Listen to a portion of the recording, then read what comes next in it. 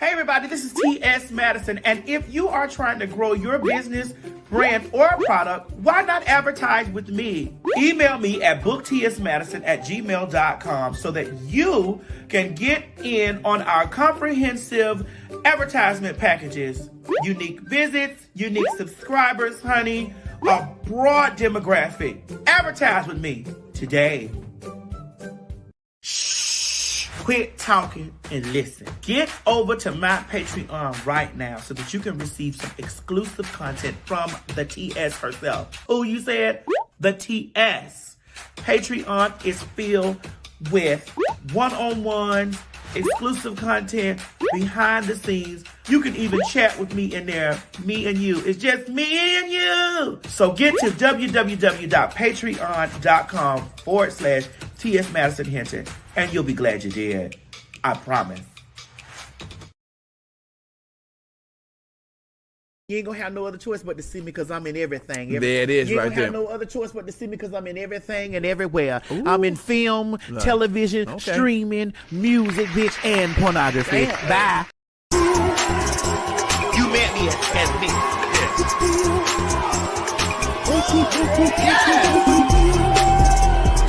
This hair looks delicious on you. It's 99J. It's 99J. It's 99J. It's 99J. It's 99J. Do you have what it takes to be a fag? Oh, honey, you know you do. We all do. I'm most definitely a popular hot-ass gospel. Oh, honey, I was born a fag.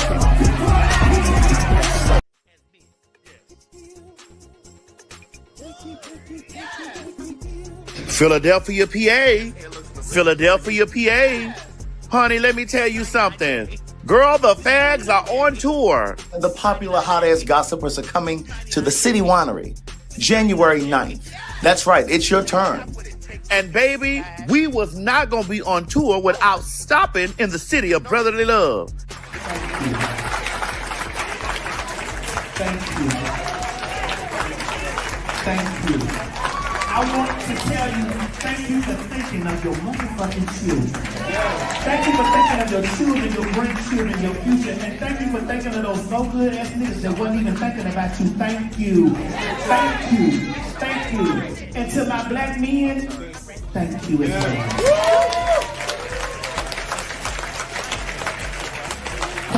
And the tickets are on sale now at PhagTawlk.com.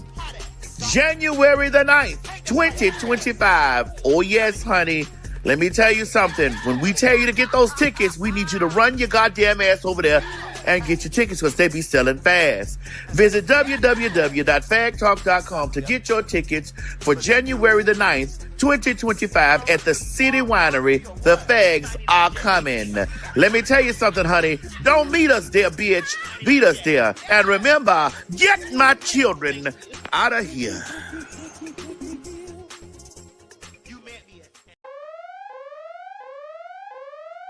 Washington, D.C. Washington, D.C. Oh, yes. Calling all the Phags. The Phags are coming January 15th to the Howard Theater. Oh, my God, baby. We didn't just come to D.C. any old way. We came the Howard Theater way. You met me as me.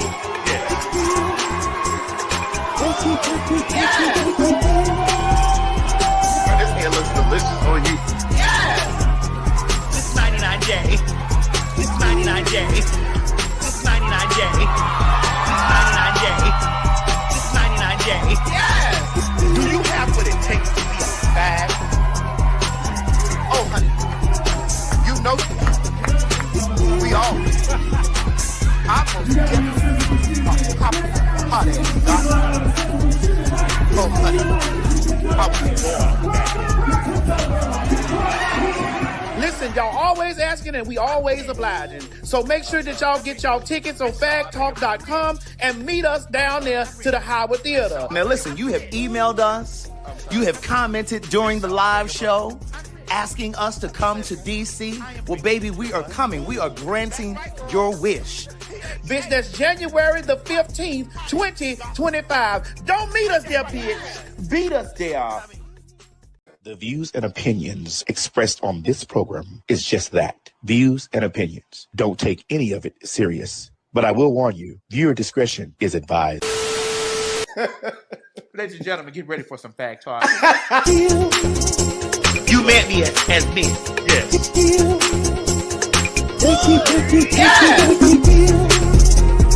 Man, this hair looks delicious on you. Yes! It's 99J. It's 99J. It's 99J. It's 99J. It's 99J. Yes! Do you have what it takes to be a fag? Oh, honey, you know you do. We all do. I'm most definitely a popular, hot-ass gossiper. Oh, honey, I was born a fag. And so are you. I'm rich. I'm sorry. I'm rich. And so I beg your... I'm rich. I'm sorry. I'm rich. And so I beg your... I'm rich. I'm sorry. I'm rich. And so I beg your pardon. I'm rich. Say it again. I am rich. You're what? That's right, girl. PhagTawlk. Popular, hot-ass gossiper. Ain't that right, friend? I mean, sister. Yes. Yes. And that's spelled Yes. not the other one. But that counts. Girl, what is this, plum burgundy or what? This is 99J. 99J. Yes! Thank you. You met me as me. Yes. Yes. Man, this hair looks delicious on you. Yes. This 99J. This 99J. This 99J. This 99J. This 99J. Yes. Girl, what is this, plum burgundy or what? This is 99J. 99J. Yes. Thank you. I'm rich. I'm sorry. I'm rich. And so I beg your... I'm rich. I'm sorry. I'm rich. And so I beg your... I'm rich. I'm sorry. I'm rich. And so I beg your pardon. I'm rich. Say it again. I am rich. You're what?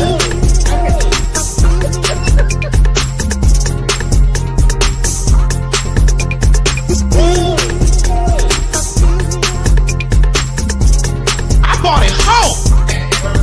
They were in their apartment. They were rich in their apartment. Yes. Yes. Yes. Yes. And stop worrying about The faggots! right. Yeah. We ain't going nowhere! Oh my God, today.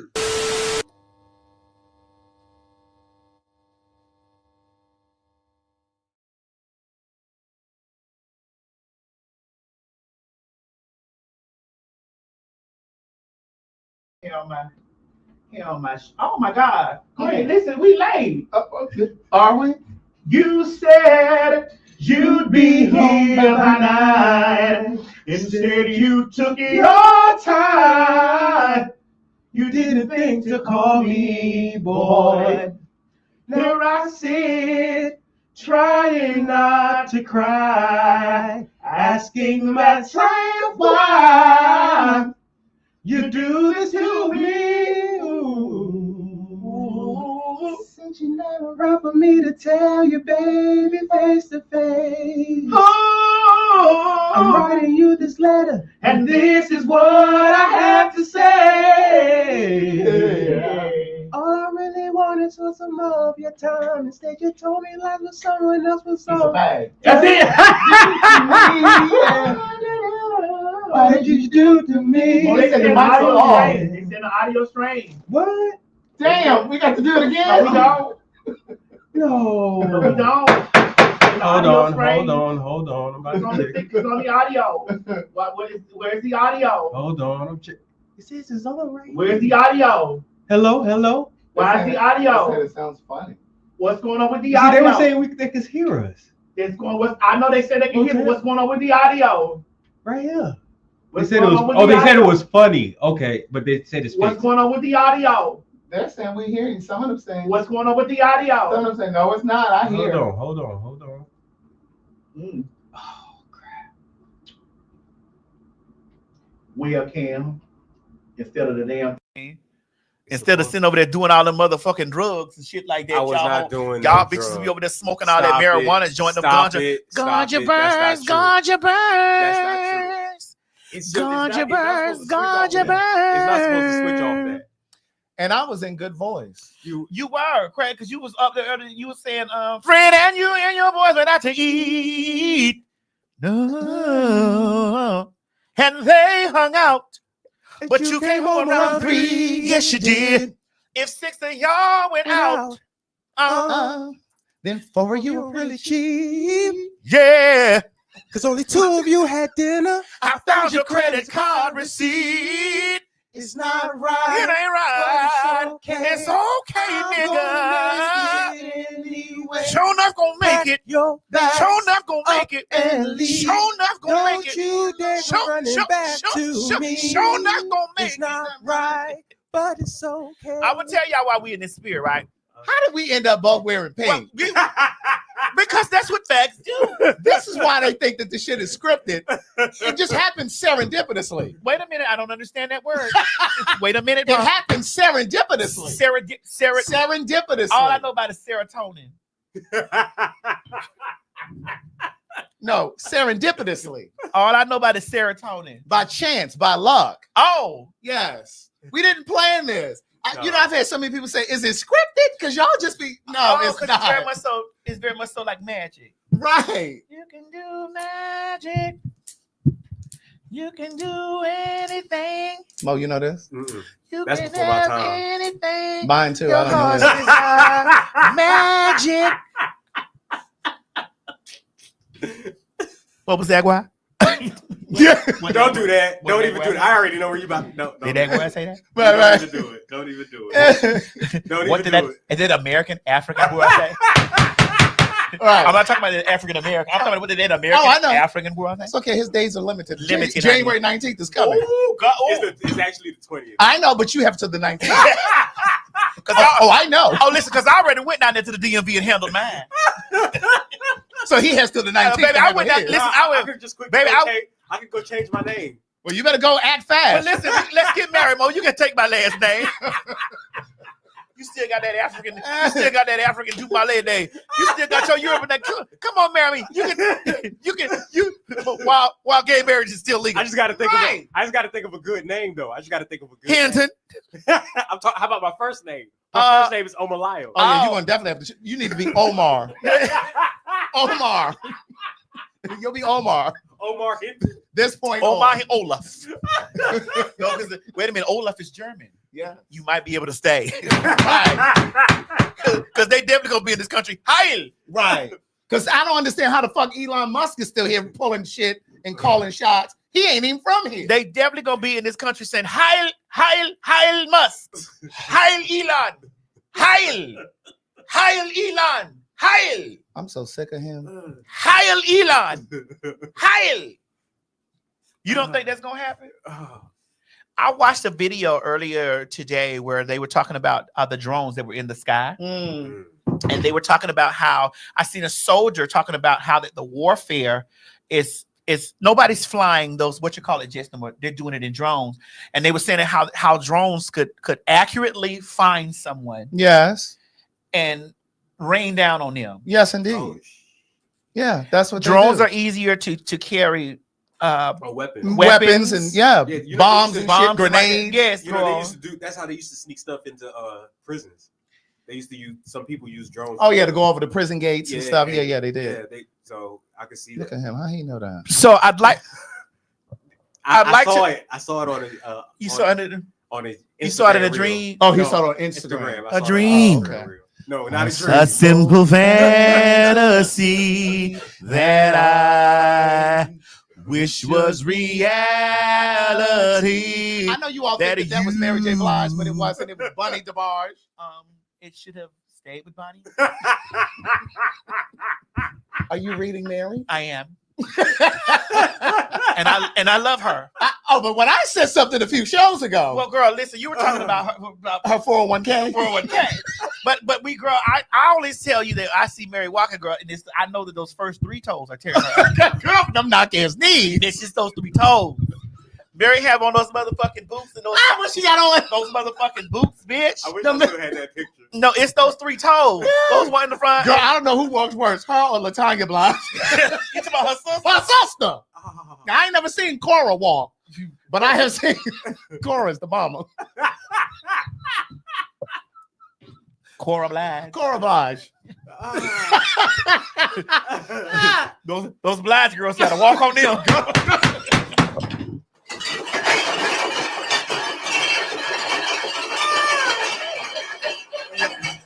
Bitch! Girl, I would hate to see them in some orthopedic shoes. Oh bitch. my God, no, that's what they need. That's what they need. Bitch, honey. Girl. Baby. Oh, God. Oh my God. Woo. The Blige girl. Yes. But yeah, that was Bunny DeBarge, L's sister. Oh, El DeBarge. Yes, that's Oh. who originally did that song, A Dream. The high pitched girls. That's right. I've always thought that they were women singing those songs. Well, they were kind of.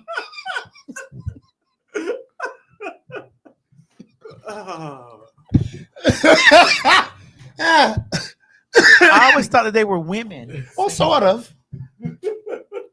So it was Chico, L. L. And you know, Chico spent some time in jail. Well, just because you go to jail don't mean that you do the things quick. Don't do that. We're not going to stereotype men in jail because they're men on the street that are doing the thing. Well, it ain't just men in jail; it's women too. Well, women do that anyway. That's correct, especially if they go to college. that's just the natural order. And don't let them join a sorority. Women are natural. Because, girl, they be sometimes getting hazed and stuff and be having the...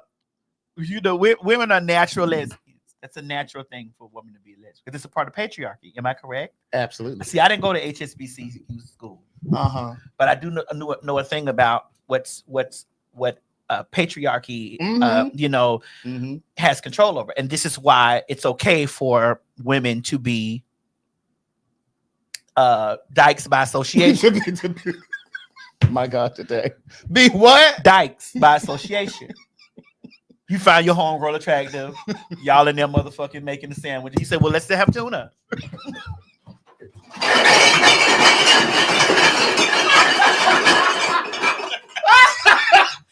Is that albacore? That's albacore. Is it in water or oil? Oil.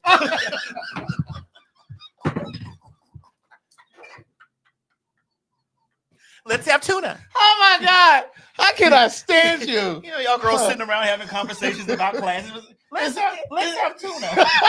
Is this bumblebee or chicken of the sea? Well, no, that would be me.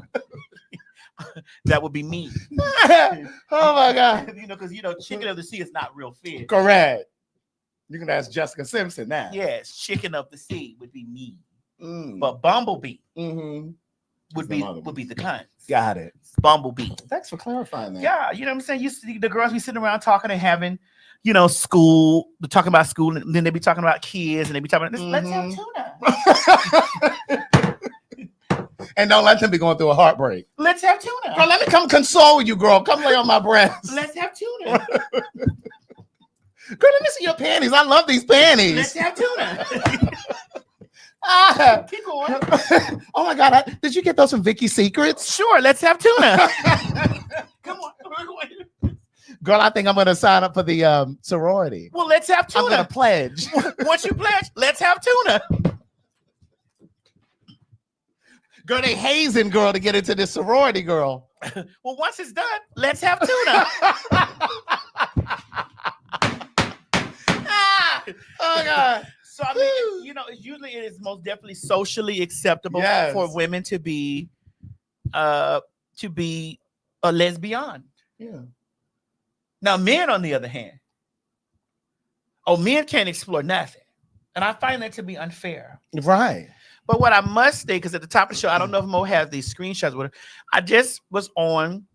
You want me to see if it's up there? We have to see it. I was just on Amy Luciani's page, and I see her and Dwight Howard are engaged. That's what it looks. That's what I was reading on their pages, that they're engaged. And this would make me bring up the topic of the situation because we all know, and we've heard the things in the stories, and there's evidence and things of that there's some type of. What are you looking at me like that for? You said there's evidence of what? Why are you looking at me like that for, Chris? Because you were still talking about Dwight Howard, and you I said something about evidence. It's Dwight, but why are you looking at me like that? You said something about that. Are you inferring that I have evidence? Well, I mean, I need 30 seconds. wait. Right there. You need 30 seconds.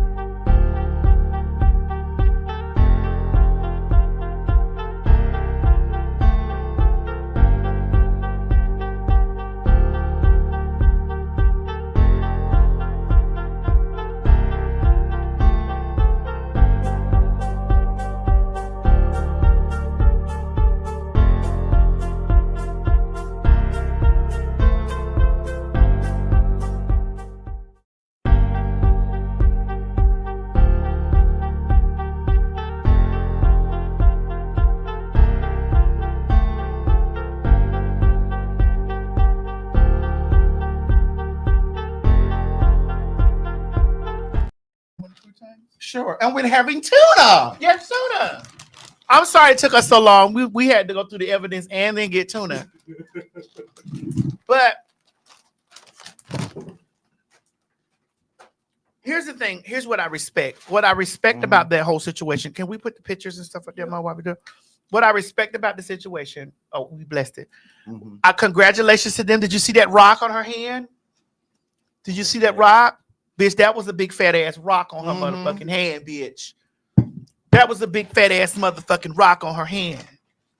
And that was a giant rock. And I must say, I must say, I'm very happy for everybody.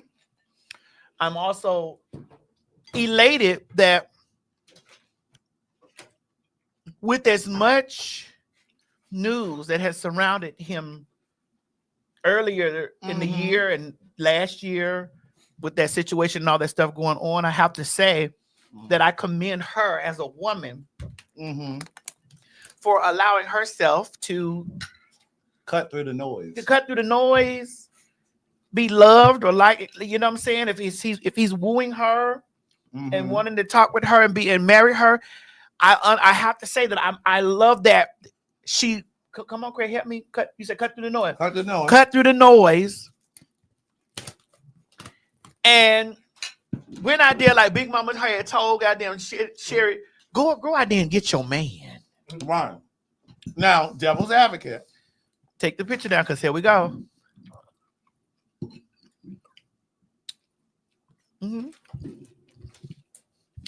Devil's advocate. Okay. What if she's only there for the chat, and she ain't really buying into the relationship part of it? For me, for me, the way that I look at men should never be really centered. You should center yourself in a relationship. Not saying that you should be selfish, but like every show that we talk about stuff, I always tell women, please don't lose yourself in men. Because if you with a man long enough as a woman, there he will find a way to embarrass you. And it's if you know these things or if you know this stuff, don't don't center him, center you. Mm-hmm. Love him, fuck with him, cater to your nigga, Mm-hmm. but cater to you more. Don't get lost in Yeah. don't put him before you. Correct. Keep yourself on the list, right? At the top of the list. But see, also, women naturally, generally speaking, Mom, women generally have this type of sensibility and this type of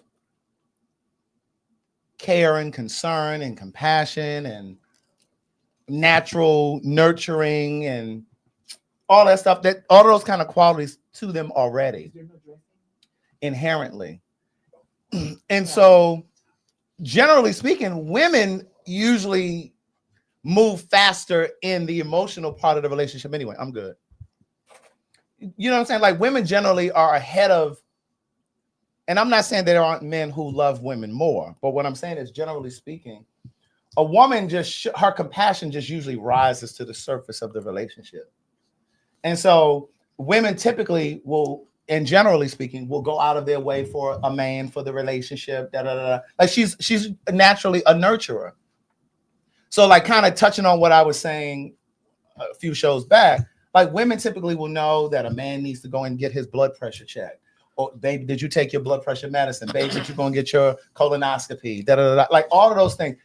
Women usually have that kind of sensibility already. So that usually puts them ahead in terms of how they show up in the relationship, if that makes sense. I don't know if I'm being really clear, but men don't always have that. Men usually have to earn that.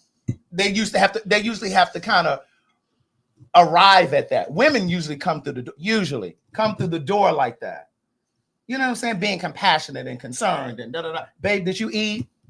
You know what I'm saying? Those kind of things. Women usually do that. So and I've said this before, I sometimes feel like women need to be with a man that's going to love them more anyway.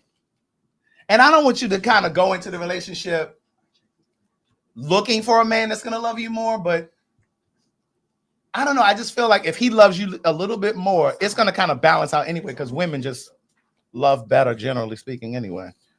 You say women love better? Yeah. They show up more in more ways generally in a relationship with more compassion, more, just whatever. Do you think I'd love a man better than he loves me, Craig? Now, you different. Well, it's because I have feminine energy. Right. Now, just because you are the kind of person that, just generally speaking, in terms of your personality, should I be prepared for what you're getting ready to say? Should I be prepared for what you're getting ready to say, girl? I mean, I'm just going to speak the truth. Well, go ahead. But while we're having tuna. You are a compassionate person, and you are a thoughtful and considerate person. I don't think you come through the door with those qualities, though. You present those qualities with people that you know well and people that you're really familiar with. Like, people kind of have to earn that side of you. You don't agree? So you said I don't lead in with love. I didn't say that. I said, I mean, that's what I interpreted it from what you said. You don't lead in. You don't lead in with, like, giving people the benefit of the doubt.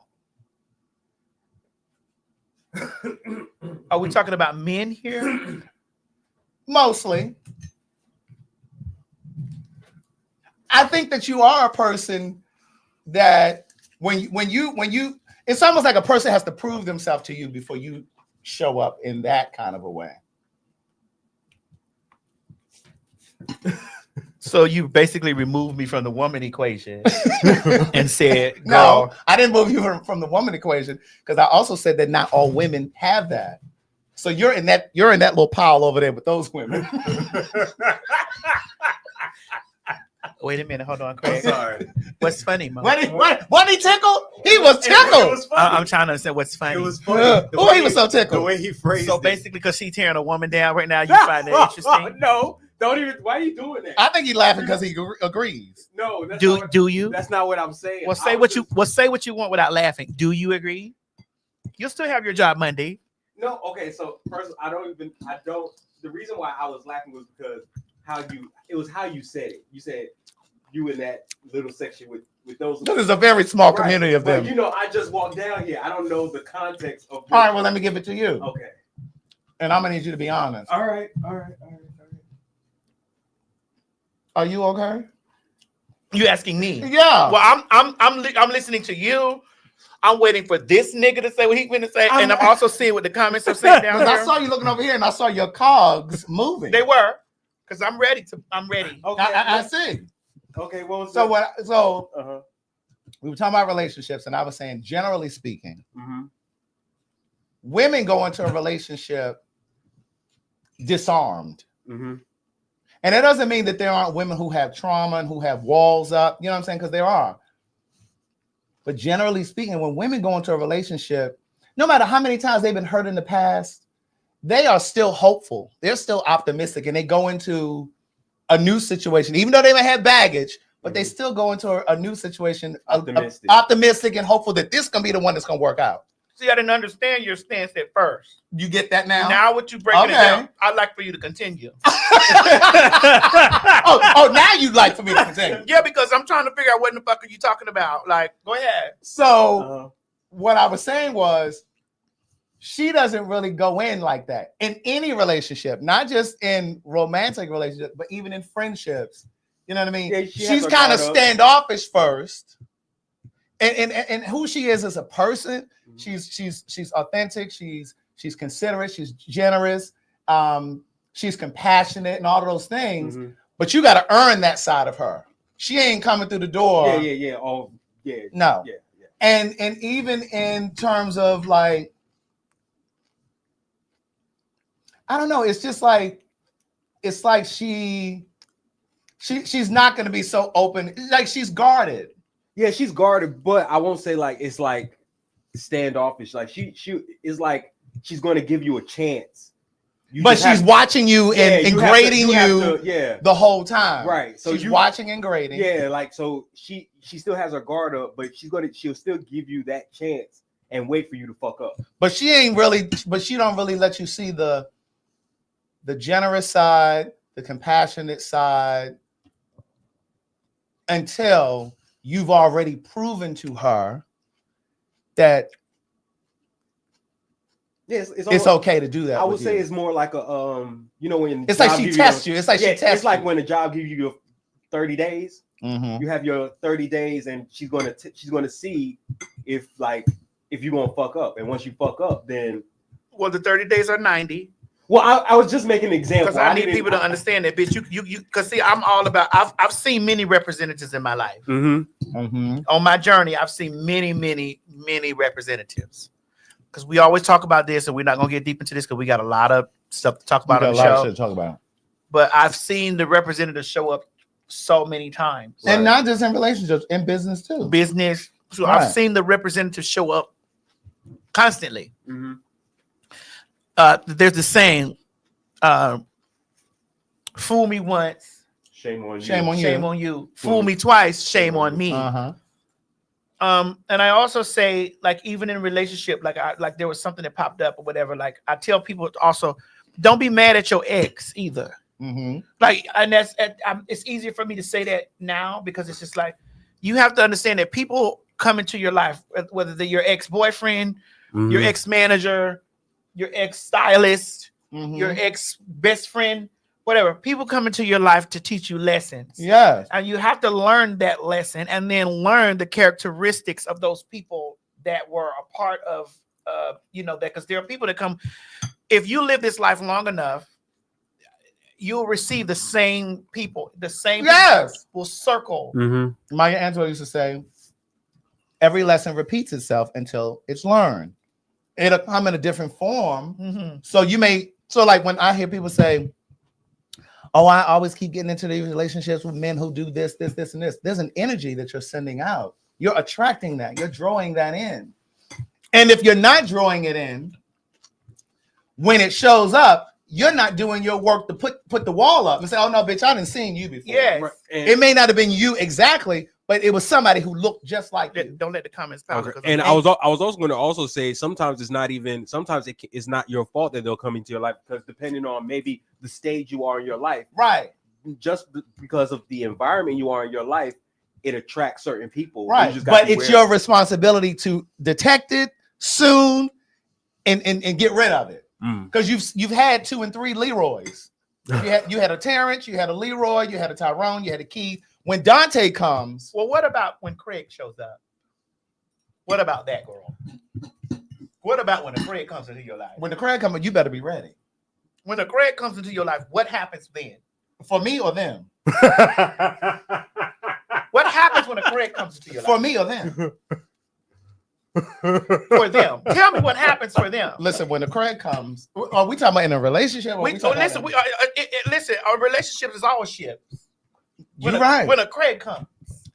When a Craig comes, you better be able to recognize when it shows up and recognize that I'm going to be different from anything that's ever come in your life. And I'm not saying that in a cocky kind of way. Like, for example, even in relationships, I have said to people, to guys that I've dated, I am not like anybody that you ever dated, and I will not be. And I know that we're all different and all that bullshit. I'm saying to you that I am different from any man that you're ever going to be with. I'm not basic, and I don't mean that in a cocky kind of way. You understand what I'm saying? I don't mean it like I'm gonna love you better, differently, in any kind of way that you've been loved before. You got to be ready for me. You got to be ready to love me out loud. You got to be ready to be excited about. You know what I'm saying? Like you can't be afraid to love me. You can't be afraid to show me how you feel. Forever. You understand what I'm saying? Like you got to be ready to put your best foot forward. Because I'm gonna put my best foot forward. And so that's what happened when a Craig came into my life.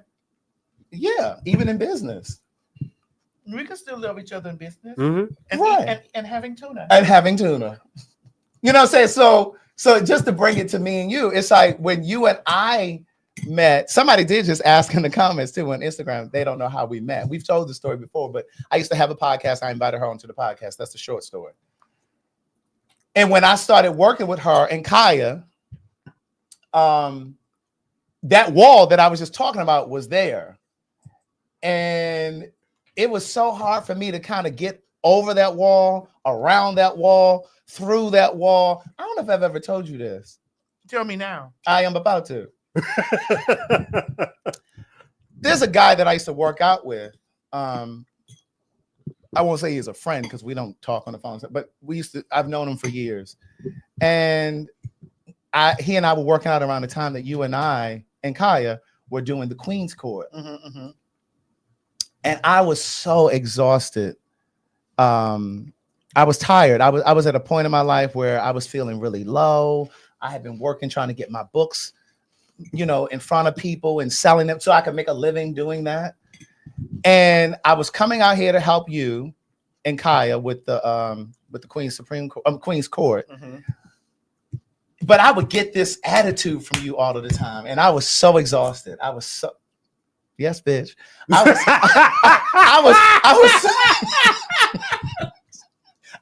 was sorry, your facial expression got I was so exhausted. I'm sorry, your facial expression I was so tired of your attitude. I was so tired of you not trusting me. And I knew that it had nothing to do with me. I knew it had nothing to do with me. I knew it had I knew it had nothing. I knew You've thrown Madison for a loop. You thrown Madison for a loop. I knew it. That's the first time she's speechless. Because I didn't know there was pressure. No, it wasn't pressure from me to you. Because the way that you're saying it is like, girl, I was so sick of your attitude. I was so sick of her attitude. I was so sick of her being so difficult to work with. Because even at that time, this is during the time that you and I were really starting to work together. Kaya was still here, but what happened was you and I were getting together to go to the store to get the props and shit to do for the Queen's Court. So I would spend the whole day with you.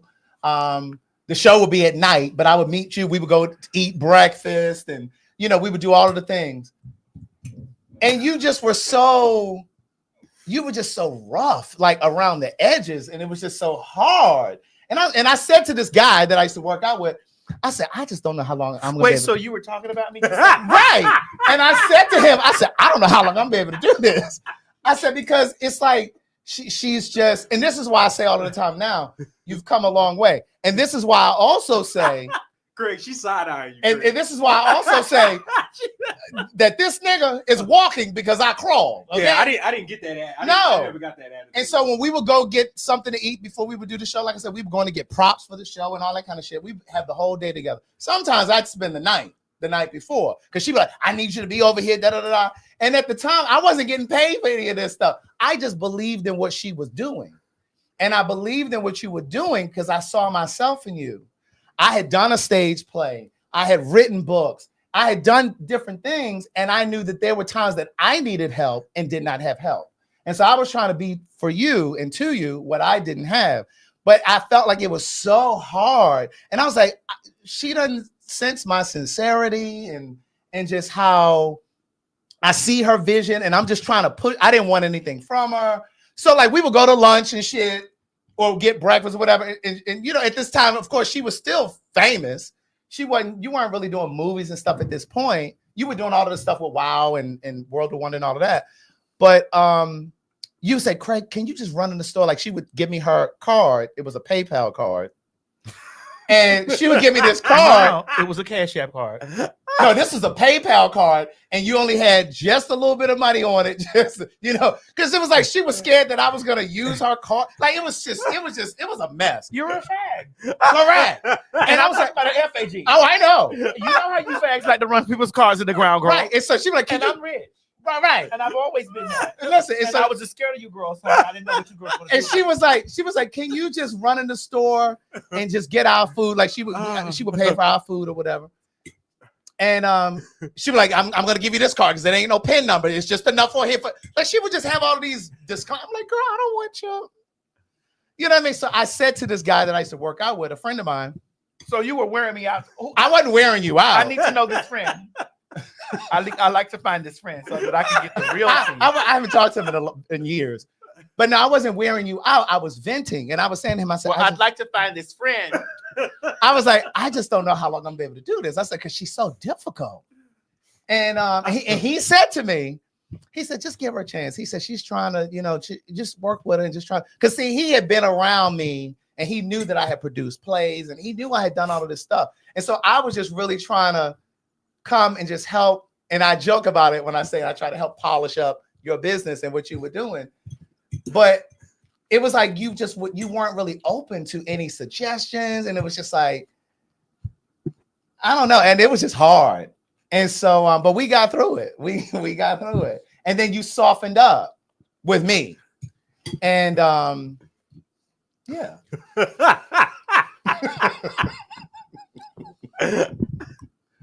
Would you like to say something? I'd like to know this friend because I'm only getting pieces of what was said. You ain't got no pieces. I gave you everything. That was exactly what I said to That him. friend probably would tell you, girl, that bitch was laying you on the slab. No, he wouldn't. I said to him exactly what I just said to you. I said, it's hard. I said, I just don't know. I'm saying I'm not even getting paid for all of this stuff she got me doing. So you were out there in the street telling people you weren't getting paid? No. When I started working with them, that is not it. When I was that is not it. When I was working with her and Kaya, how the stuff get started? No. So you were out there in the street telling people that you weren't being paid? No, that's not what I said. What happened was I was working with them and I was recording the podcast, the Queen's Court podcast, and I was releasing it, editing it, and all of that. No, you were getting my half of the money. You weren't. Correct. You're right. So let's clear this up. That's right. No, let's clear this up. Go ahead. Because what me and that bitch had was supposed to be 50-50. Right. Y'all was supposed to pay me. However, it was 100%. Yeah, she was paying me.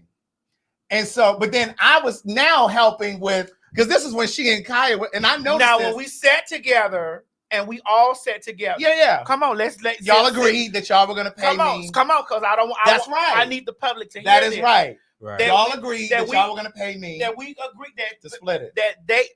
That we were supposed to bust it down the middle. Right.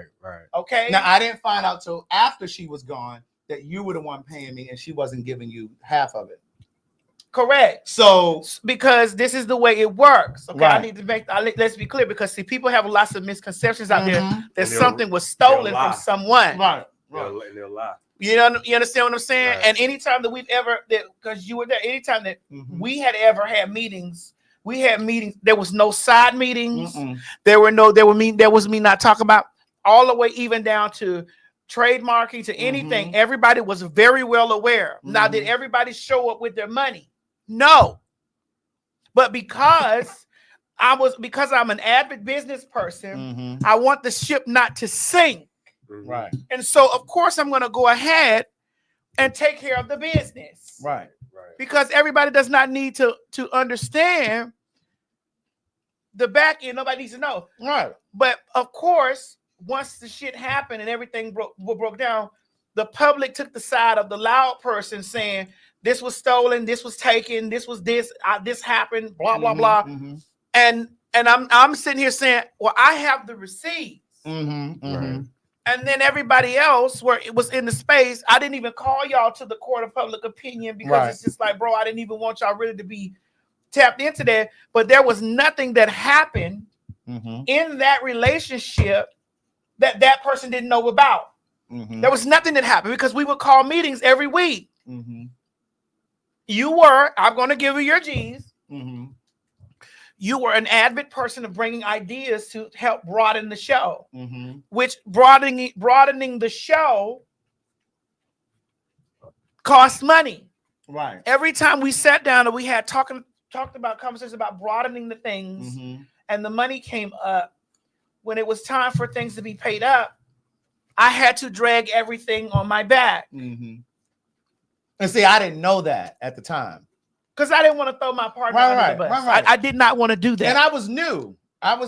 And so this also, I won't even say that this is also where you were kind of guarded with me, because I didn't need to know that at that point. No, that's not no one's business. That's right. I didn't need to sit over there because I was not going to be someone dragging, at the time, my friend. Right. Saying, damn, you know what I'm saying? But it was because the people they couldn't see past their nose. Right.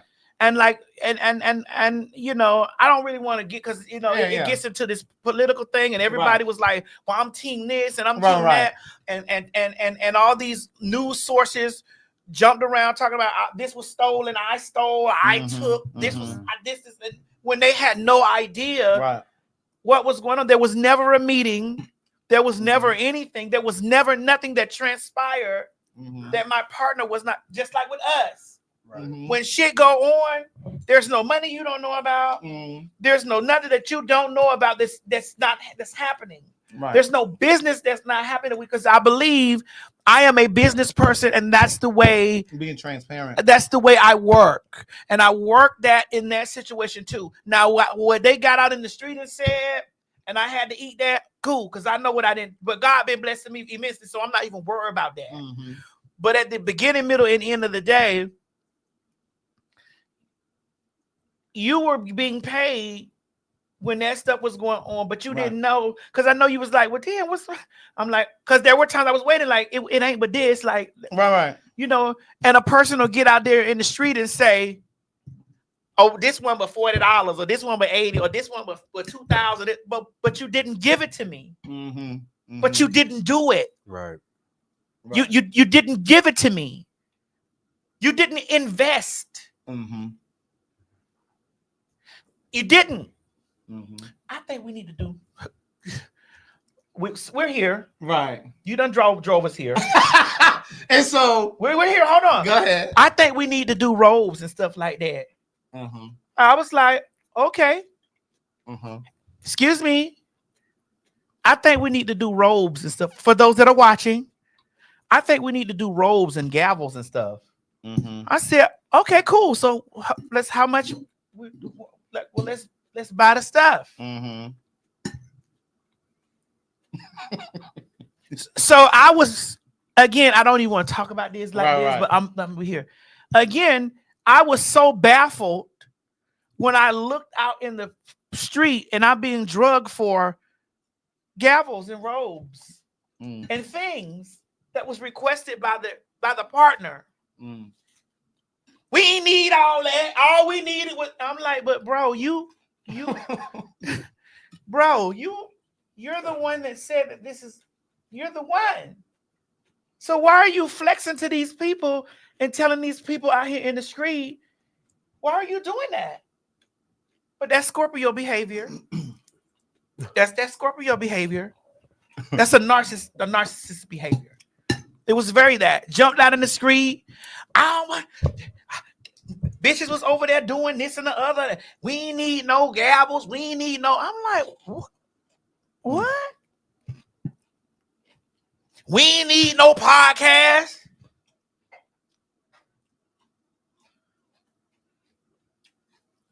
What?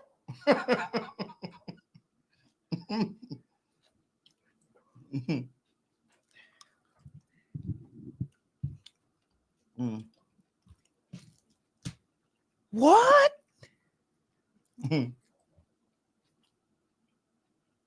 We don't need no monitors and stuff in the back. We don't need that.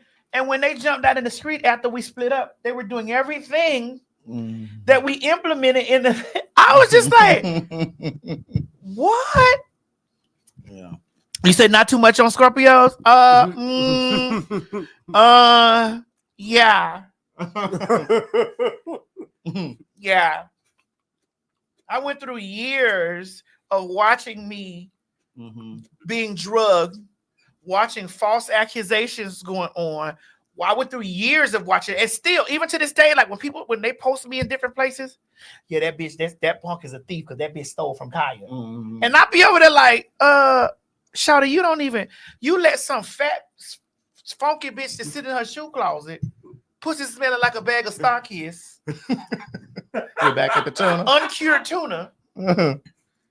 Tell you what they think they know, and then what this bitch over here said, and then came in the situation and actually got accused of stealing too. I said this was what they do. That fat bitch came right in the situation, sat next to that hoe, went down there, was going live with that hoe. They was sending super chats to that bitch. And then that bitch went later on after they done fell out and said this bitch was stealing from me. And in my brain, I'm like, so you don't see how this feels? You don't see there's a pattern. There's a pattern. And the pattern is, and I'm going to go from this because I'll start reading because there still is a sensitive area for me because I went through a lot during that era. The pattern is that person is a self-saboteur. That person has the saboteur of that individual's entire career has been themselves. And then they've gotten into a space to where they say, I don't want all that. I don't want all that. When we've all sat around and agreed. Come on, Craig. I'm listening. When we've all sat around, when deals were on the table, and they were the first with their pen out.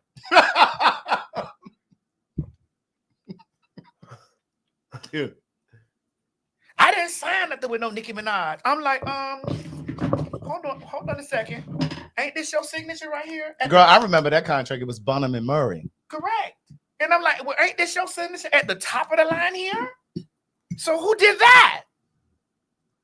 Got out there to the public and all those, and then fed themselves to the public that they were wronged. They were wronged. Fed to the public that I'm a faggot and a thief and AIDS and all this stuff. Then fed to the public. And I'm like, but your entire career has been your own blunder.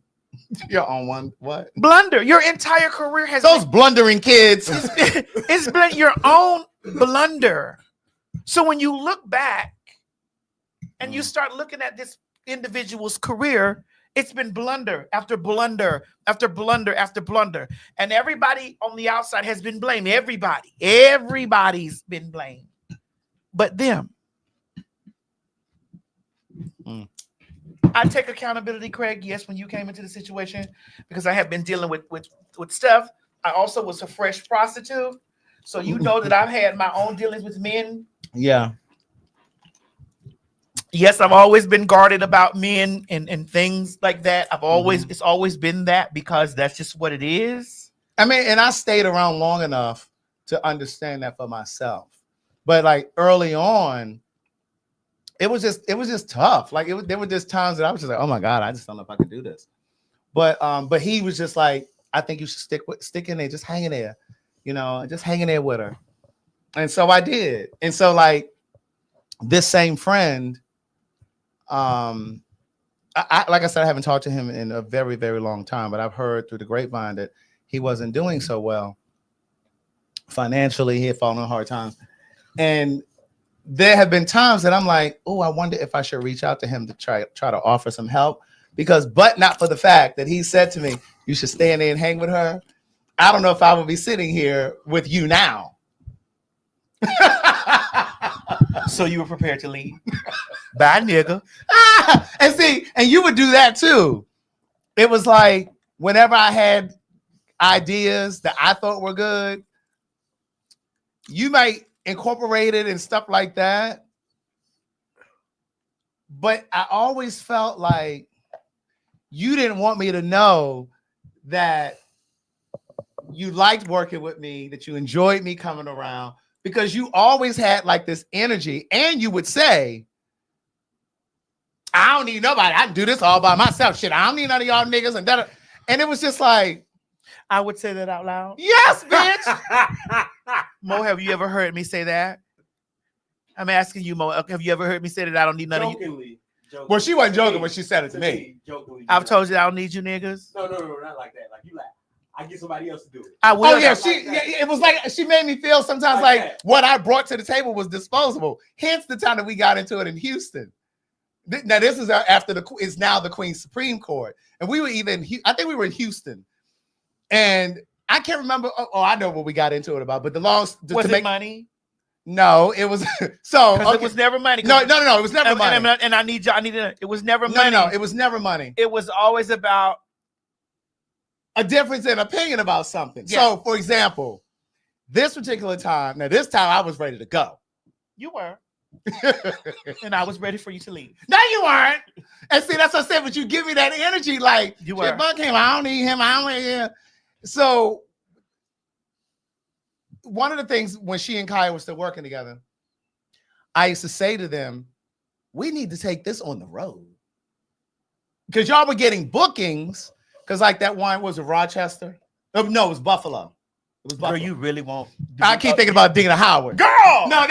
No. So she and Kaya had a booking for Buffalo, New York. But it was a bad snowstorm. Yep. And so they got up there, but I think it was canceled. Mo, can you put this over? Let me tell you something. I never said this out loud, but I'm going to say it since we're here. What? This is when I knew that bitch was about her. Uh-huh. That bitch didn't care anything about what we had going on. Mm-hmm. She didn't care anything about any business thing that we had, nothing. Yeah. When the snowstorm was going on and we were trying to maneuver through the snow, and she said, I don't give a fuck about nobody else. Get me there. I say I didn't know that. I was hurt. Yeah.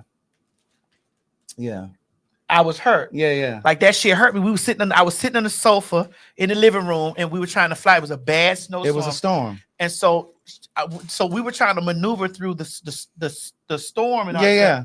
And that bitch said, I don't give a fuck about nobody else, how anybody else get there. Mm-hmm. I don't give a fuck about that. Right. Get me there. Excuse me. Yeah. Yes, I didn't know that at the time.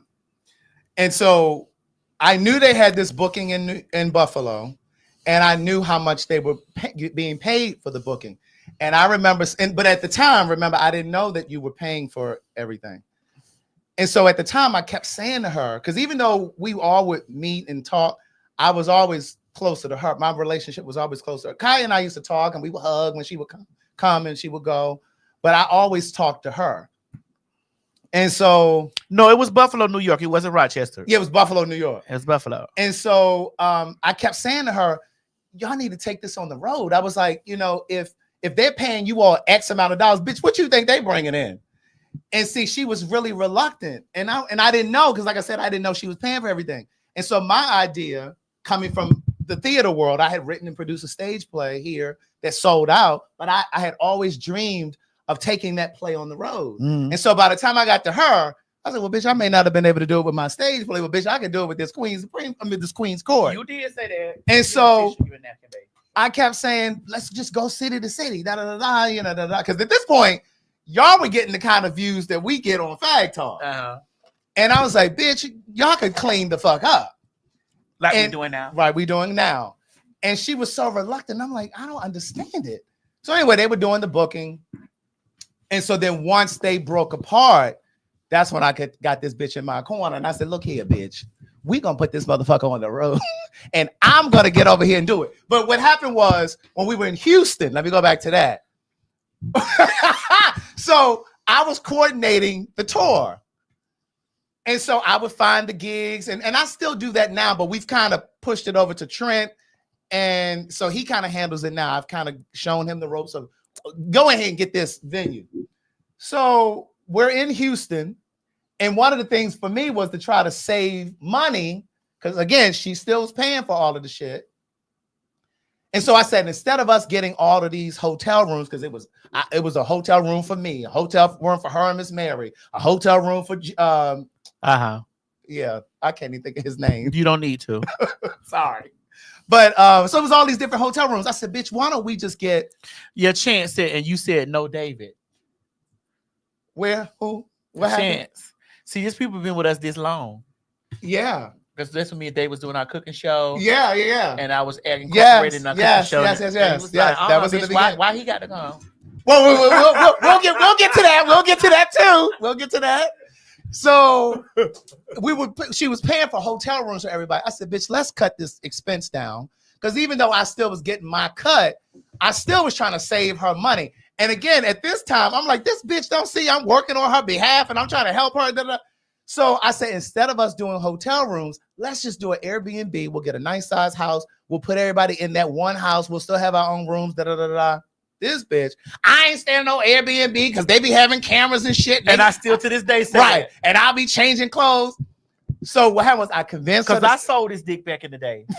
And I didn't need nobody having no video footage of me with being in that titties at the top, dick at the bottom naked. Right. Putting that on the internet without me having my cut. Right. So I convinced her to do the Airbnb. So we're in Dallas one weekend. The very next weekend, we're in Houston. And so we all stand in the Airbnb. Bitch, I was the showrunner. So I was tired because I would get to the venue before she would get there. I make sure the sound and shit was right, seating. And baby, Miss Mary was on the road with us. Miss Mary, you know, I love you to death.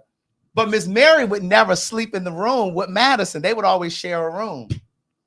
She would always be in the living room. And Lord behold, the living room was always adjacent to my bedroom. Well, you wanted to be by the door, girl, because I guess you was wanting to sneak your boys in. I ain't had nobody coming in. I was there for business. Oh, that was Rob. Bless Rob. Correct. Bless his soul. Okay. So, ooh, the tea just pouring. It's just pouring. And bitch, we ain't got to nothing on the show tonight. But here's the game. This is how you do it. Like, if you're going to go talk about somebody else, why can't we get in and talk about ourselves? Absolutely. We got to lay our own business on That's the right. front. We talk about everybody else's business. Right. Okay. So I said to Madison, Madison, I'm going to have to get a hotel room. I said, because Miss Mary, she'd be up in the middle of the night. She crying, singing and praying and thanking God. It's 3, 4, 5 in the morning, bitch. And I got to be up the next day. I'm like, I am tired. And so she said, bitch, because I hadn't already paid for this Airbnb down in Houston. Now, mind you, we're leaving from Dallas. Look at Miss Mary in the comments. She goes, listen. That's why I said, I love you, Miss Mary. You traumatized her about that shit, too. Really? Because I had to deal with this the other day. Really? So we're leaving from Dallas, going to Houston, or reverse, whichever one it was. And I said, when we go to the next city, I gotta get a hotel room. I said, because I gotta get some sleep. Because we were on the road just like we are now. And so And so she didn't like that. She said, bitch, I'm not paying for no hotel room. I done already paid for the Airbnb, and you the one had this idea to pay for the Airbnb. I said, Madison, I understand, but I am exhausted and I need some rest. And so she did not want to budge. And so she said, if I got to pay for that hotel room, then what did you say? Right, but that was unfair. It was very unfair because you were the one that suggested that we get an Airbnb. I know, and that's what I just said. It was the one. And listen, after somebody, because there was somebody that we sat down and we talked to together that pointed out the error of both of our ways and said, Craig, you were wrong for that. Who said that? Craig, you were wrong for that. Because I don't remember that. Well, girl, she was like, girl, you was wrong. But wait. When we broke it down, it's like Madison had already paid. So you had already paid for the Airbnb travel and all this type of stuff, girl. But at your suggestion, correct. And now all of a sudden, I gotta go get me a room. Well, you're gonna need to pay for that room. But the only reason I suggested it, you're gonna need to pay for that room, girl. So that was what she said, and I said, I'm not paying for the room. And if I got to pay for this room, I'm not coming back. And I said, if I got to pay for the room, I'm not coming back. I'm going home. This is where the petty shit came out. And this is why I say now, she say all the time, if we fall out, you'll never hear about it online. I can concur. You will never hear from me. Now, this bitch, she'll probably take subtle jabs at me online because that same day that I said to her, if I got to pay for this hotel room, I'm going home and I'm not coming back. She said, well, then I guess you're going to go home. This bitch goes on her Instagram and Facebook and she posts, I'm looking for an assistant, And I message, so I see it on her Instagram. And I text her, I said, bitch, you can put anything you want on your Instagram, but it ain't no bitch you gonna find on social media today that can do what the fuck I do. Now, I'm not saying that I'm irreplaceable, but you ain't gonna find no bitch today that can do what I do. And so then we got to, but I'm a professional. I got to the venue, I did my job, made sure the seating was right, And she came, because I always got there before her. So she came and she had you remember what happened? Girl, go ahead. Go ahead. Miss Mary's agreeing with me. Thank you, Miss Mary. So she had on some sunglasses. She comes off the elevator. She got on these sunglasses, and I'm waiting right there at the elevator to greet her when she comes so I can show her where the green room is. And they had laid out everything, the alcohol, the drinks, everything. And I said, this is where you're going to change your clothes. She comes in. I ain't got no glasses. She comes into Myrtle. I think I got a pink eye. I did. She had a pink eye. The bitch didn't want to just say, friend, let's just work through this. The bitch comes in. This is that shit I be talking about. She comes in with the sun. Myrtle, I think I got a pink eye. See, look, does it look? And I'm like, no. I said, yeah, it's a little pink, but it'll be all right. But this is the green room right here, because bitch, I don't want to hear none of that, bitch. You said you gonna find you an assistant down here, bitch. Find you an assistant. So anyway, So and my inbox was bombarded with information. Bitch, I'm still here. Just so that you're aware, my inbox was bombarded. Here. I'm still here. It doesn't matter. My inbox was bombarded. What was it, girl? Was bombarded. My inbox was bombarded. Because everybody want to work for me. Don't you get it twisted. My inbox was bombarded. Girl, you're so damn stupid. So anyway, once I showed her everything, set up everything, we went. She said, Myrtle, let's just go sit down. Let's just go talk. So it was just me and her. And we went and sat down. She said, Myrtle, girl, you see all this money we done made between Dallas and Houston? Like, we got a good thing. This is the circle right here. It's just us. I don't want to work with nobody else. I said, Madison, I'm tired of fighting with you. And we just had to come to Jesus, and then that was it. And here we are. And we were back at hotels, though. Yeah, we were. We were back at hotels. Yeah, because I didn't have this is the thing. I didn't have a problem paying for anybody for travel and room. I didn't have an issue with that. Mm-hmm. What I had an issue with that you changed up the situation in the middle of the stuff. And Craig, you have to like people, I agree. I did change you it up. changed it up like right in the middle of the sequence. I'm like, girl, how could you change up? Like I've been diligently getting everybody's hotel room. I've been diligently doing this.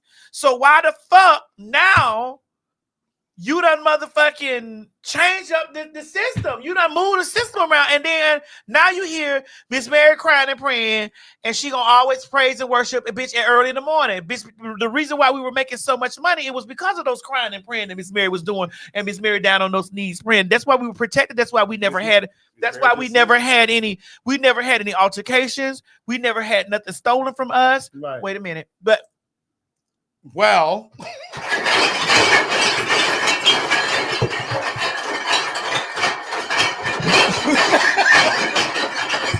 well, we did have some thievery, so that was why we went cashless. Oh, that's why you now have to purchase your tickets online, and that's it. We're cashless. We don't take cash at the door. We don't take cash at the door. But that's another story. That's another story for another day. Yet to be told. And we will tell it. And listen, we've spared everybody. we've spared lots of people in our story. Yes, we have. Because see, what girls don't realize is that everybody be out in the streets telling their story. And they're still outside. You gotta watch when I'm quiet. And I'm not quiet because I'm guilty of nothing. Right. I'm quiet because you got a lot to say. Bitch, not that I got a lot to say. I have receipts. Correct. Sometimes my receipts are paper receipts, and they're also digital receipts, and they're also human being receipts. And I'm the human being. Get you and others.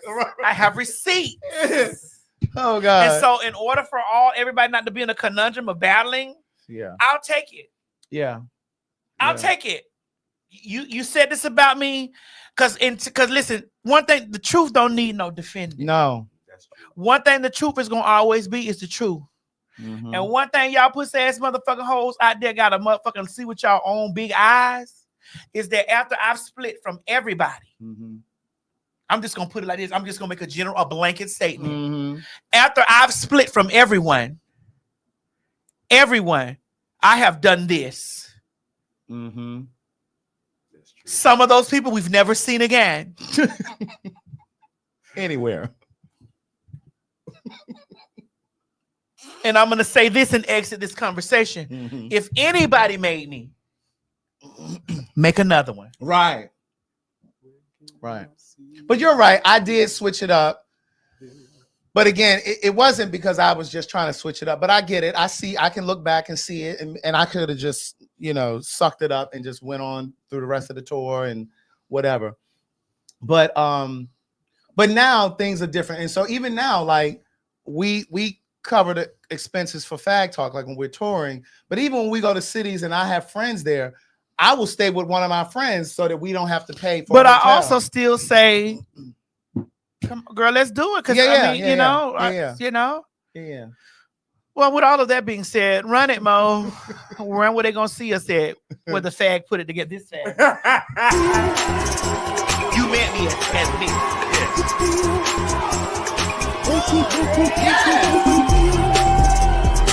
This hair looks delicious on you. Yes. This 99J. This 99J. This 99J. This 99J. This 99J. Yes. Do you have what it takes to be a fag? Oh, honey.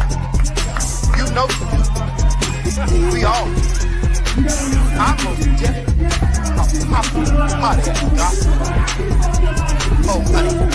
I was born a fag.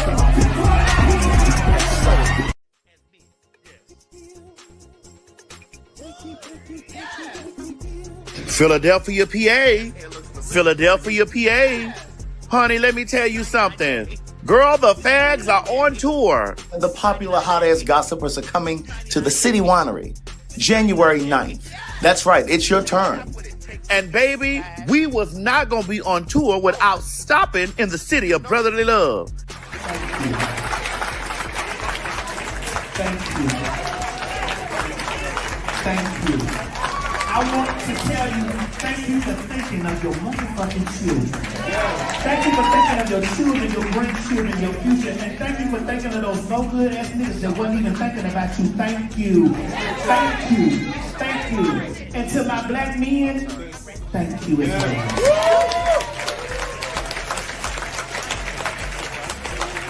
And the tickets are on sale now at PhagTawlk.com.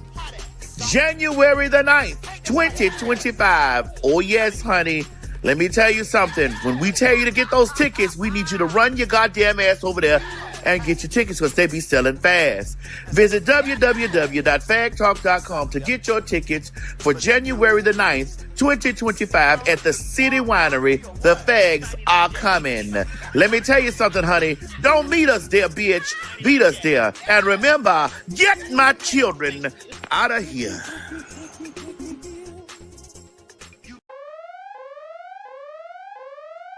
Washington, D.C. Washington, D.C.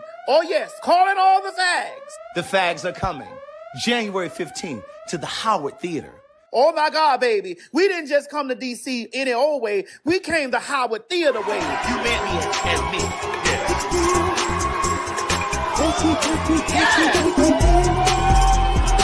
This man looks delicious on you. This 99J. This 99J. This 99J. This 99J. This 99J.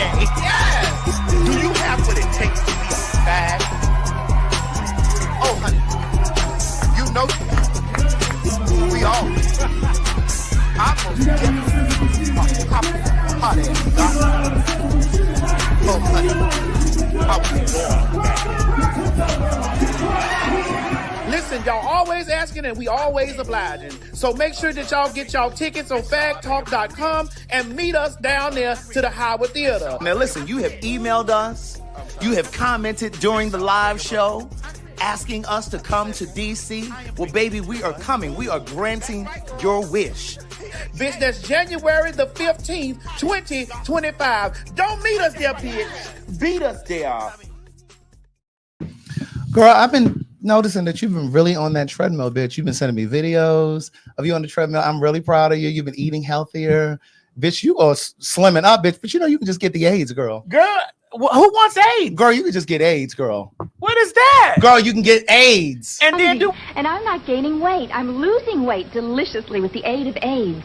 The AIDS diet plan really works. AIDS candy contains a safe and effective appetite suppressant when used as directed. Helps curb your appetite so you can lose weight. And AIDS candy has no stimulant that can make you nervous. The plan lets you enjoy 2 AIDS before each meal. Delicious chocolate flavor. And I love being a size 10. I was overweight and looked terrible, but AIDS helped me lose 46 pounds. The AIDS diet plan helped me lose 28 pounds. AIDS helps control your appetite so you lose weight. Yet AIDS lets you taste, chew, and enjoy. And the appetite suppressant in AIDS is not a stimulant. AIDS helped me to lose 18 pounds, and it doesn't contain anything to make me nervous. Question: why take diet pills when you can enjoy AIDS? Girl, you can get 2 AIDS candies, girl. Just eat 2 AIDS a day. Girl, you'll slim right on up, girl. Girl, wait a minute, Craig. We about to get the flag. Girl, when I tell you that candy, that commercial did not age well. But Craig, no. that candy.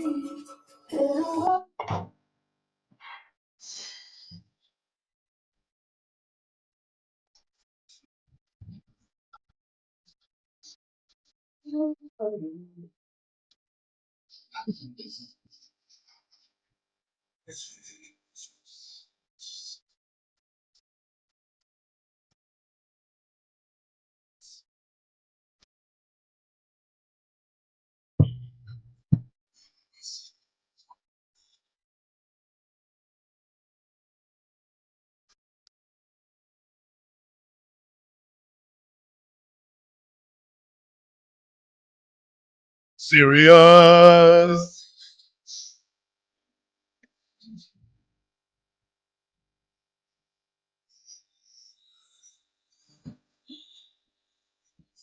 Girl, no, not that. I was talking about the candy. It's chocolate. AIDS.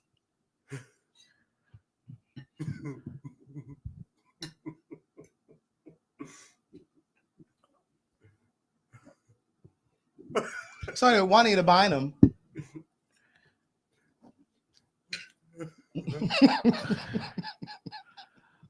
So you mean all this time I didn't even have to get a treadmill? All I had to get was AIDS? All this time I don't have to be on the treadmill like that. All I have to get is the AIDS. Oh my God. That's it, Greg? That's it. No, they vote calorie.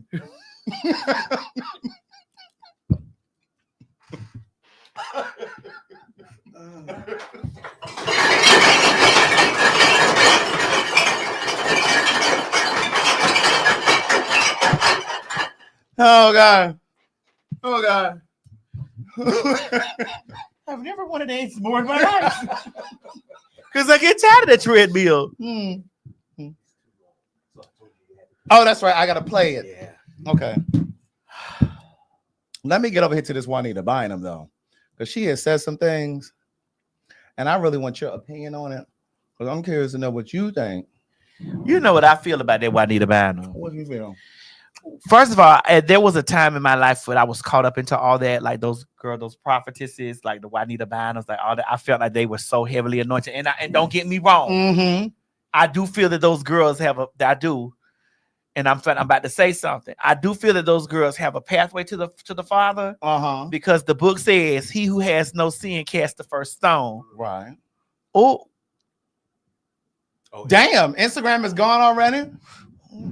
Oh wow! Yeah, the other day they had 4 hours. The last few times that we've done it, they had 4 hours. I think it was that you've got AIDS. Somebody was reporting that girl. Somebody may have reported it. You're right. Because there was a couple of them Instagram girls that be like, "This is not funny." Oh well. They better come over here, girl. You're right. I think that's what happened. That's probably what it is. That is. Because baby. But then why don't you just not watch? Okay, well we're back. Right.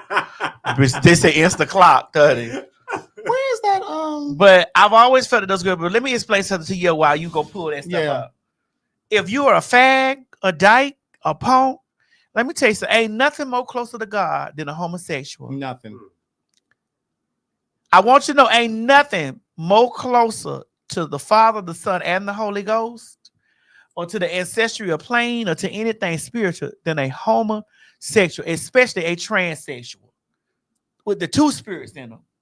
Ain't nothing more closer to that, because one thing about it, you don't know how, if you ain't never been in a position to be down on your knees asking the Father, Son, and Holy Ghost to take something away from you, bitch, that he gave you, that you didn't know he gave you. He gave you that. Come on. If you ain't never been down on your knees asking God to take some flavor from your mouth that he gave you, that later on in your life that you find out that you were perfectly created by the Father, Son, and the Holy, you were perfectly created by him. If you ain't nothing more closer to God than somebody that's a homosexual trend, because people out there that talk that bullshit about us don't know how many nights we done been on our knees on the side of the bed saying, "God, why me?" Trying to figure out why God me, why did this happen to me? God, take this away from me. Take this away from me. But when you fully understand and fully know and fully absorb who you are, and know that the Father, Son, Holy Ghost, that the Master, and when you own and know walks the power and talks with you incessantly. Yes. Yeah. When you build that personal relationship, then you truly hear from the Lord. Then you will truly hear how the Creator will walk with you, talk with you, communicate with you, direct you. You don't need. It's okay to go to church, and it's all right to get some of the word. But when that word comes directly from the Creator, and you know that you are a perfect creation, and walking in flesh, because everybody walking around in this bitch in flesh, knowing that the flesh said, that the book says, bitch, that he who has no sin cast the first stone. Hold on. wrong. Those comments was when school was talking about Kaya. Okay, Mom, we ain't talking about her no more. Okay. Thank you, Ms. Mary. She lagging. Hang up. We talking about the Master right now. So again, when people talk that shit that they talk, ain't nothing more closer than God than a faggot, a dyke, a tranny, a lesbian. Ain't nothing more closer to God than that. Because ain't nothing more closer to God than that. Nothing. Because bitch, if you knew how we be on the side of our motherfucking bed saying, Yes. God, I don't know what this is, why I got to be different. If you knew the conversation, if you knew the shit that we say to the master, like why? Mm-hmm. I don't know if I know a queer person that didn't pray at some point in their life to pray it away. Yeah. You know what I'm saying? I can't really say if I know anybody. I mean, it's a walk that I would go out on the limb and say that we've all taken, like hoping, wishing, and praying that it would just go away, that you could just somehow suppress it, that you can somehow just manipulate it enough to kind of tuck it away and put it in the back of your mind and behind you and just move beyond it. But my thing has always been, if prayer, or if God has such a problem with it, why haven't we been successful in praying it away? And I understand that prayer is not magic. It doesn't mean that prayer doesn't work, but prayer is not magic. And God didn't give us prayer to try to change Prayer things. is a conversation. Yes. Prayer is a connection. That's it. Prayer is a plea, a cry out to whatever out there in the great beyond that you don't even know what's out there. Right. And when it speaks back, you gotta hear it, because it don't speak back in a way that you think. It speaks back in signs and visions, Yes. and multiple scenes of stuff. Yes. It speaks back, and it's where you just gotta recognize it. Mhm. And this is why when a motherfucker walk up on me talking about me being trans and gay and all this shit or whatever the fuck they want to say, writing all that stupid ass shit down in my motherfucking comment section, I'm like, God ain't telling you to tell me that, because whatever God got to tell you, he could tell me, because I talk to him all the time. So he could tell me. Now, there are times that God may be saying something to me and I put my hands on my ear because I want to cuss one of you pussy ass motherfucking hoes out. And then he may then use somebody, call through somebody else and be like, hey, I know you got your hands over your ears. I know your hands over your motherfucking ears right now, bitch. Yeah. Because I tell y'all this shit all the fucking time. I say, when God talk to me, when God want to talk to me, God, his first words to me is bitch. Yeah. And he comes to us all different. His first words to me, I don't know how I don't know how the fuck he say shit to you, but his first words to me is bitch. It's because that's my friend. That's I'm talking to my motherfucking friend. Yeah. His first words to me is bitch. And so when I tell people, when I know God want to say something to me, the way somebody give me a word, when he want to tell me what he want to tell me, or he, him, they, them, they, she, whatever, want to tell me something, and it's through somebody, it's going to come directly how I would know. Yes. Like that time when Monique called me and she told me that the universe, because that's her version. Right. That the universe told her that she need to tell me something. Yeah. I said, what the universe? She said, bitch, the universe said, bitch. And I said, hold on, hold the line. Right. I know this is directly coming from the universe. That's right. Because that's how it speaks to me. Yeah. Absolutely. That's how it speaks to me. So I know this was meant. So I received that from her. And I believe that your conscience is your connection to God. It's your compass. It's your guide through your life. But a lot of times we get so distracted by the voices in the world, family, friends, social media, like whatever. Those voices in the world sometimes cloud our judgment, and it gets so noisy that we can't hear the voice of God. You know what I mean? And I was saying to a friend of mine today, a lot of times when you see or you witness or experience that venom from quote unquote church people, a lot of times it is their own contempt that you have the freedom that they wish they could have. That's with anybody. Yeah, absolutely. That's with any motherfucker. Absolutely. Body. How dare you live out loud and I can't? Yes. That's what's going on with the government, with the Republicans, with the Democrats. Absolutely. That's what's going on with the government. How dare you live out loud and I cannot? Yeah. How dare you choose a path of freedom and I couldn't do that? Right. How dare you? Yeah.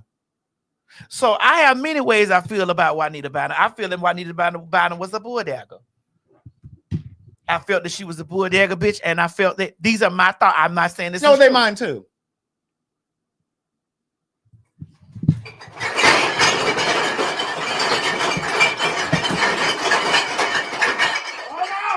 Because if you go back to that no more sheets, We got to ask the spirit. we do. Great ancestral spirit boy. Is Juanita Bottom a dyke? Okay, Oh. wait a minute. They said no. Let's do it again. Okay. Is Juanita Bynum a muff diver? Always. See? Oh, it's how you word Yeah. Great ancestral spirit. Was Juanita Bottom ever in her life a bull dagger? Yes. It said yes. I said go back to look at that no more sheets. Now, Hold on, I got one more question. okay, go ahead. Ancestral spirit boy. Was Shirley Caesar and the caravan all bull daggers? Maybe. Okay, let's do this one. Hold on. I got one too. Did Juanita Bynum and Shirley Caesar ever have tuna together? Yeah. What does that say? Yes. Yes. They've had tuna together. But so Juanita, she really kind of hit the scene. Oh, it said maybe. When TD Jakes put her in that I think it was like Woman Thou Art Loose or something like that, maybe. Or maybe it was called No More Sheets. I don't remember, but she was running around with that black ensemble on. She had them sheets and she was demonstrating, talking about soul ties. When you have sex with someone, your soul is connecting to them. And that's why some people can't break away from a relationship because, you know, you have these soul ties. You're having sex with these people and they're dropping off spirits into you through sex. Well, or you're harvesting them. Yeah, so you're harvesting. Come on, you children, don't take me away into my garden of magic. But go ahead. So, you know all this stuff that's been going on about TD Jakes, whether or not he was at the freak offs or not. Now, I done told y'all what I think. I'm listening.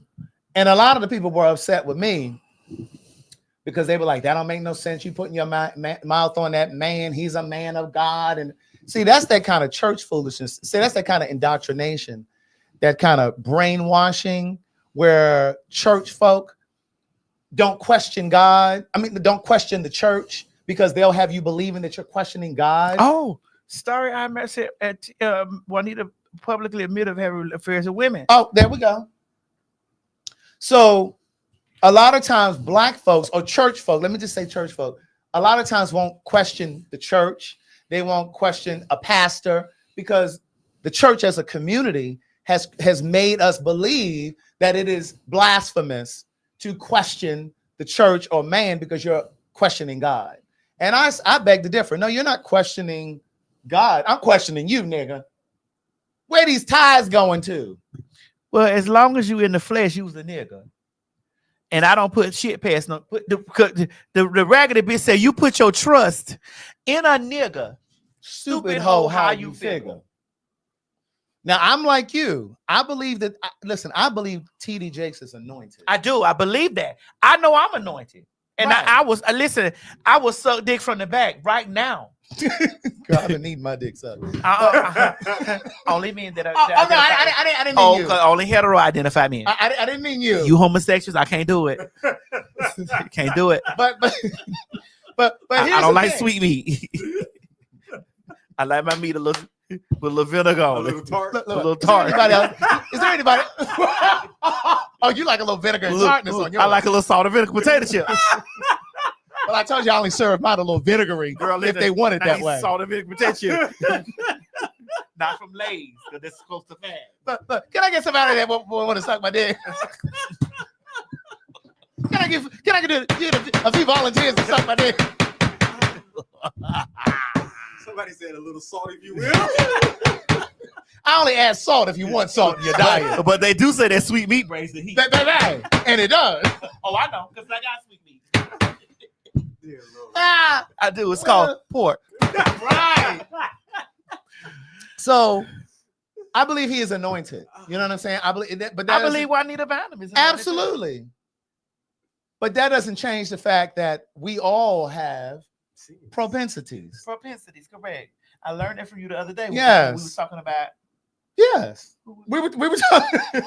Weren't we talking about this? We were talking about TV. No, we said somebody had propensities. Oh, well, I was saying men. All men have propensities. Yeah. Yeah. And so whether he was at those freak offs or not, it doesn't change the fact that he has a gift from God to deliver to the world, right?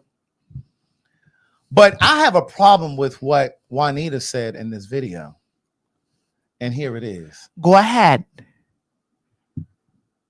Oh, where does that? Somebody was like, oh, because you don't know.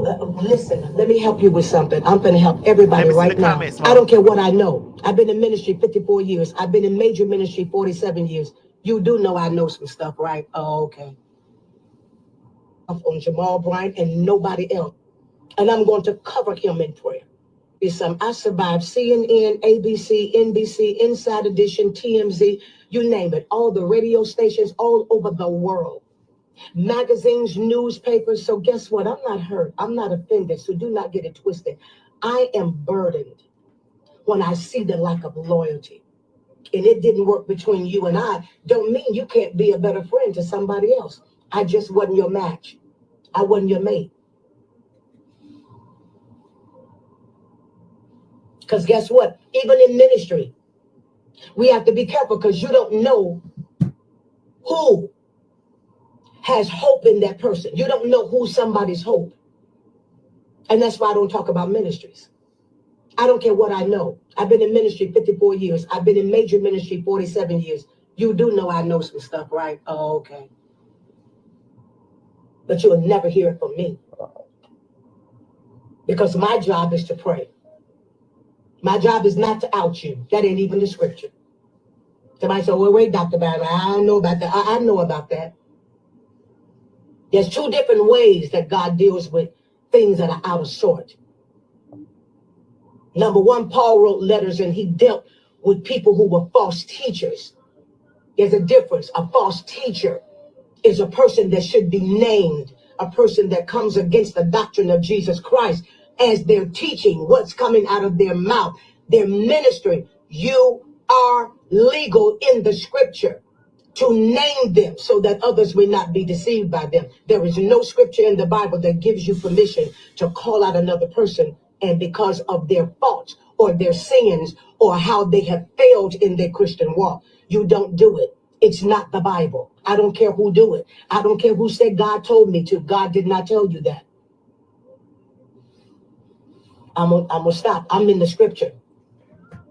I'm in the scripture. It's I survived. See, you can take it down, Mo. Now, my problem. I have a couple problems with this. What you got a problem with, Craig? She said, "I know things. I've been around, but it is not my job to say this, that, and the third." And you know, and she said something about loyalty, her loyalty, because she goes on in this video and she talks about how TD Jakes gave her opportunity, her shot. You know what I mean? That No More Sheets really kind of took her to another level, but he gave her his platform and she spoke. Like he would sit down and she would preach. That's how we found out about her. And what I hear her saying is because of that, and although she knows things, she's not going to say this, that, and third. Now, here's where I get it, but then I don't. I get it because if he was at those freak offs, and let's just say he was just involved with grown people, not like underaged anybody, and if it wasn't any drug-induced type things, if it was consensual, then fine. Okay, you ain't got to say nothing about that. But if it was underage stuff, it was drug-induced stuff, that's a problem. And because this man gave you a shot, gave you your opportunity, you're not going to say anything. And see, the problem is with the church is that's why a lot of times these Catholic priests get away with stuff, because there are people in those church communities that know things and see things. How many times have we seen that story of a nun who knows that a Catholic priest is victimizing or violating an underage boy or child, but don't speak up, and it goes on for years.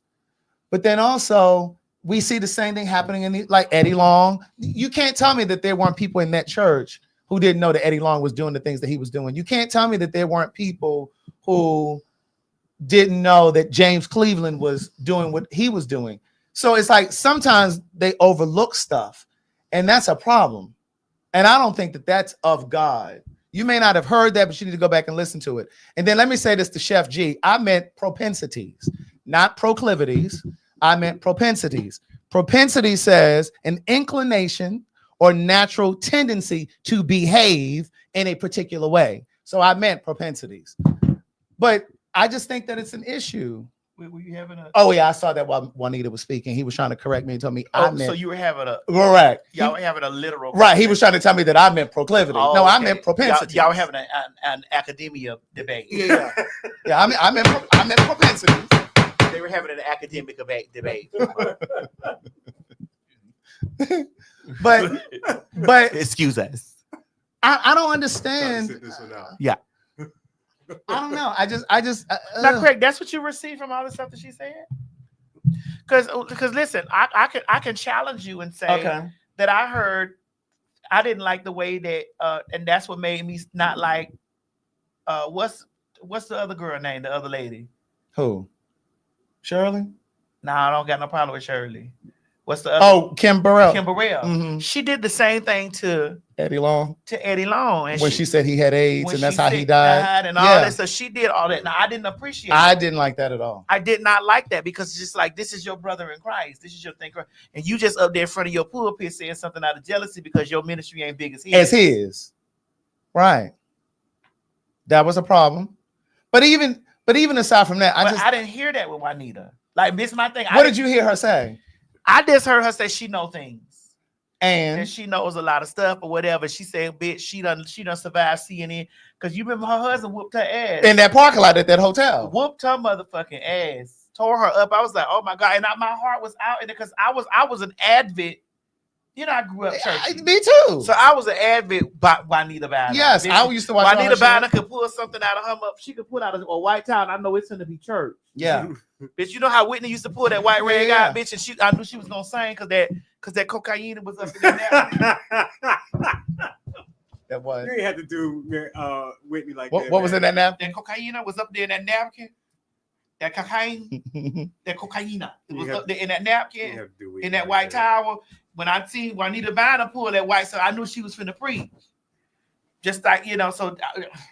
You know, and so I was, you know, taking on a ride with that. But once I really realized that they struggle with sin the same way I do. Yes. And I think that is the problem, that there aren't enough church folk, pastors and all this that allows that who allow us to see their flaws. What do you think is because if they allow people to see their flaws, then people are going to look at them like, why am I taking advice from this person that's committing the same exact sin that I'm doing? I think that's part of it. Not take advice, because Mo, let me explain something to you. Okay.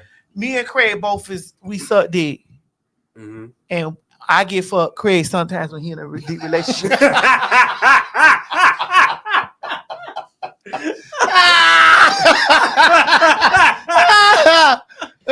But that don't mean that me and Craig can't deliver no word. That's right.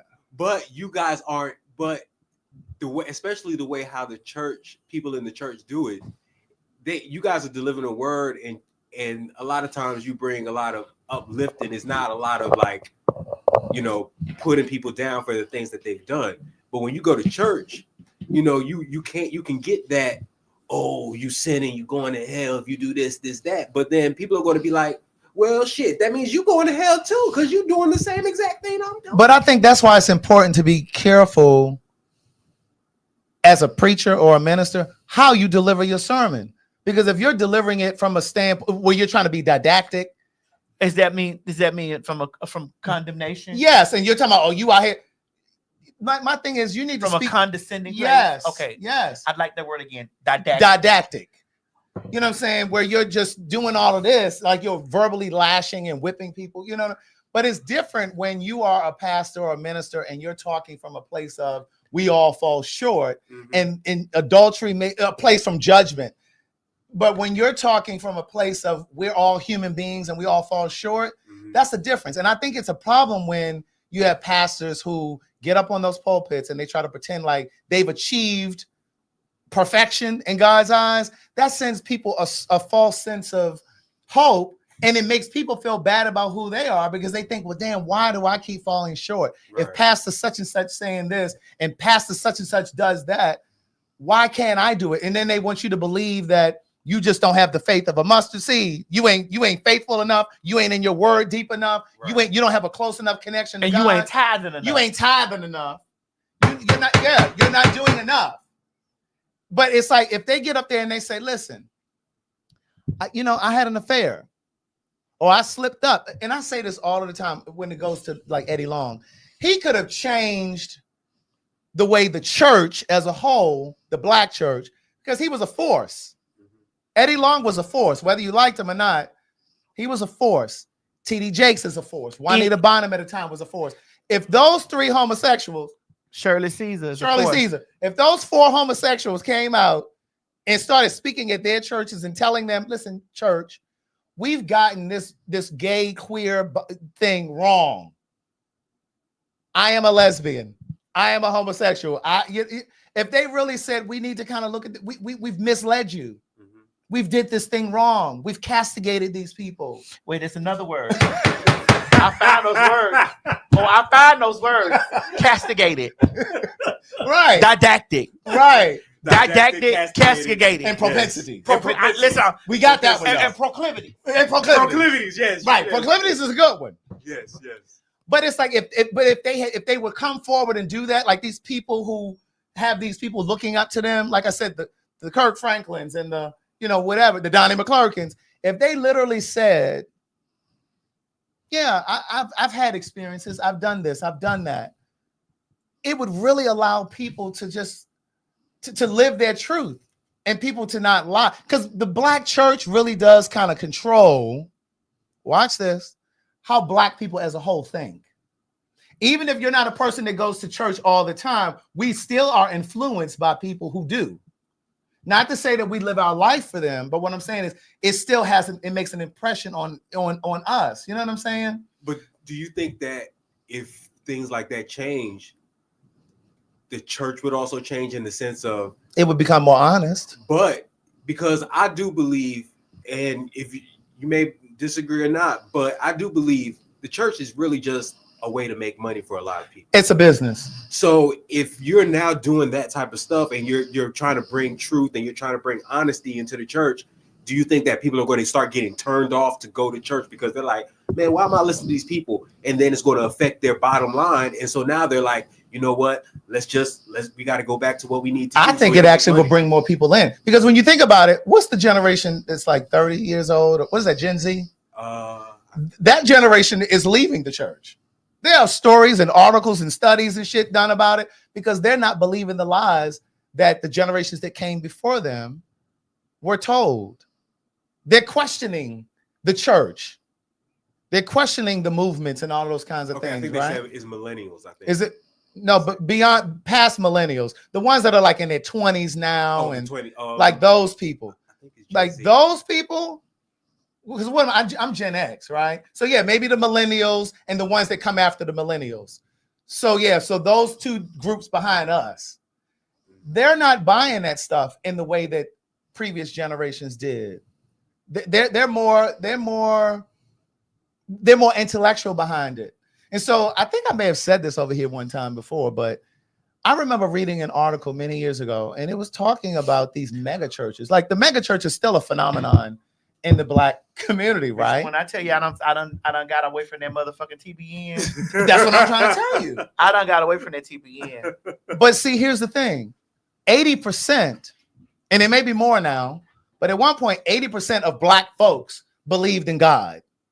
Now, there are black people who don't believe in God, and that's sometimes kind of weird for us who do, Because we be like, wait, you don't believe in God? Yeah, because I'm that you don't. Right. But there's this misnomer that all black people believe in God, but 80% of us do believe in some sort of some source.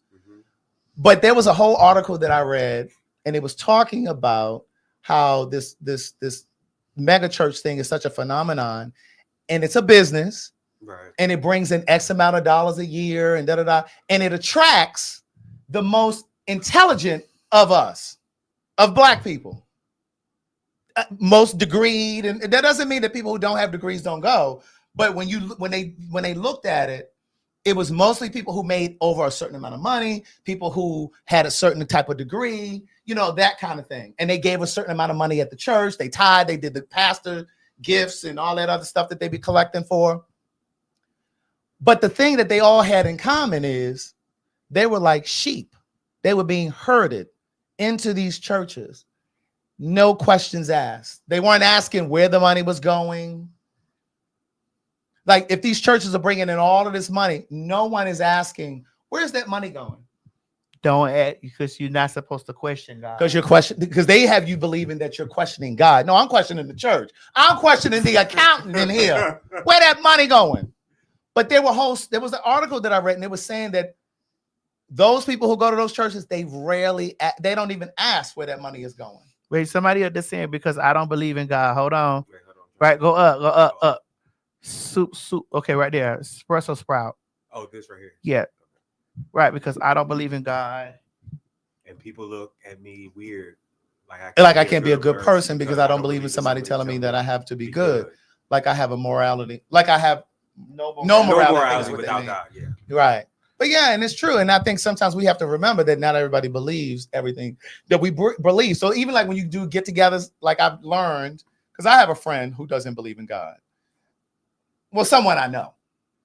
And he made me understand and be more sensitive to it. Like when you get together and everybody want to pray, and he's stepping back like, I don't do that. You know what I'm saying? Like, it's like there's this assumption that everybody wants to pray. Right. And it's kind of insensitive if you think about it. Because it's almost like you're assuming that everybody believes what you believe. Kind of like these white people and these Republicans. Can I say something? Go ahead. Okay. I love everybody. Uh-huh. I got to put my hand up where y'all can hear me say this, because I got to be very clear on what I say, because I don't want to missay nothing. Mm-hmm. I love everybody. Mm-hmm. Now, I don't give a fuck what you believe in, mm-hmm. but I need you to believe in something. Right. I don't give a fuck what it is that you believe in. I need you to believe in something. Yeah. Because when you start telling me you don't believe in nothing, because, that makes me be like, I am going to put a distance in between. Like, I'm not going to, Yeah. Because here's the thing. Even when me and my mama be having conversation, because my mama is an avid. Mm-hmm. My mama she's an avid believer. Mm-hmm. And I am as well. But I'm different because I got different experiences with church and all God, and I got different experience with God. She got her experience with God. I got mine. Some people go directly by what the book say. I don't give a fuck about all that stuff because I've had my own experience. Mm-hmm. You know what I'm saying? Yeah, religion has been weaponized. Yeah, used to. And so, with that being said, I still want you to believe in something. Mm-hmm. That if I'm fucking with you in my personal, my close person, if my close personal friends be like, oh, I don't believe in God, I'd be like, okay, I gotta evaluate, because not to say that you godless and you'll do something or you this and the other. Yeah. I just need you to believe there's something greater than there's a force. There's a force, a sort. A source that's greater than you. Yeah. You didn't. How did you get here? Yes. And I don't give a fuck what science tell you. I don't give a fuck about that. I don't give a fuck what science tell you how it work and this and the other and shit like that. I don't give a fuck. Right. But they still can't explain what came first, the chicken or the egg. There you have it. So all that is great. And I hear all of that. Now, what I won't do is force, like when me and my mommy be in a conversation, when we be having conversations, I say to her, Mommy, I feel you are a Christian. Yeah. I believe in God. Mm-hmm. when we having conversations on live and stuff like that, this is what you believe. And that's great because my mama don't like when I say universe. See, I go back and forth. I do too because I respect everything. Exactly. So my mama don't really get into me saying universe. My mama said, I'm going to say God and Jesus Christ. Okay. I am too. But I'm also going to be open to say universe, the higher authority, the creator. Yeah. I want to say all those things because that may not be someone's belief system. Yeah. The Christianity may not be someone's belief system. Right. That may be that, but that doesn't mean that they don't believe in a higher authority. Right. And it doesn't mean that they're wrong and you're right. Right. Right. That's true. But the way that it's set up with religions, you know, the Bible say my way is the truth and the light, and this is the and I'd be like, well, mommy, that's the Bible that you read. They may not read that Bible. Right. And we don't have a struggle, but I just be yeah. And I get it because my mama deep. Right. Yeah. My mama deep. Right. You understand what I'm saying? Deep in there. You see, she was up sharing and praying all night. You had to get your room, a hotel room. You just said at the top of the fucking show. Yeah. My mama deep in there. Yeah. I'm at a space now, not just because I'm in a public office or public figure, a public I'm in a space of obviously somebody believes something that happened. Like if a person, and let me break it down to how I used to say if a person say I believe in that tree out there in the yard. Obviously, bitch, that tree did something that made you. It did. Obviously, you feel that tree did something when you went out there and touched that motherfucking tree. Obviously, it's because it's your experience. Yes. So I'm just open to allowing everybody to have their experience in whatever it is they believe, and not just crashing down saying, "Well, if you don't believe this, bitch, this is what it is." Right. That's me. And I agree with that. And see, I have a t-shirt, and I think I've worn it here before. And it says, who did Black people believe in before Christianity? Because, you know, we were given that. So, and I know that in a lot of African countries, if we're going to go back to the beginning, in a lot of African countries, they believed in different things. They believed in multiple gods. You know what I mean? So, like, who am I to say that is wrong and my way is right? And when you think about war, in a lot of instances, a lot of wars can be pointed back to a difference in who you believe in, a belief in Comments, religion. Mo. A difference in belief in religion. Some of that shit over there in Palestine is about that. Some of it.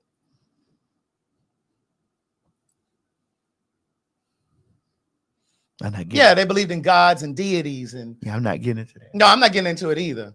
But I'm not getting into that stuff. Right.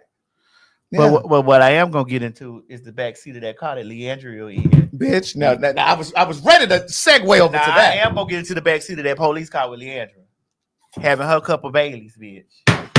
That's a tequila girl. When I tell you that I love this, for me, is an example of someone that is connected to God, God, but also is a motherfucking human being. That's right.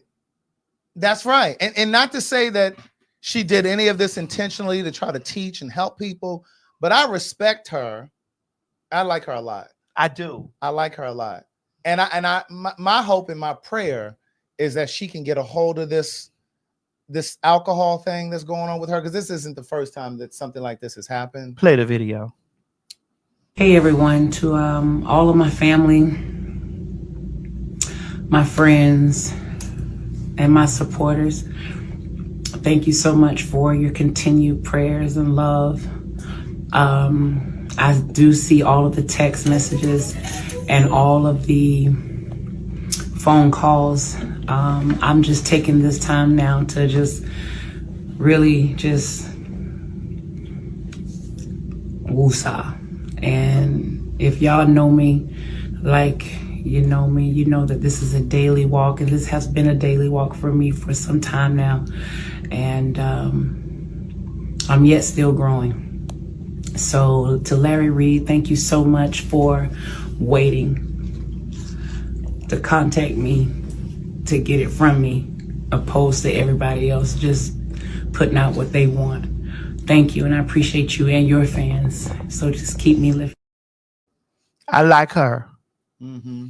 I like her because I do believe that her journey is true. And that's the kind of transparency I was saying a moment ago, that more of these, and I'm not saying she's a pastor, but that's what a lot of these pastors need to come forward and allow us to see them in a naked kind of way like that. Mm-hmm. You know what I'm saying? Because what if this was hidden and nobody knew, and then people who really love her couldn't get or gain that lesson? There's a lesson in this, because the lessons aren't just for her. Like when you go through things, when we go through things as individuals, the lesson is never just for you. The lesson is for whomever you give privilege to witness it. Now, of course, we witnessed this because it made the news, but let's just say they had covered it up. Right. And then it come out later on. It's like a scandal, like kind of like with Jimmy Swaggart them. Correct. Remember when Jimmy Swaggart was on the TV? Yes. He the daddy of that crocker that was down there telling everybody to vote for Trump for moralities and stuff like that. Right. But this is the kind of transparency that real human beings need to kind of get through their own struggle, get through their own, and not to say that everybody is battling alcohol, but whatever, you can still learn from other people's journey. We all battling some. That's right. And I just think that would make her music even more. But that's what it does. Just like the Mary people. Oh. What? Great, what happened? What about them? You talking about Mary? You talking about Tina? Is it Tina or Erica? Which one it is? Tina is the Trump supporter. Teddy. Oh. What I don't like about certain Christian folk is this. Just hear me out. Okay.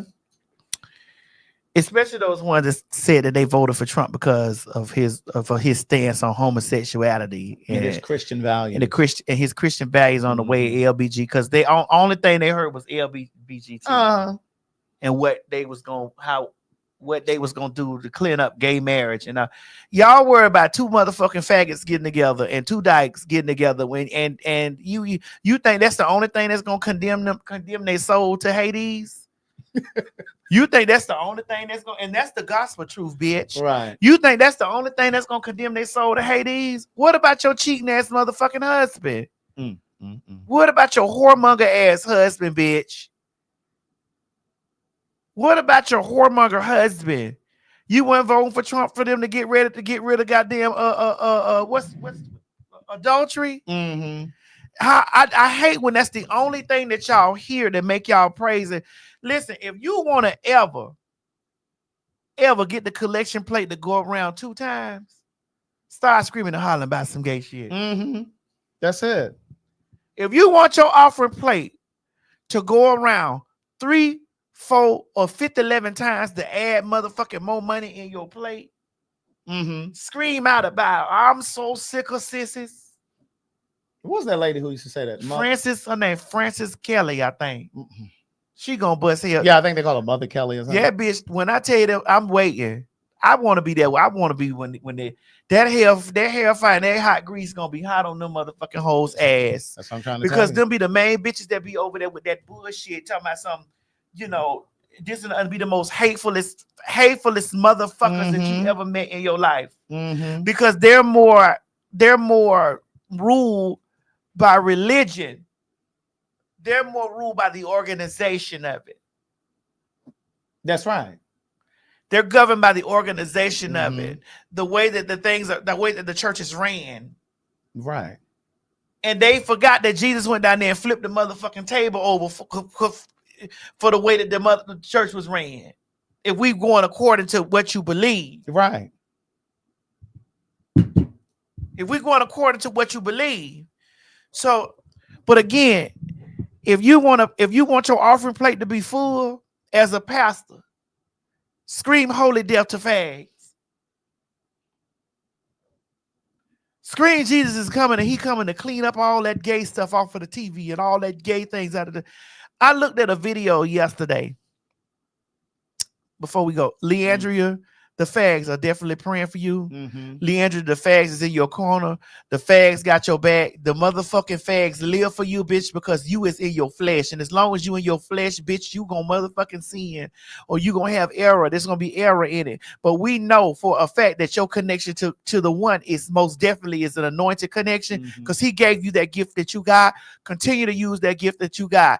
Sit on somebody's couch and talk about what's going on in your life. It's okay to get some talk to somebody or have some therapy. It's all right to do that.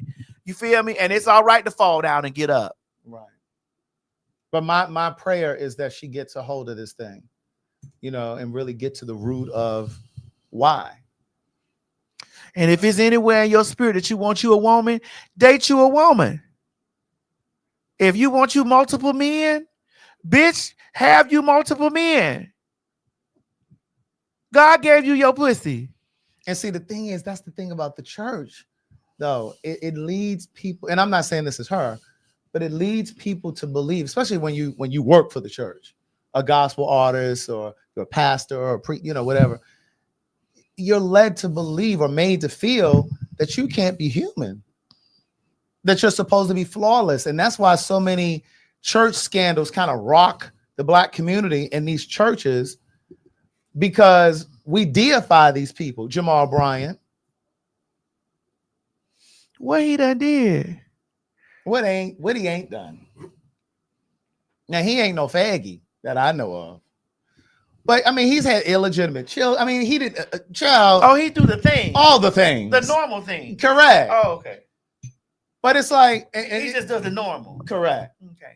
And see, he's from Baltimore. I'm from Baltimore, and he had the fastest growing church at one point, Empowerment Temple in Baltimore, on the East Coast. It was the fastest growing church on the East Coast at one point. And then he had a slip up. That's when he was married to Giselle, the girl over there on Potomac Housewives. He was married to her at the time, and he stepped out. Now, rumor has it that there was a child with an underage girl that was going to that church. But we don't know that for sure. We don't, but we don't know. We don't. Quick, because one thing we don't do is we don't sit in what we know. Now we have an opinion about what we don't know. We don't know. Why is that? I can't find it. Can somebody superimpose here? We don't know. But and we don't know. That was a teachable moment. And see, so for those of you who don't know how he ended up here in Atlanta at Eddie Long's church. Eddie Longstrode. It wasn't just because Eddie had passed on. It wasn't right. That may have been Eddie. That may have been Eddie trying to come through. Trying to comfort up. Right.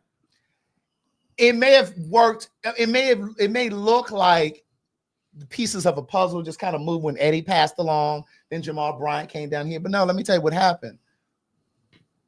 Jamal had got sat down at that church in Baltimore, Empowerment Temple, behind this scandal with this girl. Giselle left him, and then there was a scandal with this girl. Now, the young girl, she kind of vanished. We don't know if she ever had the baby, she lost the baby, or if they just put her to the side and they just hid her, right? But as fast as that ministry grew, it plummeted. Because see, what happens is, especially in the Black community, in the Black church, when these men fall short of what they led you to believe they were, you sometimes get upset and you turn on them. But see, that was a teachable moment. Instead of them sitting him down and bringing in all these guest pastors and all these other things, because the attendance was dropping at this church. They sat him down instead of using that as a teachable moment and saying, hey, listen, this is what happened. I fall short. Because a lot of his pastoring, because I used to go there. Oh, you went. So when I was in Hampton, I would go home and I would sometimes go to that church. And so is he anointed? He is gifted. And that man is gifted too. So he gifted, but is he anointed? I believe he is anointed. I believe he is. All right. a lot of his sermons were about adultery. And see, a lot of times these pastors will speak on the things that they struggle with. But he never came out and really said it at that church. And I don't know what he's saying over here at New Birth. But he ended up relocating to Atlanta. And after Eddie Long died, that's when he took over New Birth and he had this new identity. So a lot of you don't know that story because that was in Baltimore. Oh, so he's from Baltimore. Indeed. May I pee? Yes. Go ahead and finish your sermon. I gotta drain the weasel.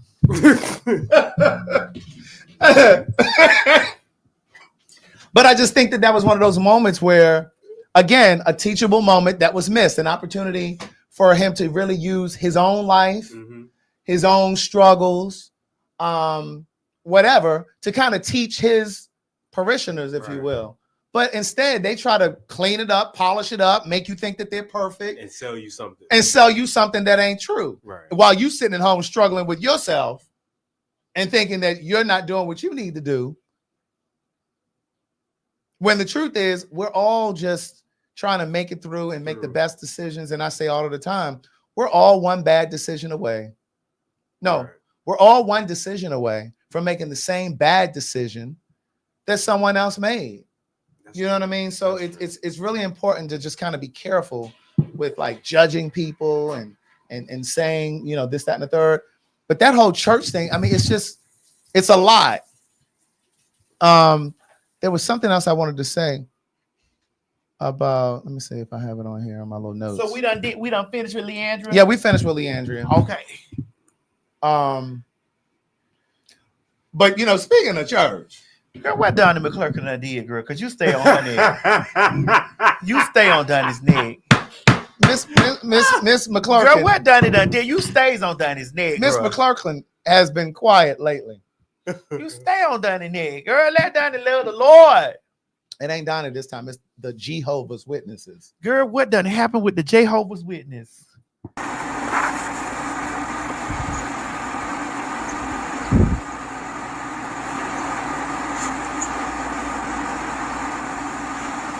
Lord, here y'all go early this morning. Can't even wake up. Shit. But excuse me, ma'am, can y'all please get off my porch? I'm trying to suck some dick and busting somebody's mouth.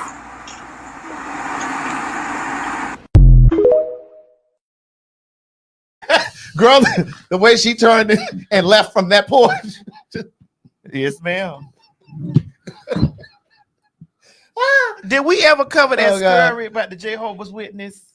You know Michael Jackson, them Jehovah's Witness. Yes, indeed. They are. But did they used to go knock on people's doors? That's what Jehovah's Witnesses do. Let me But tell you did something. they go and do that? I don't know that, but I need to explain something to y'all. Jehovah's Witness coming to knock on my door, ring my doorbell. I'm probably, I'm eating butter cookies right now, ma'am. Can I help you? Butter cookies. Butter cookies. Butter cookies. Butter cookies. Oh my God. Butter cookies.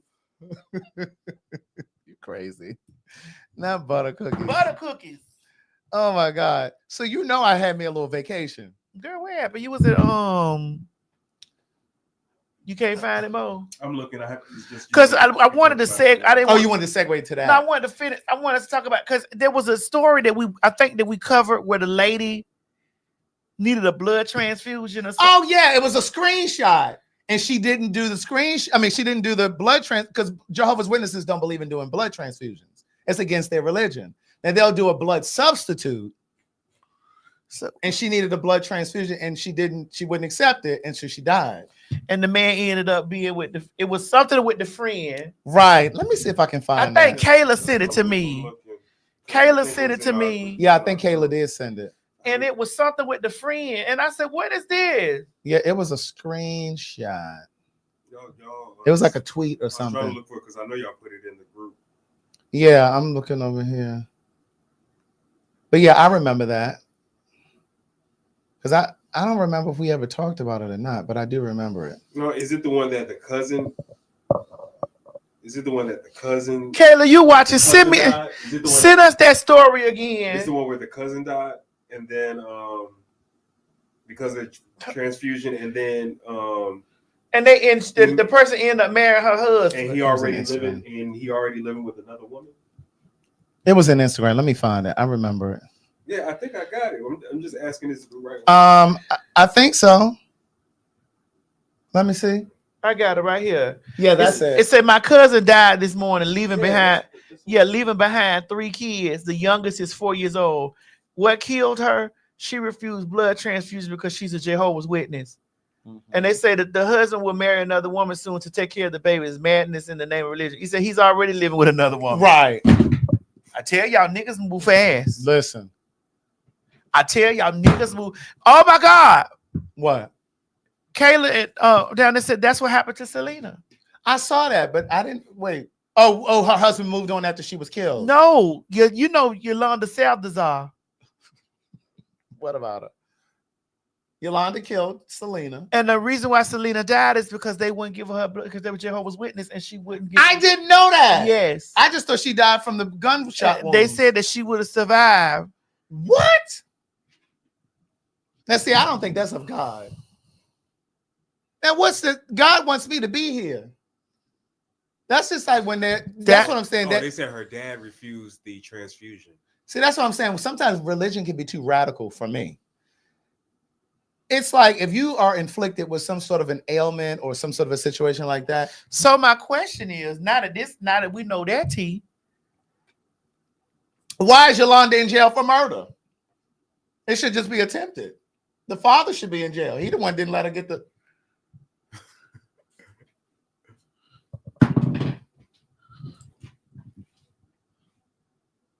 Craig,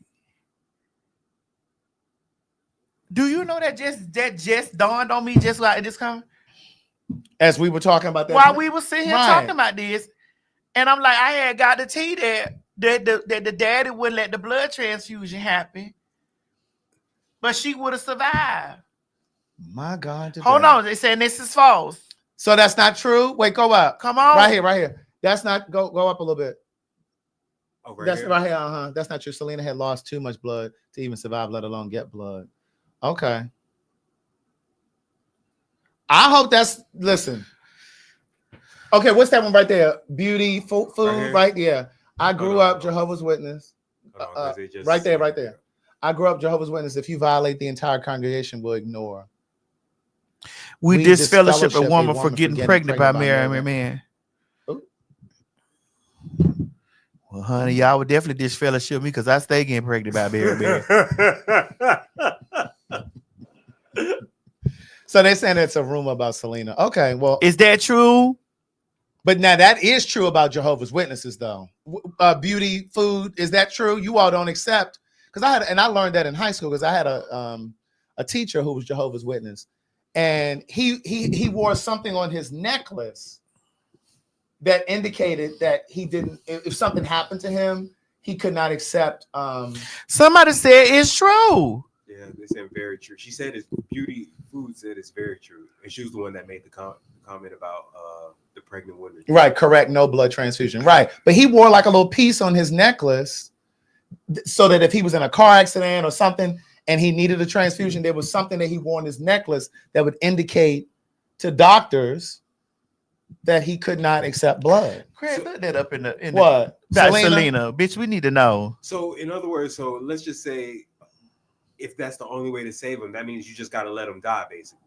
Bitch. And see, I don't think that's of God.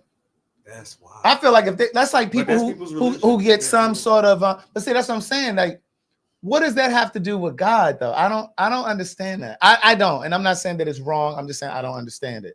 Because like it's like when somebody had like if someone was told they had cancer, so would you just gonna sit at home and pray? You're not gonna accept any treatment? Oh no, I'm just gonna let God handle it and da da da. Come on, Craig, they need to know this back. Selena blood transfusion.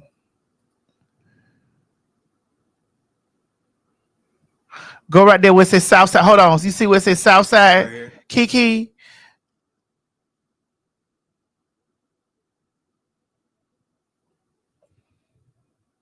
It says she died of they say he shot down rumors that Selena that he denied Selena. Okay.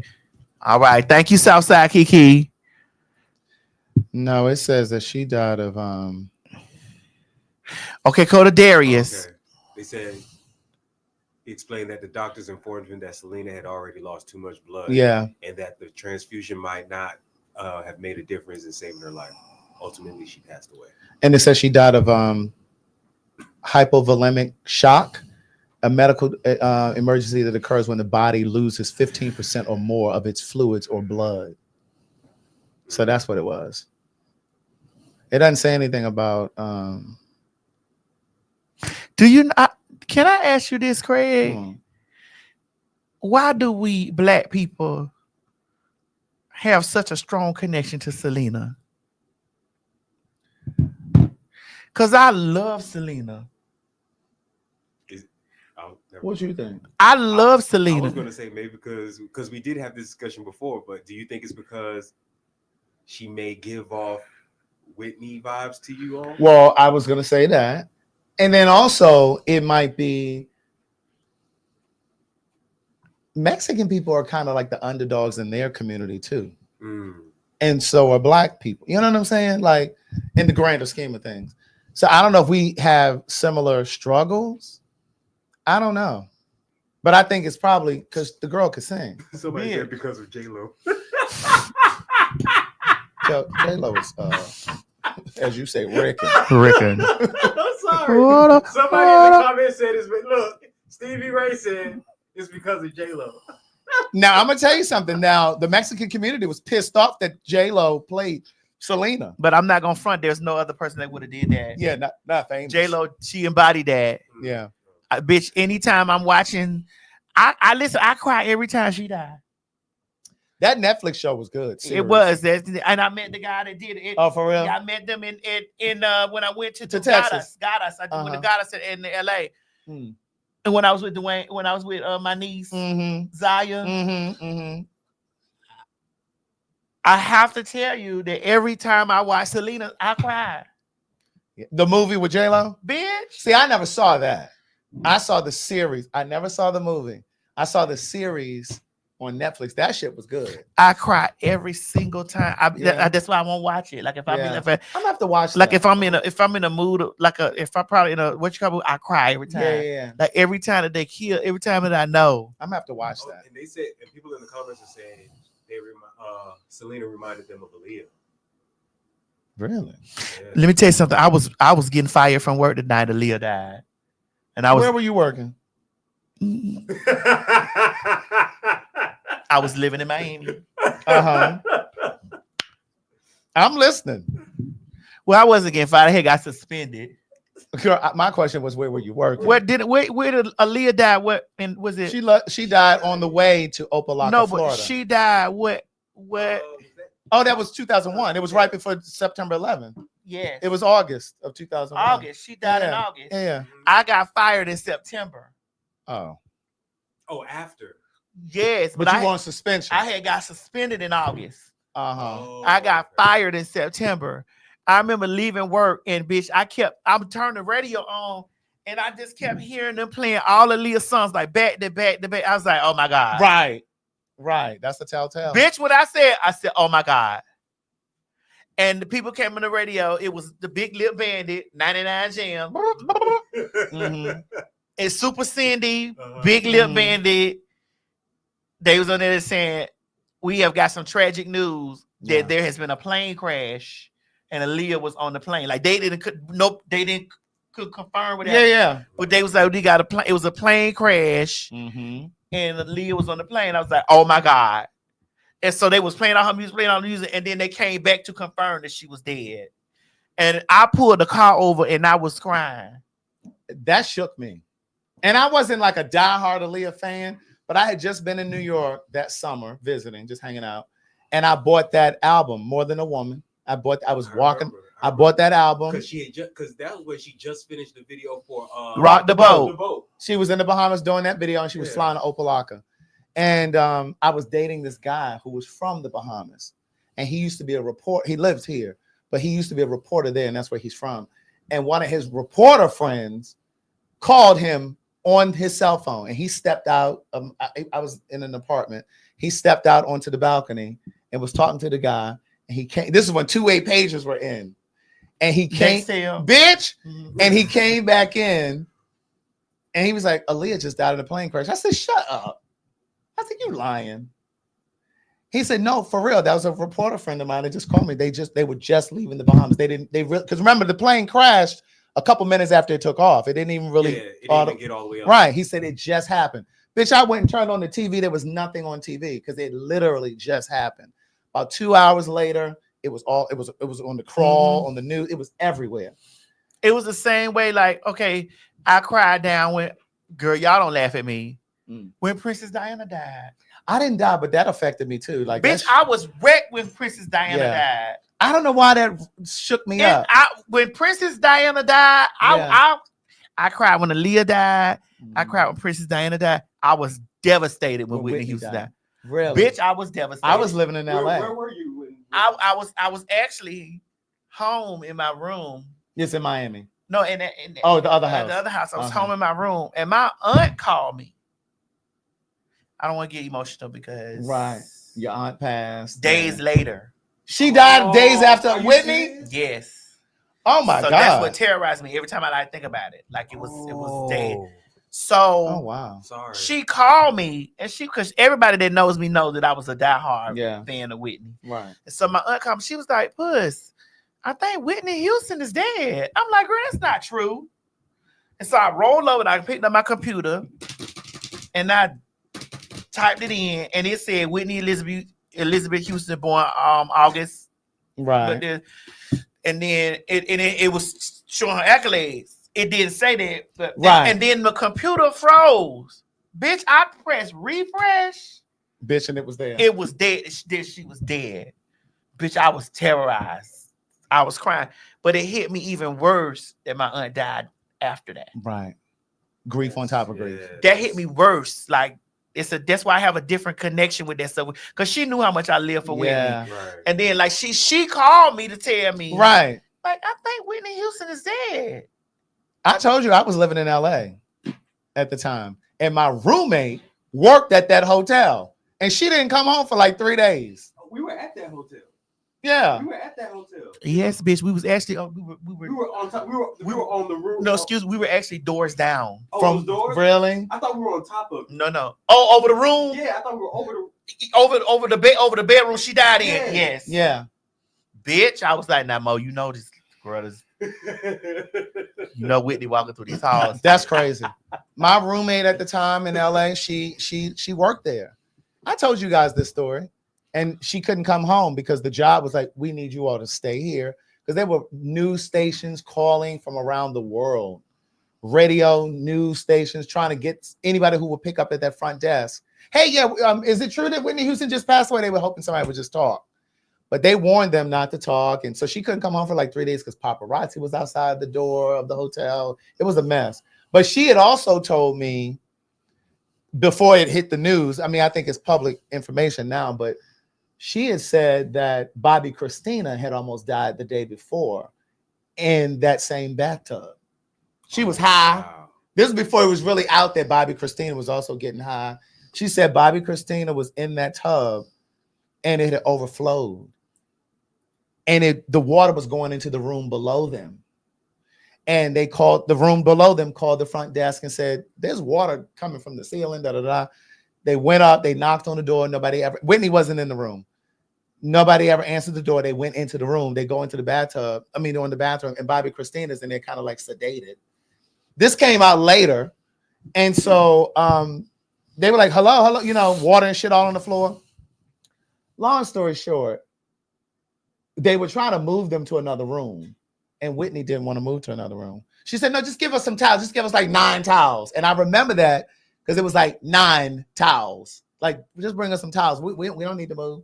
And the next day or so, she died in that same tub. Wow. Yeah. Do you think maybe there's a spirit over that room? I don't know, but I was like, bitch, we're doing. When we was there, I said, she in these hallways. Bitch. Also, when Michael Jackson died, I was over off of Howard Howard Mill Road over there. Yeah, yeah. Oh, really? At this place called, was it Fellini's? Yeah, the pizza place right there, Collier and Hall Mill. No, but there was what's the other one? It was a pasta place over there. It wasn't Fellini. It was something. And they used to have some good ass crab ravioli, crab. Fuego. Bitch, I was at the Fuego. I used to like Fuego. Me and Miss E was sitting up there at the Fuego watching, and the chick said, reports is coming in that Michael Jackson is dead. I was like, bitch, that's not true. I bet. Being the TV just going all day, Michael Jackson. Right, bitch. That was everywhere for months. Yeah, months. I was like, I have never seen this kind of news coverage on somebody dying. Do you remember it like went on forever? It felt like. Yeah. How about someone put in the comments? How about Left Eyes? Craig, why did you do that? Oh my God, why did you do that? To be honest, what? Y'all both did. Y'all both did that. I wasn't trying to be shady. I really wasn't. I was just trying to assess, did I feel anything? Did I care? I don't know if that really fucked me up. I was just like, oh, okay. Where are we going next? Like, I don't know. It was sad, of course. It was definitely sad, but I wasn't like, oh my God. Oh, okay. I was definitely, oh my God, about Aaliyah. Yeah, me bitch, too. I pulled my car over on the side of the road. That 1994 Toyota Camry that I had, bitch. I pulled that bitch over on the side of the road and I just sobbed.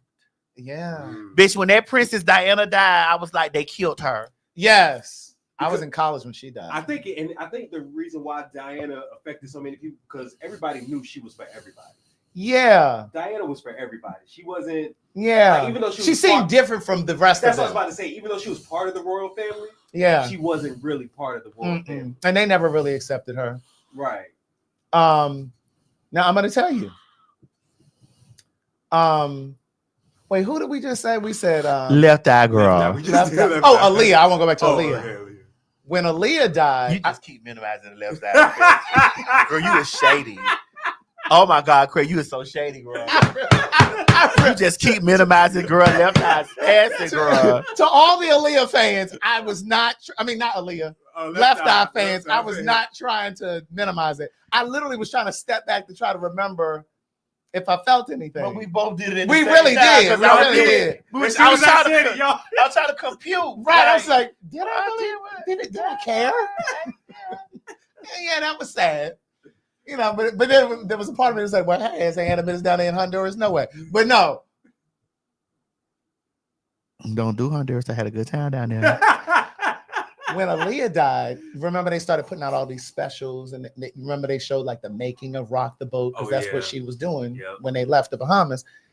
But it was all on BET. It was like this expose on BET because BET was there to film when she was filming Rock the Boat. And I remember somebody who worked at BET at the time, there was a special that was on BET, and somebody who worked for BET was saying he just remembered how humble she was and how pleasant she was and how she had all of this long hair. If you remember the Rock the Boat video, and he was talking about how that in the scene in the video where she's swimming underwater, and he said she was deathly afraid of water. Oh, really? She couldn't swim, but they kept trying to get that shot of her just doing this under the water. And he was explaining that there were moments where she was so scared and they just kept trying to do it one more time. Let's just get one more time. Because she just looked too afraid in the shots that they were getting.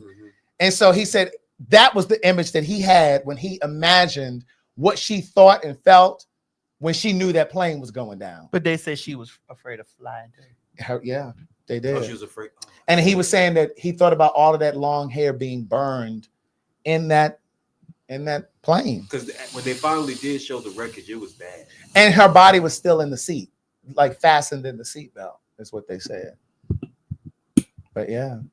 But that was really sad. It was. It really was. And then when they finished the movie, Queen of the Dam, and I watched how I was, it hit me even harder watching how at the end of the Queen of the Den, how her body was burning on that movie. I was like, Just why the irony of all I of just that. was like, why would they do that?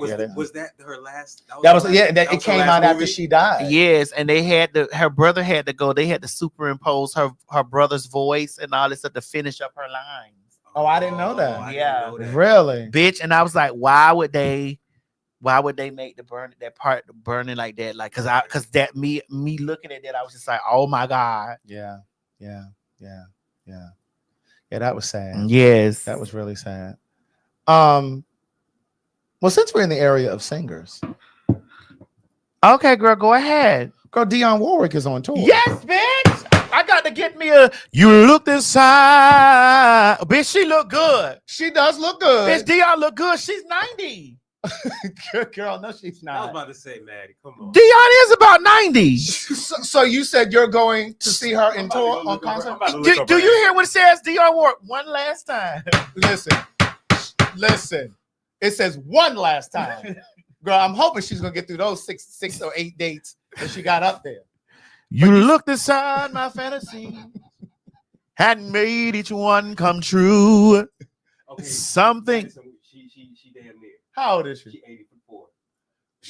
How old is Patty? 83? Patty's 80. Oh, Patty's 80. Yeah, she 84. Oh, so she's 4 years older than Patty. Something no one else had ever found a way to do. I kept the memories one by one since you let me in, and I know I'll never love this way again. Doom, doom, doom, doom. I know I'll never love this way again. So I keep holding on. My mom listens to before the good is gone, and I know I'll never love this way again. Hold on, hold on,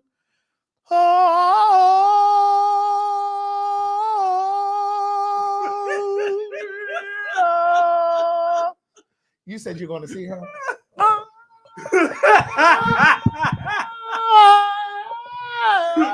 Now, usually when singers do that, they're showing you their vocal ability. But I think when she does that, she's missing notes. No, she's pulling. No, Craig. We can go peel. No. Put her tour dates back up. Okay, We need hold on, you hold said on. you're going to see her? Yes, I am. So I guess you're going to Auckland, Sydney, Australia, Melbourne, Brisbane. Because girl, it looks like she's only over there. I don't see Christchurch. I don't think she's here in the States. So girl, it's gonna cost you $3,000 to fly over there. And then you still gotta get the ticket. And then you still gotta purchase the ticket. Yeah. I'm going to catch my Dionne live. Okay. I don't know about you. I'm going to catch my Dionne live. Well, you let me know how it was.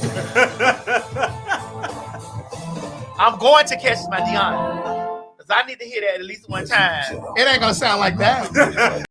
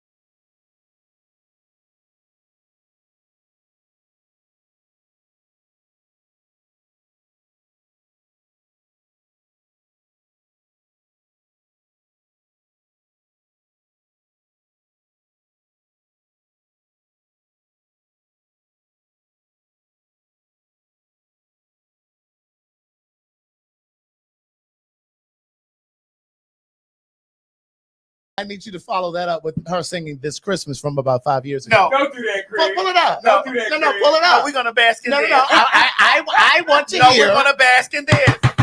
I'd like to hear "This Christmas." We will bask in No. Why does Greg like? We will bask in this. Why does Greg like to see the downfall? We will bask in this. No, it's not a downfall. It's the evolution. It's not a downfall. It's We the will evolution. bask. It's We not will it's not a bask. downfall. It's the We will bask. I want to hear. We will bask. Listen, it's Christmas time. I want to hear "This Christmas," and I want to hear her version. We will bask in this. It's either gonna be that or Patti LaBelle looking for those cue cards. Now, which one is it gonna be? We will bask in this. No. It's gonna be "This Christmas" by Dionne or the cue card song by Patti LaBelle. It's either "This Christmas" by her or "This Christmas." What we're gonna do is we're gonna applaud her. Okay, and we'll talk about that. We're basking in. We're basking in what Dionne gave. Oh my God. Now, Craig, now listen to me. Sitting here watching that video, yes, go ahead. watching her mannerisms, the way she sat, the way Yes. she poised, the way all of that was Whitney. Yes, God. Whitney studied her. Yes. And before Anita Baker had that short and Toni Braxton had that shortcut, Dionne had that. Dionne had that. They don't give enough to They do not. Dionne is the pioneer. Dionne was already motherfucking, what's the crossover thing? Pop. Yes. Dionne was pop. Because she was working with Burt Bacharach and all Baccarat, yes. Yeah.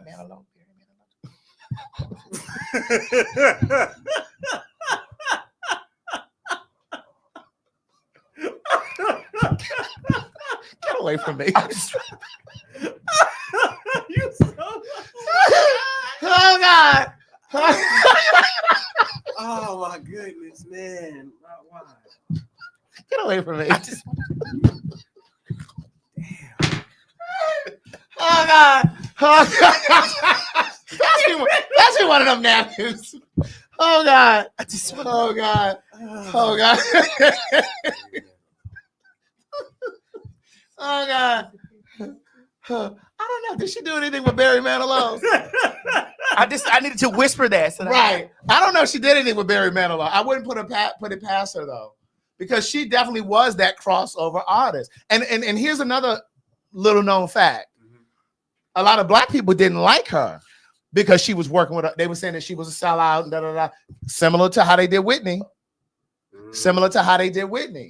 You know, and so she was really crossing over, like you said, and she was working with a lot of white producers. And I said this on here before, like a lot of those songs that Luther made a hit, she did it, but the musical arrangements were different. It was kind of like that. So I was right. So What? Barry Manilow, they said he did her whole album. Oh, he did? Okay, I didn't know that. See? Okay, you were right. I was just laughing at the way you said it. Oh God. Now I did. If y'all can take a moment and watch that her documentary. Wasn't it on Hulu? It was on HBO Max. It was something. It was one of them. Oh, Yeah, I it was. think This is the name of it too. The Barry and Dionne. Run to Me. Okay. I know music, Merle. Okay. I wasn't doubting. I know, laughing and at I the know way that the you girls said it. be trying to tear me up because I be saying Brandy's not the vocal Bible to me. Yeah. And they say I don't have a musical ear and all this stuff and all that. Right. I'm like, girl, I know I be bitch. Right. Music was what got me through being a bag. Uh-huh. Most of us. Sitting up in my room, since we talking about Brandy. Come on. I've been thinking about you. Sitting up in my room. I must confess I'm a mess for you.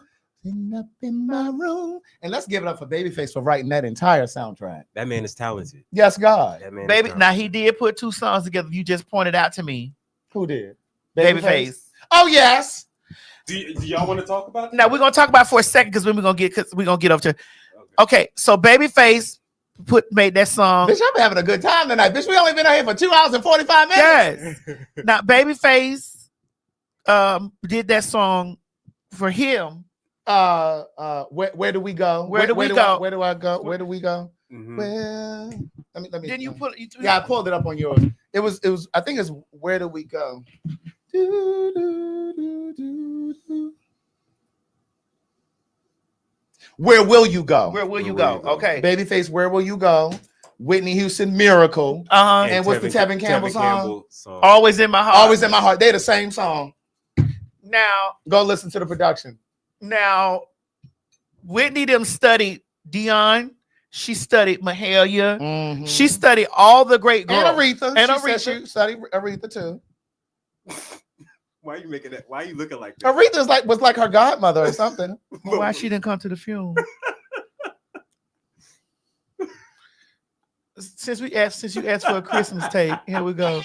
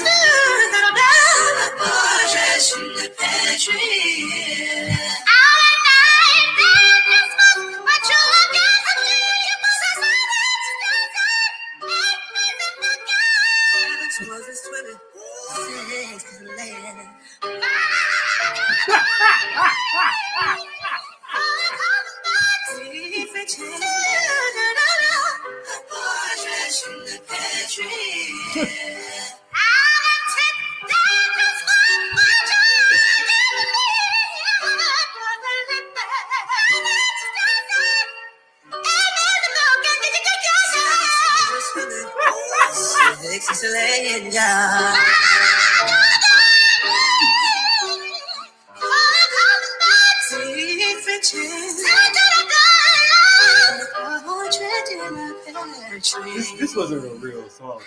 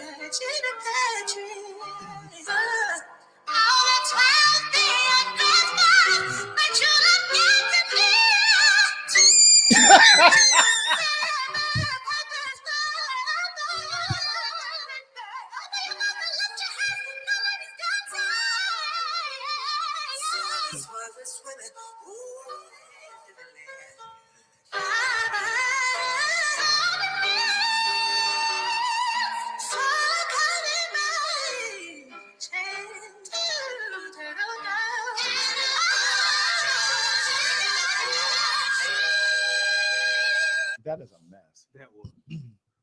Craig, who they had down pat though? Karen Clark for sure. Brandy. They definitely, because Brandy is always layered. She is.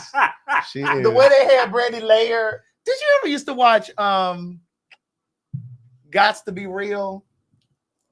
I was a guest on their show once. On YouTube, and they used to do that was the other one. Not Gots to Be Real. It's the other one. I was a guest on the God, what's the thing that I sit and watch?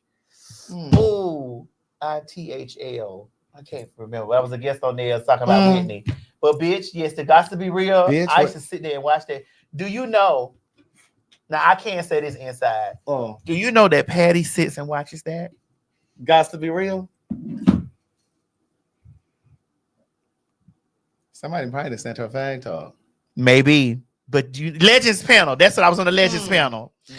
Do you know that Patty sits and watches, or sat and watched?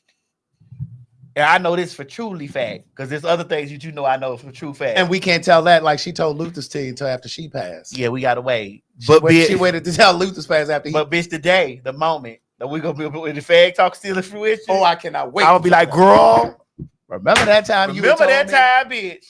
Go ahead. But baby.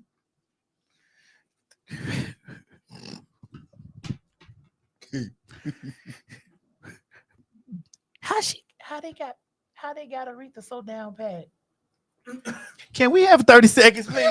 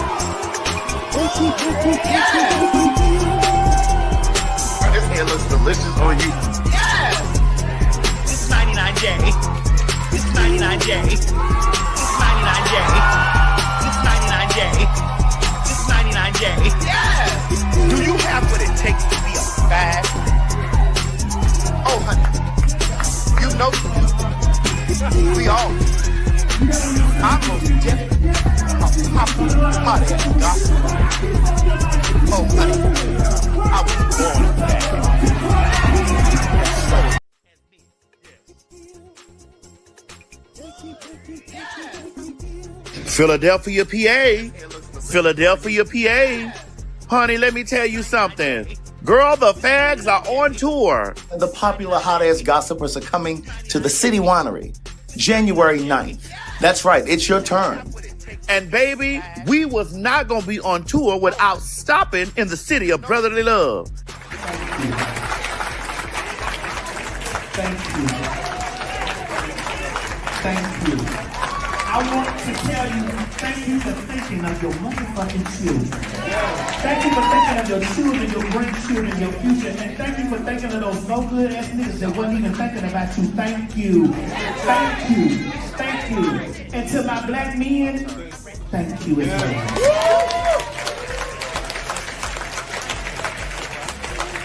And the tickets are on sale now at PhagTawlk.com.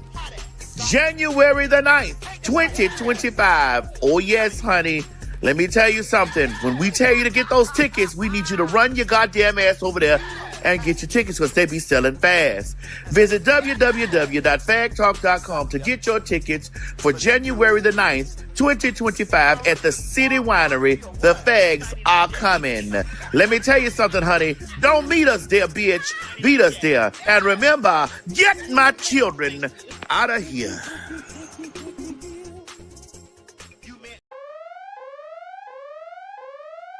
Washington, D.C. Washington, D.C. Oh, yes. Calling all the Phags. The Phags are coming January 15th to the Howard Theater. Oh, my God, baby. We didn't just come to D.C. any old way. We came the Howard Theater way. You met me as me. Yeah.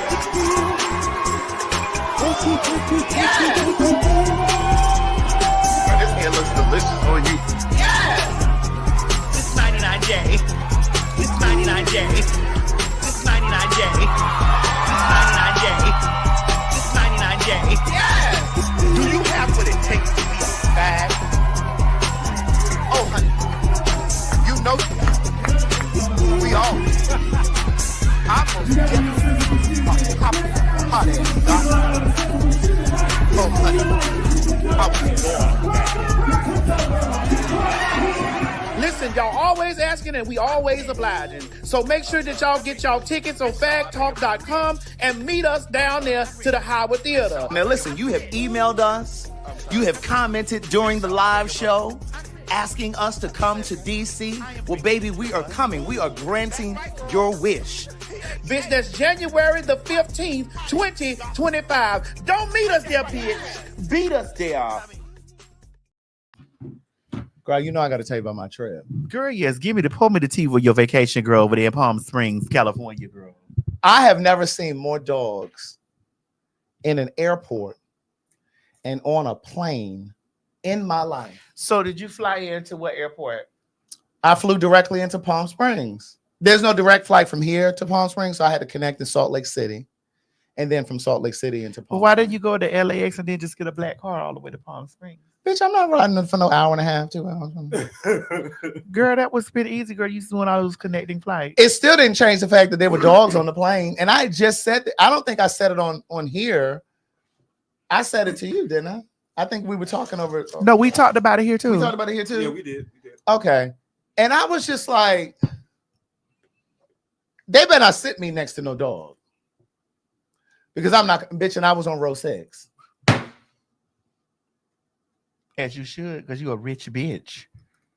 Row 6. And as a rich bitch, I'd have got on the phone with Delta. Bitch, I tore them up. I was in text. And I've already filed my complaint with them. And there was only one service dog that I saw. All of the other ones were just dogs.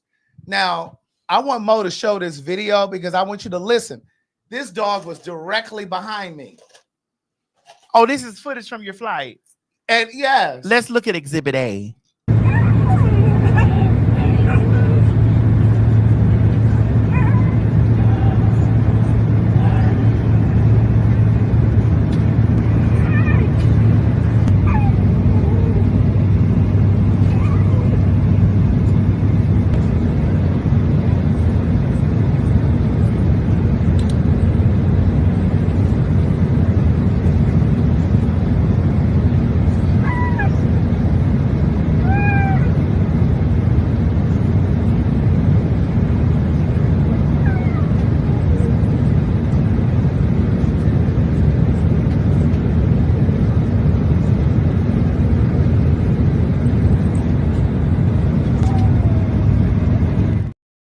this went on the entire flight. I was trying to show you guys the little.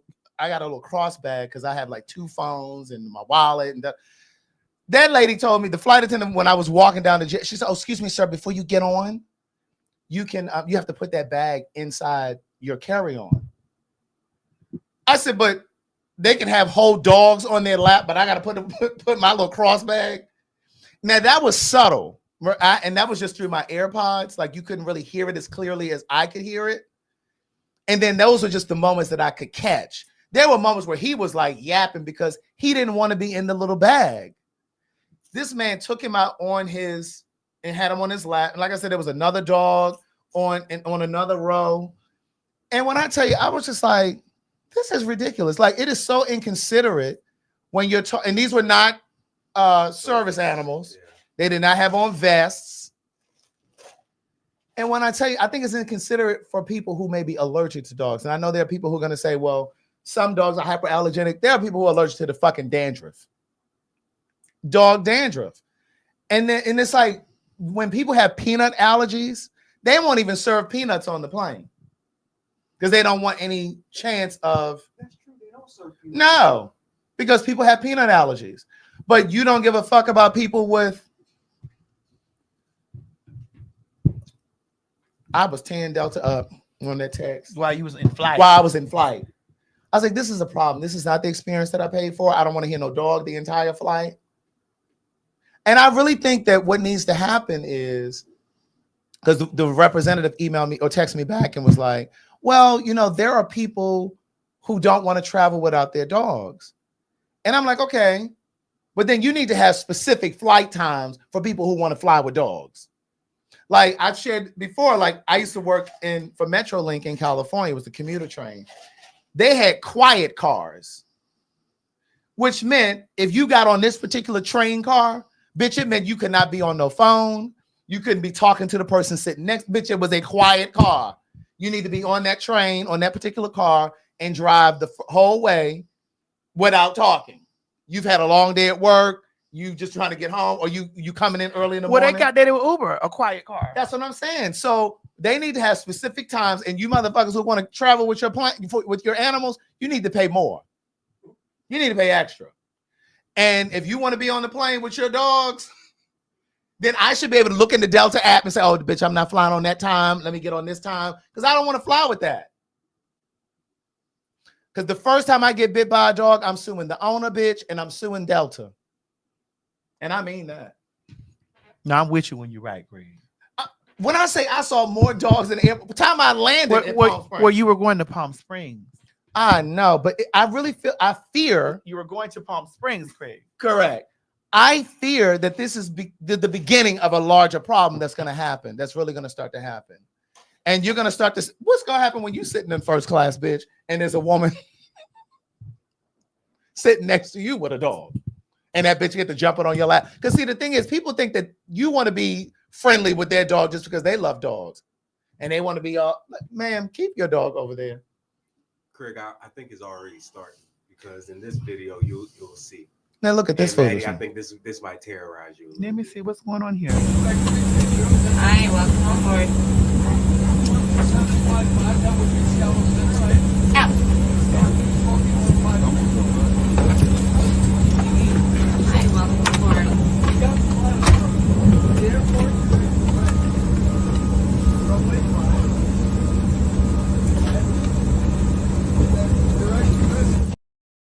Bitch, that big ass Marmaduke looking ass dog. Bitch, he was tall as the seats. Now where he sitting? Right. Where is he sitting? And then that dog got all that drool and shit. Bitch, if he had flickered that shit and you sitting there and that shit flick all on you while you walking by, that is insane. People coming in these stores with dogs, grocery stores. Like I was in Whole Foods today, and I guess because I just came from Palm Springs and I'm on edge about these dogs in public spaces like that.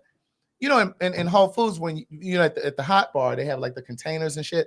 What happens if you coming in there and your dog is sniffing all over the containers that I got to pick up and put my food in? And I don't know that your dog been sniffed all on it 2 hours earlier. Like, that is disgusting. What else? Where the other one? The CVS. You don't bring that dog in here anymore. Why do we have an issue? I have the thing on it. Look what your dog did in here. Look what your dog did in here. Accident because he's on medication. Okay, well then if you should know that. Now we have to call and get this cleaned up. Okay, well, I'm going to record you while you record No, you're my not going to husband. record me because recording's Because you're not. out of control, sir. I'm not out of control. You know what? Put it away. Don't get mad. You're doing it too, boo. I'm this. Heck You know what? no, Bubbas. You can't. That don't work that way, honey. You know what? You can just I'm leave, black. lady. No, sorry. You I'm can getting my leave. products. You and can you're leave. white and you're threatening my husband and my service Your dog. dog just shit all over the floor, and you know And what? my dog's on medication. Well, and you just called me a nigger. You're just lying. What's lady. your name? You know what? What's your name? What's your son's name? Who's not allowed to hear the feed? My son is You know named what? Alan. What's your name? You know what? Forget it. I'm calling the police. Call him up. Good, Phag. please do, because I need to talk to Now imagine you at the CVS. Now I know you drive up and get Miss Mary's prescriptions, but bitch, imagine you had to go inside and you got to step over some dog shit to get to the back to the pharmacy. Sir, you couldn't leave your dog at home. You couldn't leave him in the car while you went in there to get your shampoo or whatever you went in there to get. I really do think, and I understand that there are people who have service animals when you're blind or whatever. But all this emotional support, bitch, if you need that much support, bitch, stay home. You need a therapist. Because, see, I think some of these people, they just want attention. They want people like, oh, my God, he's so cute. Can I pet him? Some of you need friends. Some of you need therapy. Some of you have abandonment issues, separation issues. Stay your motherfucking ass home. You got anything to say, man? You know how I feel. Because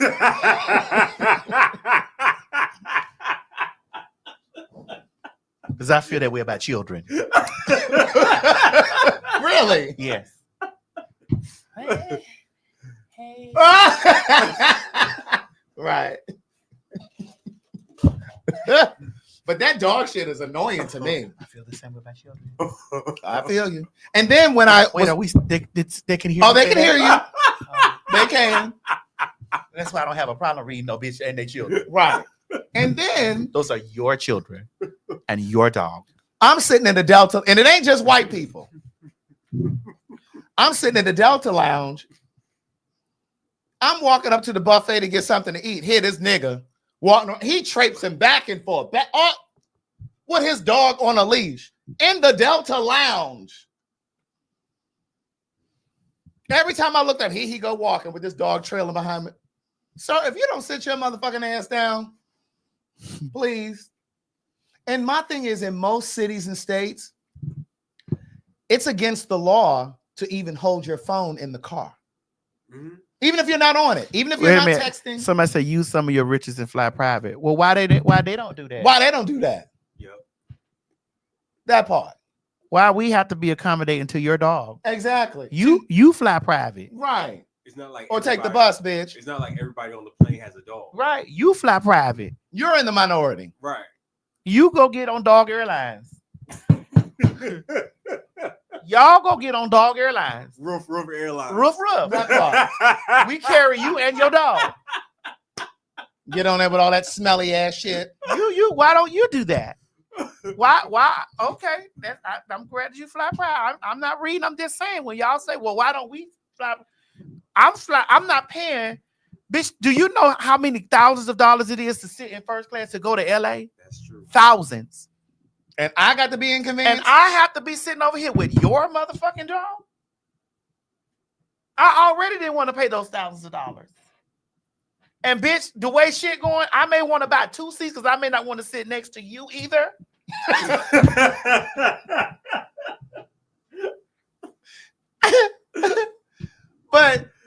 But think about it. You can't even hold your phone in the car. You can't even have it on your lap. You can't even have it on your lap. Yeah. But these motherfuckers can have a dog jumping all around, looking out the window and shit while you trying to. Bitch, that should be against the law.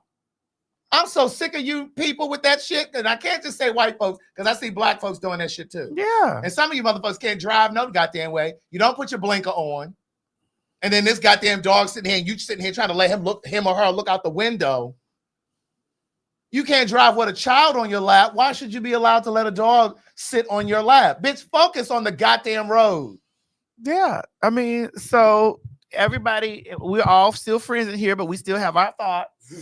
Yeah, we're still friends. We're still friends. Maki Data. But I don't want to ride on the plane with you and your dog. And I don't want your goddamn dog in the motherfucking grocery store or the restaurant. Because I personally feel like if it's 275 passengers on that plane and it's 4 dogs, y'all need y'all own way to get there.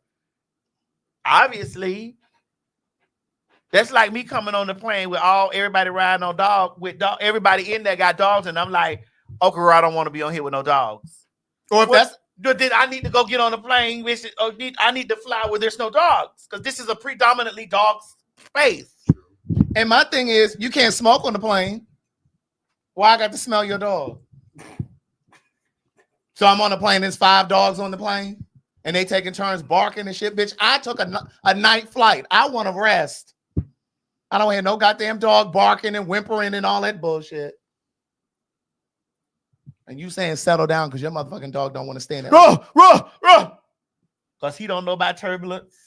And then the goddamn flight attendant, Delta, over there touching on the dog and shit. And then you want to go and get my motherfucking beverages and shit? Girl, I remember we was doing press for bros.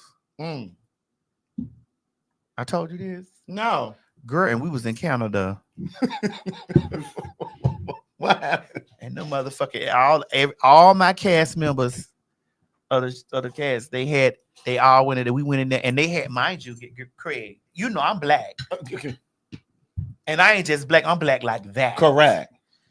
Bitch. And so they had all these dogs and their puppies and dogs and stuff in there. Like when we went to the next spot, and bitch, I immediately folded in the corner like this. Bitch, I'm not eating nothing. Girl, they had a spread of food all out like that, and I'm looking at everybody touching the dog. Bitch, I'm over there in the corner. I'm like, y'all ain't washing y'all hands? y'all not washing y'all hands? Girl. Excuse me, is anybody gonna wash their hands? Murder, I said it openly. Excuse me, is anybody in here gonna wash their hands before they go back over here to get this food? And y'all have been sitting here rubbing. I don't give a fuck because they puppies. Y'all over here rubbing these dogs down and they licking y'all. Miss Lawrence is like, sister, stop acting like this. I said, I don't give a fuck. I'm not taking no picture with these motherfucking dogs. I'm not sitting up in this space with no motherfucking dogs, bitch. I don't fuck with dogs. I don't have dogs. I don't want to be in the so whatnot. Why y'all ain't tell me that y'all gonna bring me around here to do press in this place right here with all these goddamn fucking dogs, and not just all these goddamn fucking dogs, but all this food out here. Dog hair and shit flying all because around. Because now you can't even eat the food that you see. And I'm hungry. And all you niggas out here got y'all hands all over the fucking dogs because they cute. Right. All right, have you lost your fucking mind? And mind you, I'm the only color that's just tripping. Right. Everybody else. I said, I can call Miss Lawrence right now. I say, sister, don't play with me. Right. Sister, don't play with me. You mean to tell me you don't feel this same way? We the only 2 niggas in this bitch. And you mean to tell me you don't feel this way? What Miss Lawrence said? Miss Lawrence like, sister, stop making a scene in here. Stop acting up. So Miss Lawrence went on and ate the food. I didn't eat shit. The dog, one of them threw up. I said, see, this the shit I'm talking about right motherfucking here. This the shit I'm saying right fucking here. These niggas rubbing their hands all in the all on the dog back and the shit. I can see the damn hair. When they done pick the dog up, I see the hair all on the clothes. I'm like, TS, you know what? No! Come over here with that shit. Because they done already paid me for the movie. I can go home. They done already paid me to be in this bitch. I can go the fuck home. And they love to say, oh, he's hyperallergenic. I don't give a fuck. I don't care. I don't give a fuck. They done already paid me for this motherfucking movie. Y'all can put me in the truck and take me back to my motherfucking room.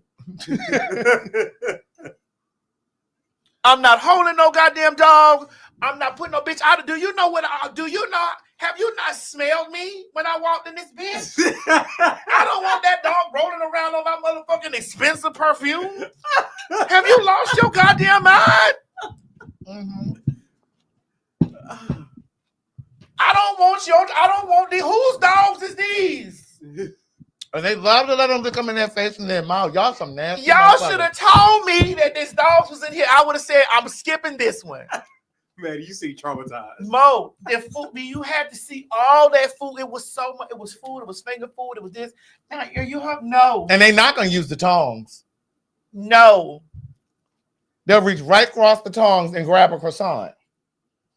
After rubbing the dog. I sat there and watched them. I watched them all. Craig, I watched them all. I've been sitting right in that corner with you, bitch. We eat when we leave here. I was over there sitting. Are you okay, man? I said, no, I'm ready to go. You're not taking any picture with the dog? Listen, go over there and look. I guarantee you, if anybody follow me and y'all knew when I was out there doing that press for bros for Universal Pictures, Kayla, you was seeing it. You seen it. Everybody had their puppy. Miss Lawrence had the puppy. Dot had the puppy. Jim had the puppy. Billy, he had the puppy. And like all of them, they had the puppies. There was a whole bunch of puppies. And they was looking for, where's TS? In my corner. Bitch, over there looking. I did not take one motherfucking picture. Yeah, Kayla said it. She said she not in the bitch. It was the cast picture. They all had them motherfucking puppies. TS was nowhere in that. I don't blame you. Bitch, and they had all that food around there, and I seen them over there touching the motherfucking dog, had them dogs all on their ass, and then the next thing, and they had the next motherfucking thing. I know everybody over there getting finger sandwich. Right. And that's a good point. What if you're afraid of dogs? That's true. You just don't give a fuck? You just gonna bring your dog on the plane? Listen, I love everybody, right? I feel like dogs need to be outside. God gave them claws and fur. They'll survive. He gave them motherfuckers claws and fur. I don't know. It's just... What happened? He gave them niggas claws and fur. That's right. And then you let them all in your bed and sitting their ass all on your pillow where you got to put your face after he done dug and scratched all in the goddamn grass when he was shitting. And they will pit. They won't step in their own shit intentionally, usually. But they will step right where they done peed, and then you got them all in your... So now they read me because I had a puppy on my chest. Yes. That was Miss Eve's puppy. When I went over Miss Eve's house, and the puppy was a beautiful puppy. The puppy actually pulled my wig and shit off one night. It was his name was Little Man. That was his name? Little Man. This little man pulled my wig. Little man was over my wig. Girl, she had got up there, girl, had lashed down on my wig and was tearing my wig up. And then one time I was eating, and Precious had stuck her face over there in my Kool-Aid. And I'm eating something. I was eating something, and that bitch, I looked at that bitch, and it was the last bit of Kool-Aid. Now this one I lived with Miss Eve. Right. I lived with her. Right. So you really had no. You couldn't. You either accept it or you couldn't leave. I lived with her. Right. But I used to tell her, Myrtle. Now when she left, when she came and lived with me, and she brought her dogs with me, they were in the garage. Right. I remember.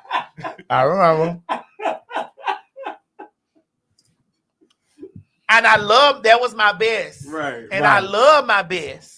But your dog, they was out there, they not coming in her. I know that's right. They was out there in the garage. And when they used to be there, I used to say, cut all that goddamn hush up! She sure did. These are the pictures you're talking about? Yes. Girl. Where I'm at? No. Not now. Put them in the thing, Mo. Right. And I don't want to hear nothing about you wipe your dog's feet off and all that shit and they can get into bed. I don't care. I don't give a fuck. I don't care. I don't give a fuck. You ain't doing that great of a job. Listen, I used to scream out there. Them bitches be making all that noise. I said, shut the fuck up. Hush that guy. Cut that motherfucking shit. I know when I came in, I realized there were dogs out there. I was like, I didn't realize. Yo, you did because they weren't in the house. Right. They were not. They were not. I don't want no dogs crawling all over my bitch. My furniture too expensive. Right. And I don't think that dog, everybody that got a dog, the dog stink. No, they don't. I don't think that They everybody got a dog. That the dogs think. I don't think that. But I do think that everyone who has a dog at some point forgets to wash their hands between transactions.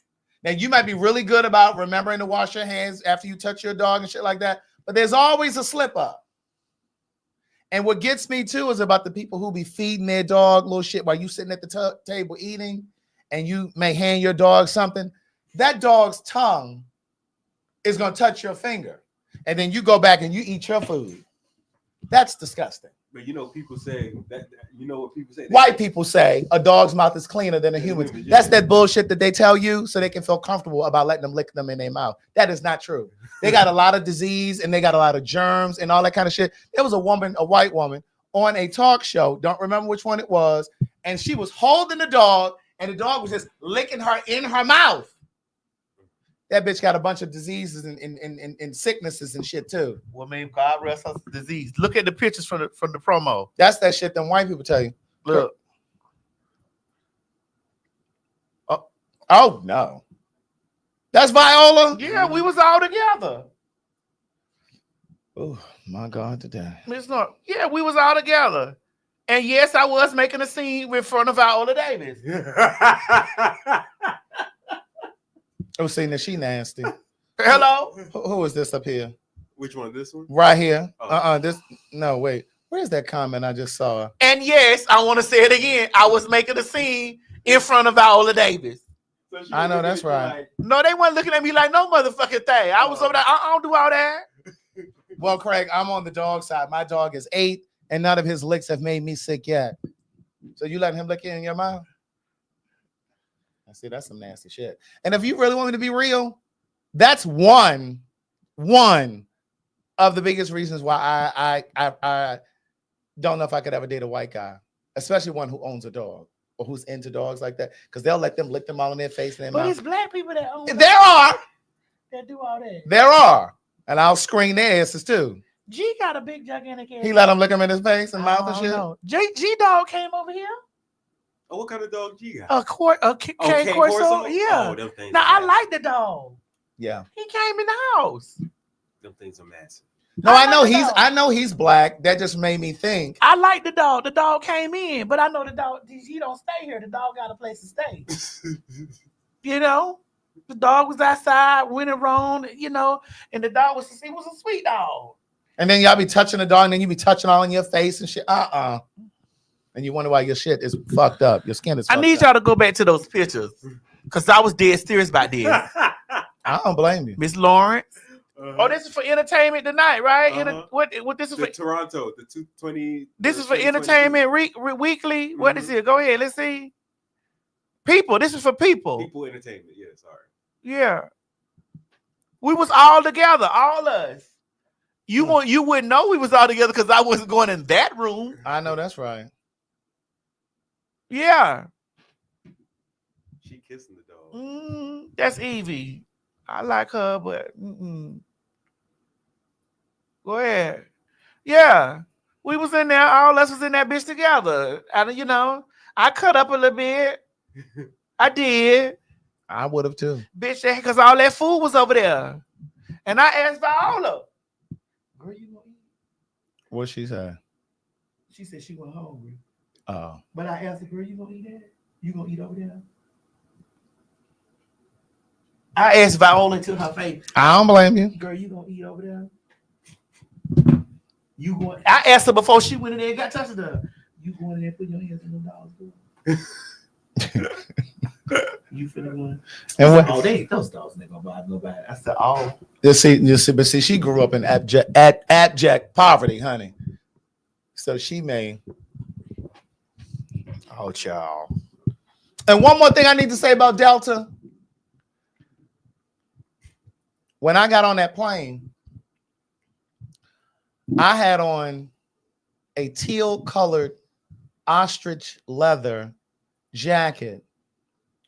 And the flight attendant said to me, a white woman, and I didn't know how to take this, because see, you know, black people, now you might be with me with this.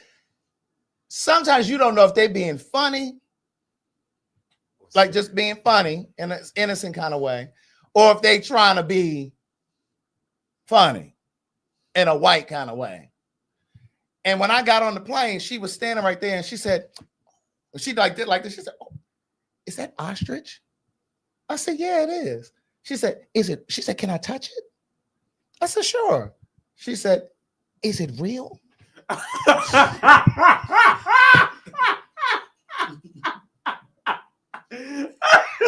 Bitch, if I thought that they wouldn't pull me off that plane, bitch, I would have cussed her motherfucking ass out. How would I gather her? Is a pig's pussy porn? Correct. I said to her, I said, not only is it real, it's custom. Bitch. And took my motherfucking seat. Is a pig's pussy porn, bitch? Right. And then she came walking by me later and she says, yeah, the other passengers up there are letting me have it. She said, because of what I said to you. I said, yeah, do I look like I'd wear something fake to you? She said, well, I don't know. You could have been vegan, da da da. And so when she said that, it kind of broke the ice and we just kind of laughed. Girl, you have your guard up against white people so bad, girl. Because you know they will try you. Is it real? They will try you. Is a pig's pussy pork, bitch? Right. Oh. That lady said, is it real? Can I touch it? I started to put her in my complaint to Delta, but I didn't. Girl, I wonder, do they have dogs down there at the bar one? I tell you what they don't have is an active payroll at the bar one. That man cannot pay his people on time. It ain't the people. It's the IRS this time. Peter Thomas is going to jail. It's a lot of things I play with. And I'm not playing with the I, the R, or the S. Neither one of them niggas. The internal, the revenue, or the service. Girl, 18 months, because what did it say, like $2.5 million in arrears? When I say he is a fool. So, you know, he was opening up these bar ones, and so he had one in Baltimore. I don't think it's there anymore. But a friend of mine from back home said that he wasn't paying people there on time. There were people going to work that weren't getting paid. I have a friend here who worked at the bar one here. She no longer lives here now. She's a private chef now. She works with Gabrielle and Dwayne Wade, and she now works with like different football players. But before she stepped out on faith, oh, so they're saying that the one in Baltimore is closed too. So like, I don't know, is the one in Charlotte still open? They said Charlotte's closed. Someone put. Oh, so they all are closed now. Yeah. Baltimore, Atlanta was first closing. He had one in Miami. Is the one in Miami gone? I don't think. I'm sure it is. Yeah. But when I tell you, this girl, this friend of mine that I know, she used to work for the bar one here in Atlanta. And at the time, she didn't have a car. And he was never paying, and she can cook her ass off. He was never paying the staff at all on time. He would give them a check and be like, hey, don't cash this until such and such. Or they cash it and it would bounce. Or he just would vanish. Or they would work for months and not get paid. Months and not get paid. And I said to her, I said, why do you keep working for him? But he would do little things. Like at the time, she didn't have a car. So like he had like an extra SUV. So he let her use his SUV. And so she driving around in his truck. But after a while, bitch, I need money. I got a utility bill. I got rent. You know, all those kinds of things. So he would do things to kind of pacify her and the other employees. And then eventually it's just like, okay, bitch, I got to go. And so she left from working with him when it was here. And she stepped out on faith. She didn't have another job. And then shortly thereafter, she started working with Gabrielle and making the cooking and food and stuff. Absolutely. And she was with them in Miami. And then she went with them one summer when they went to their house in California. And then from there, she just started working with a bunch of different football players. Was the restaurant not making money? I think the restaurant was making money. The problem is he's a poor business manager. You know, and I've said for a long time, just because you have a business don't mean you know how to run one. And he just always has these issues. Always. But that's why you got to bring in somebody to help you do checks and balances and stuff like that. And here's the thing about those girls on those housewives. Listen, I've done reality TV. And one thing I don't play, when I first went in there to do the TS Massing experience, I explained to those girls from the door, bitch, I wear stretch pieces. What you wear? I wear stretch pieces, bitch. I may order some from Amazon. Some may come from motherfucking goddamn Curvy Sense. Others may come from Fashion Nova. I don't want you girls to think that I'm about to put on no type of imagery for her. My pocketbooks are very much so affordable pocketbooks. That's right. Because it's not about the pocketbook, it's about what's in it. And I need to be able to have for money to be available for me at all times. Correct. And not at just the times, bitch, for me flossing in front of some hoes out there in the street, bitch, just thinking that you have to be grand in order for you to be on TV. You need to have grand bags, grand pocket, grand shoes, that you have to live the Nene Leakes lifestyle. Where is the Lanithia? Can you find a Lanithia, Craig? Where is it? Where is the Lanithia? You put more soundproofing out? I should. But after we figure out where is the Lanithia. How did the Lanithia been closed? I told y'all months ago, they had a nerd. Listen, she didn't even have her own parking lot. The Lanithia shared the parking lot with like a Michael's and a Office Depot. They were charging niggas $20 to park or $10 to park. They charge you $10 when you even got out your car. Girl, this ain't even your parking lot. How you gonna charge me to park over here? But see, that's the problem with, I don't want to just say black businesses that have restaurants that happen to be restaurants. I'll stick to what you were saying about the reality stars who venture out to try to have another stream of income. They don't know what the fuck they're doing. They get into these restaurant businesses and they got people working. They staff the restaurant, waitresses, hosts or hostesses, cooks, because they ain't chefs, with people who have not worked in the restaurant industry. They have not worked in hospitality. And then you go to these restaurants and you sit your ass down thinking you're going to have a nice meal, nice brunch, nice whatever, nice dinner. And they give you a time limit. You got 90 minutes, bitch. Now, is that from the time I order or is that from the time you drop my food off? When does the clock start? Because then the other piece is this ain't really a restaurant now. You got a DJ. The lights are dim. It's a lounge. There's hookah. That's a lounge. This the club. Right? This the club. This is a lounge. And you gave me a 90-minute time limit? No, bitch, I'm about to relax. We just got here. My girlfriends are still on the way. I just got here early to hold the table. They got karaoke. So wait a minute. I got to leave? So my thing is, you've created this lounge environment. This is no longer a restaurant. And you want to rush us out, and you already charging me $40 for some chicken and waffles and a little sauce. and don't let them offer you bottomless mimosas. Bitch, you ain't gonna see them for the refills for at least an hour. So now you only got 90 minutes left.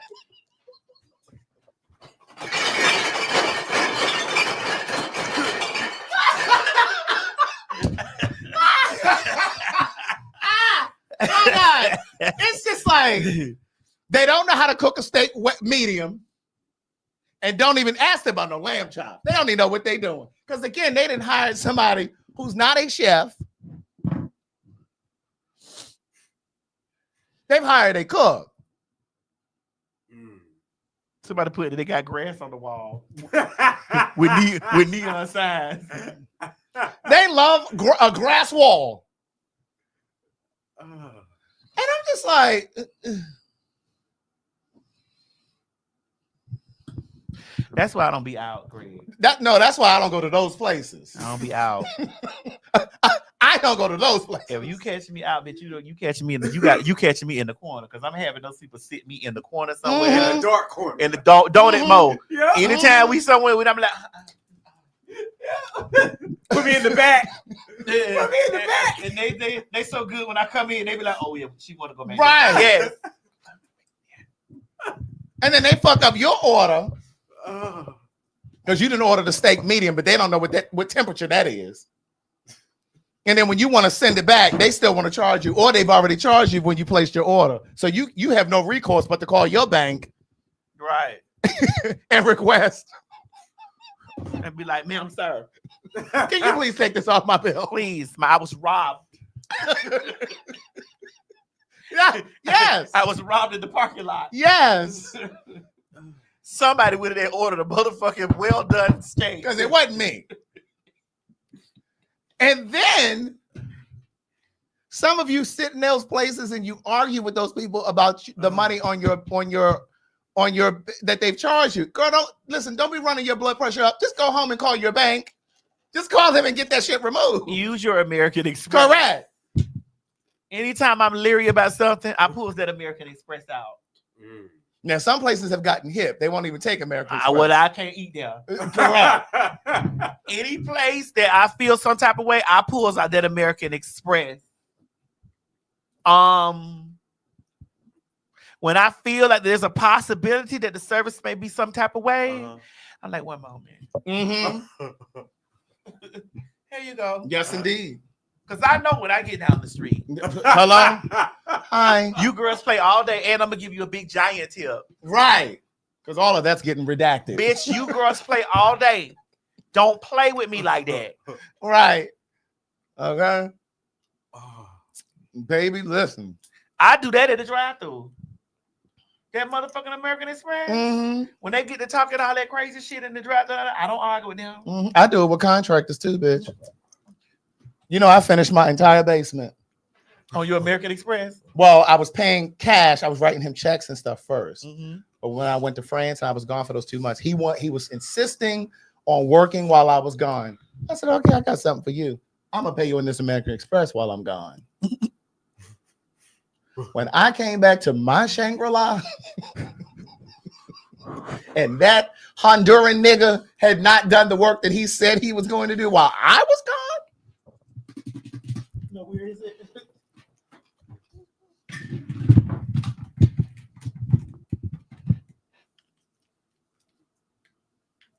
Hi.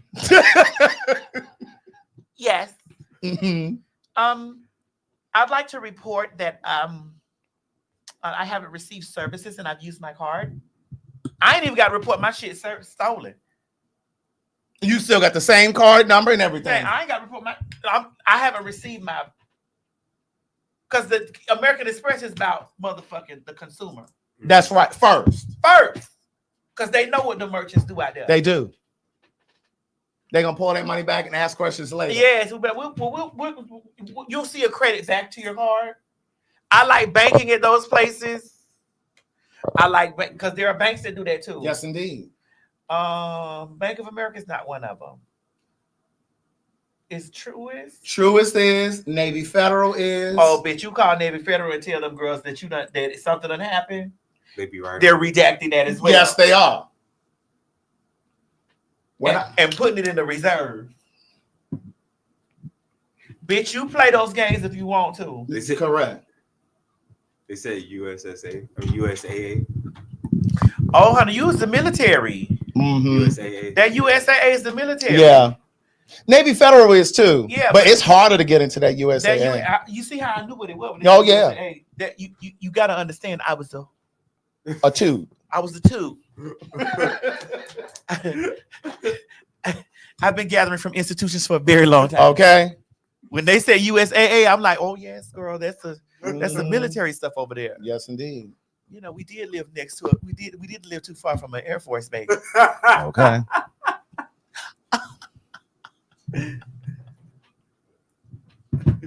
Oh Lord. Bank of America. No, one time Bank of America did something. Yeah, Bank of America too. Sometimes it all depends on who you get on the phone. I haven't had Bank of America in a long time. It's been a long time. I haven't had banks with them in a while. You know, it all depends on who you. Hold on. Somebody tell me something. What 38? Hold on.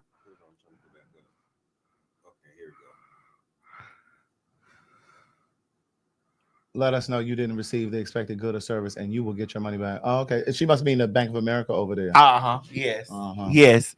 So, but that's what you have to tell them that you didn't receive your goods and services and stuff like that, because you said Wells Fargo.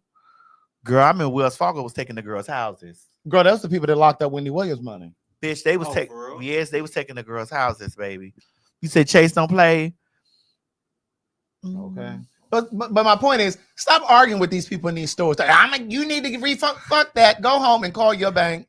I'd like for people to not just stop arguing with people at the store. I'd like for people to stop arguing at places that don't want to accept your money. Stop forcing yourself. And when them people don't want to take your money, like I just watched a girl, she wanted to go in this place for her birthday, and I think she was a lesbian. It was on Black Gay Magazine.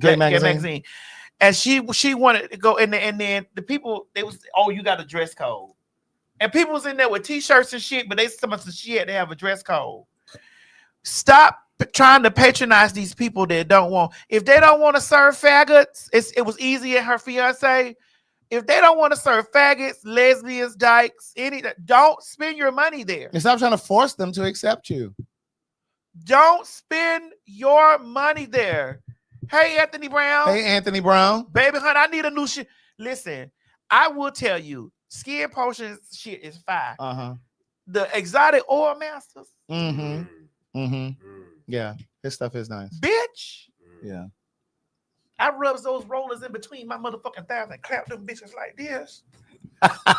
That sit down air is something to know. That sit down air. Bitch. Okay. With that stuff, all that stuff rolling and lathered and stuff on me. I need a new, that sitting down there is something to know. Okay. Especially when you sitting on a nigga's face. Right. How many people you killed? Oh, they don't die.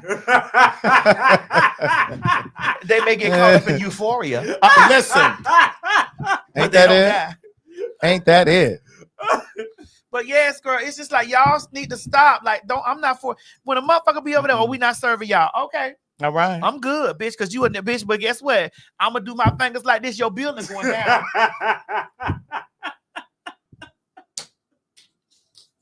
I know the anointing I got. Okay. You won't be here in the next 6 months. Your building won't be here in the next 6 months, bitch. Okay. Shit. When we was at it, we had some altercation and I had to say something to. I mean, we done had so many experiences. We have. Oh, where was it? We done had so many experiences where I done told them. Was it New York? And I cussed them people out. Was it New York? Because they were talking about the place was completely empty, and they were talking about they full. Yes, girl, bitch, because we was black though. Yeah. They said they were full. Yeah, and nobody. We needed a reservation. Oh. So we came there, and there was nobody in there. Empty. And it was like, I think the faggot that worked in there knew me. I could tell by the way, I could tell the body language. And I could tell that she wanted to turn me away. Oh, okay. Because remember I said, because she brought her homosexual ass over there, bitch. Brought her 65 motherfucker goddamn sweet lips ass over there, bitch. Hi, do you have a reservation?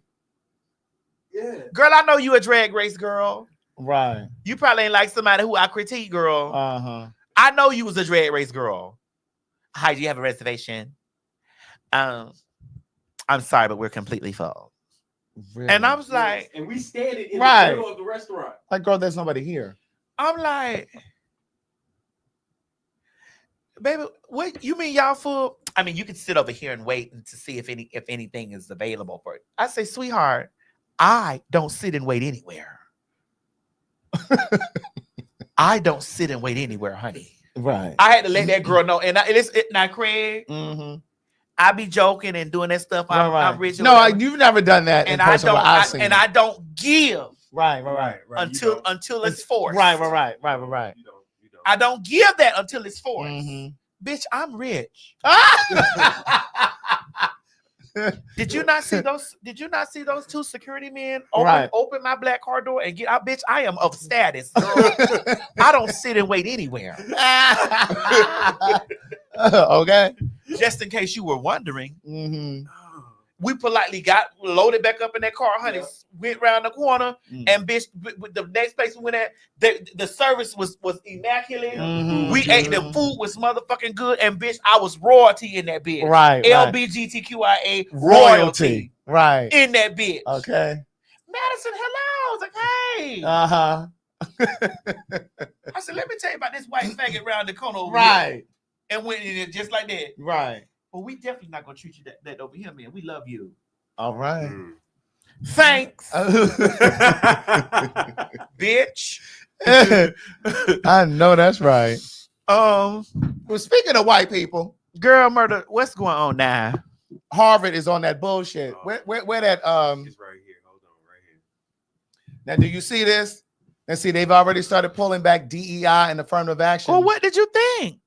You mean to tell me that they've only enrolled 19 black students? Well, what did you think, Craig? What did you think? And not only what did you think, bitch, what did you expect? And what do you think they're going to do to those HSBCU schools? They want to defund all that. They want to get reparations because they won't let the they say that the clockers ain't going out. Let's see. But it was the hard E and the hard R's.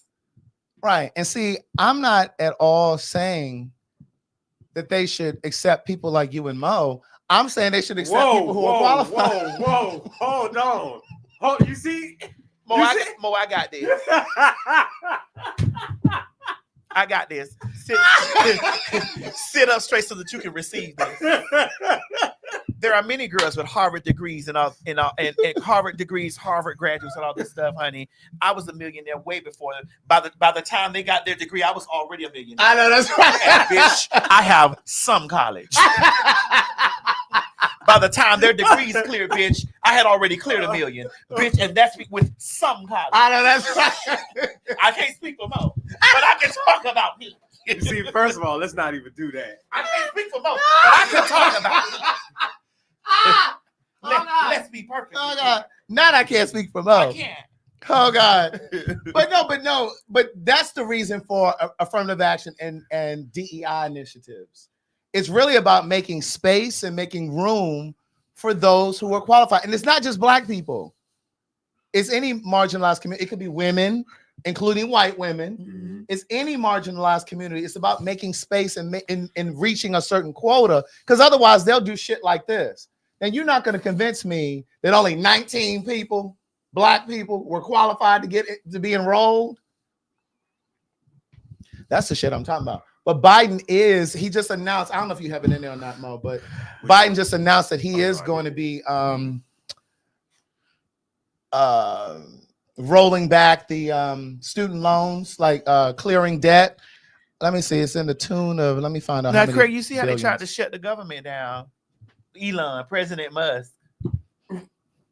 You see what President Musk tried to do? $4.28 billion in student loan relief for 55,000 borrowers. So if you are trying to get relief, you may still get your student loan debt cleared. So he's trying to go out with a bang. But that's crazy. I don't understand how Elon Musk, this motherfucking immigrant, is running the country.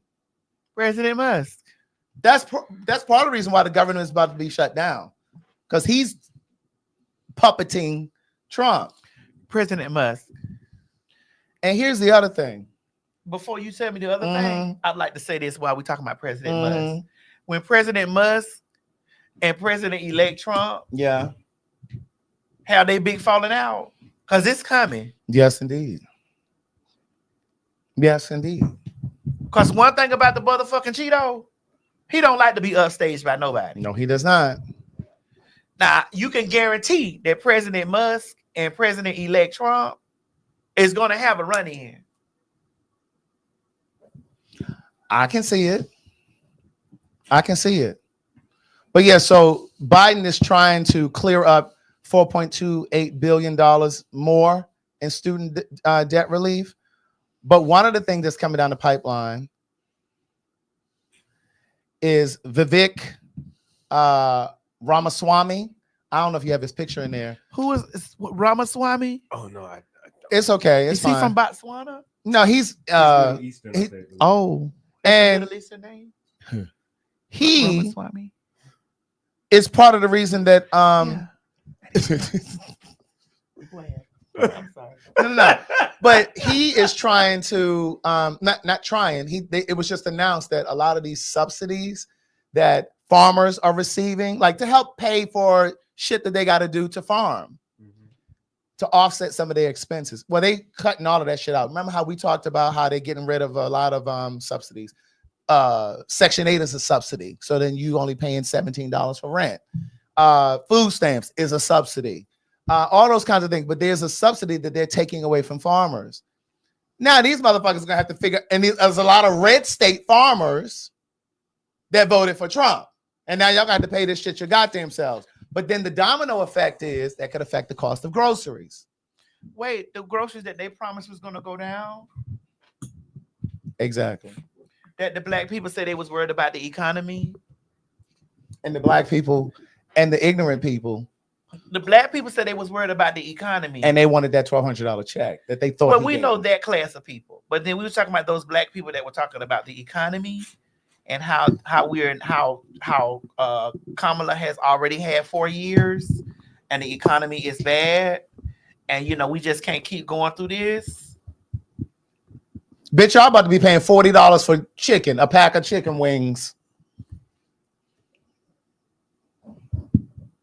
When they cut those farmer subsidies. And wait, where's the thing that I said it has to go on here? I'm gonna have to play it from over here. Elon Musk, I want to play it. I don't even want to tell you. I just want to play it. Just listen closely. Hold on, let me get to it. Is it gonna be Here it in is. Here it is. Craig, are you gonna eat your avocado? You want it? I like that. Since this is the only things that I've been really eating these days. Oh, avocado is good for you. I know it makes you shat. Okay, listen, y'all. The wins of President Musk, Republicans just cut a ton of government spending out of the bill. And it seems honestly as though because they didn't want to be on the wrong side of President Musk, they just started arbitrarily tearing pages out of their CR. So here's one example. I want you to listen to this one, okay? They cut nearly $200 million in funding for, ready for this? Childhood cancer research called the Gabriella Miller Kids First Pediatric Research Program.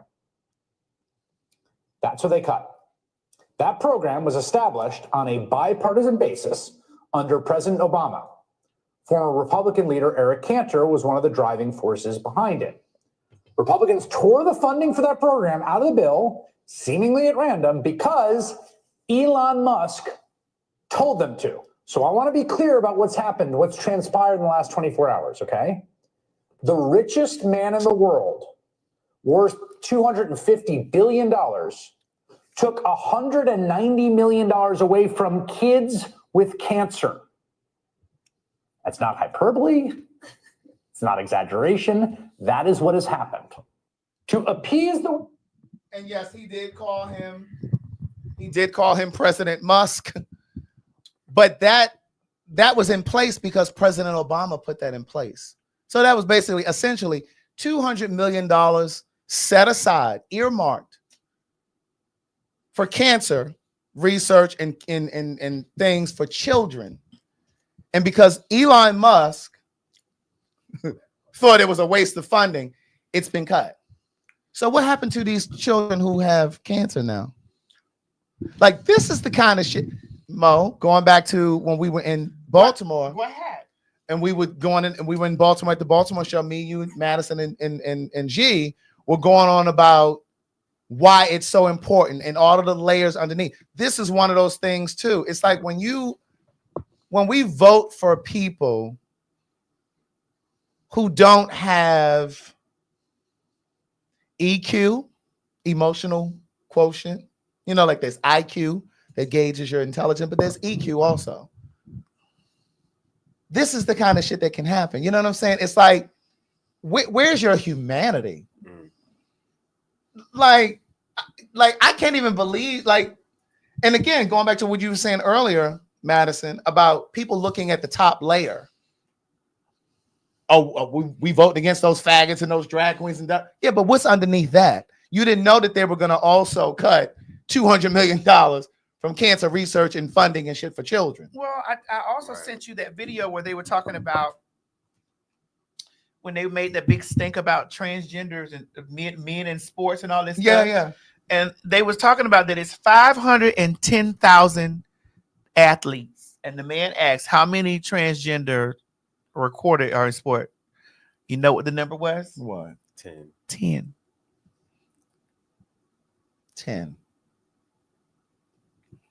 510,000 athletes in sports. And only 10 are identifies transgender. 10. And they ran, I watched them campaign with them the whole 4 years. The whole 4 years that Biden was there, because I knew they were setting it up. Yeah. They ran on that. That's all they talked about. All they talked about was the transgender in sports and all the transgenders in sports. The transgenders in sports. Anything trans. Oh my God, it's trying to take our kids. They doing it to the women. They doing it. 10. Let me go ahead and look that up. And so while they're cutting the funding for children with cancer, they're cutting the subsidies for farmers. Like, this is the kind of shit that people weren't paying attention to. But that cancer thing that they cut, that was something that Obama put in place. We already know that Trump has gone in and tried to undermine and undo everything that Obama did. He just does not want that black man to have a legacy. There you go. And it's just like there are a lot of Trump supporters who didn't and don't realize that Obamacare and the Affordable Care Act are the same thing. And they're like, oh yeah, we don't want that. We don't want a bunch of damn dummies. Hold on, let me get it. Their hate is so amplified that they don't even realize that you're shooting your own self in the foot. Damn fools. Hold on, I'm about to get it, because I when I heard it, I was like, wait. I think I saw it in the group. In the group, yeah. I think I saw it in the group. Hold on. I got it. You found it? In the United States, in NCAA schools. 510,000. Hold on. How many athletes are there in the United States in NCAA schools? 510,000. How many transgender athletes are you aware of? Less than 10. Less than 10 out of 510,000? Yep. Are you governed when it comes to policy of the NCAA by state law? Of course. So if 25 of the 50 states currently say that transgender children can play in sports according to their gender identity, you're bound by that standard? Yes. Is there anything else you'd like to say on this subject? I think part of our challenge is dealing with a very murky set of court decisions and at the state and federal level around this issue, which creates a certain lack of clarity around our policy, because our policy ultimately needs to comply with federal policy. Which is why guidance either on the regulatory side or on the statutory side would be very helpful. 510,000 athletes, 10 transgender athletes nationwide. Or less. That's insane. Insane. Out of 510,000 athletes, Only 10. 1, 2, 3, 4, 5, 6, 7, 8, 9, 10. And he said less than. Less than. And that's what they were worried about. But we had similar, we didn't know the numbers, of course, but we had similar conversations here. Remember when we talked about, if we looked at all of the athletes around the world who identify as trans, would there even be enough to even have a full team? And the answer is no.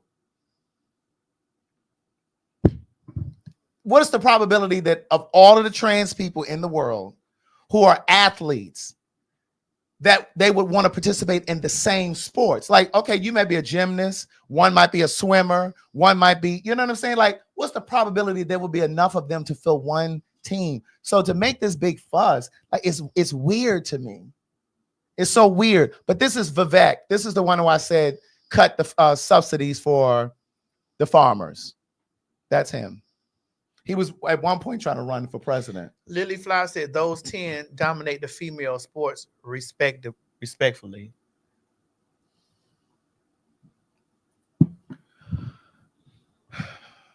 One of the other things that's coming down the pipeline in South Carolina, I don't know if you have the asset up there, Mo, or not, but South Carolina.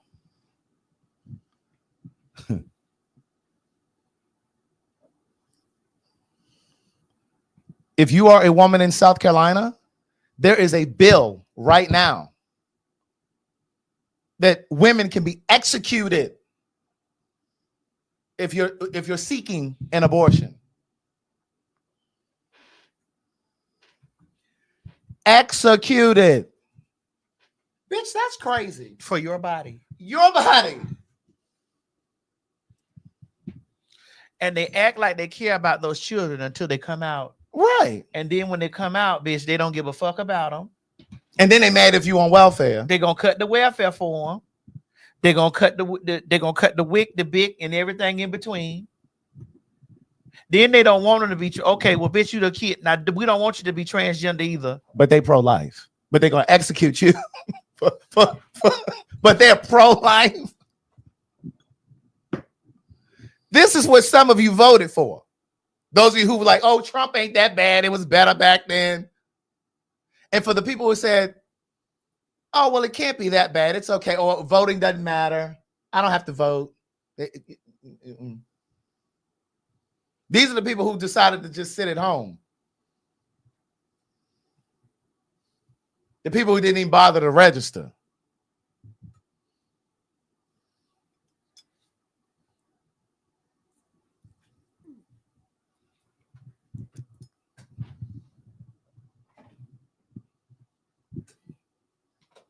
What Miss Melanated said, I can't see that far, Mo. Oh, it said the Harvard situation happened as a result of a lawsuit filed by a man named Bloom. Okay. He has also filed lawsuits about everything dealing with affirmative action. He's been filing and winning lawsuits for years. Mm-hmm. Yeah, that's true. Old white man.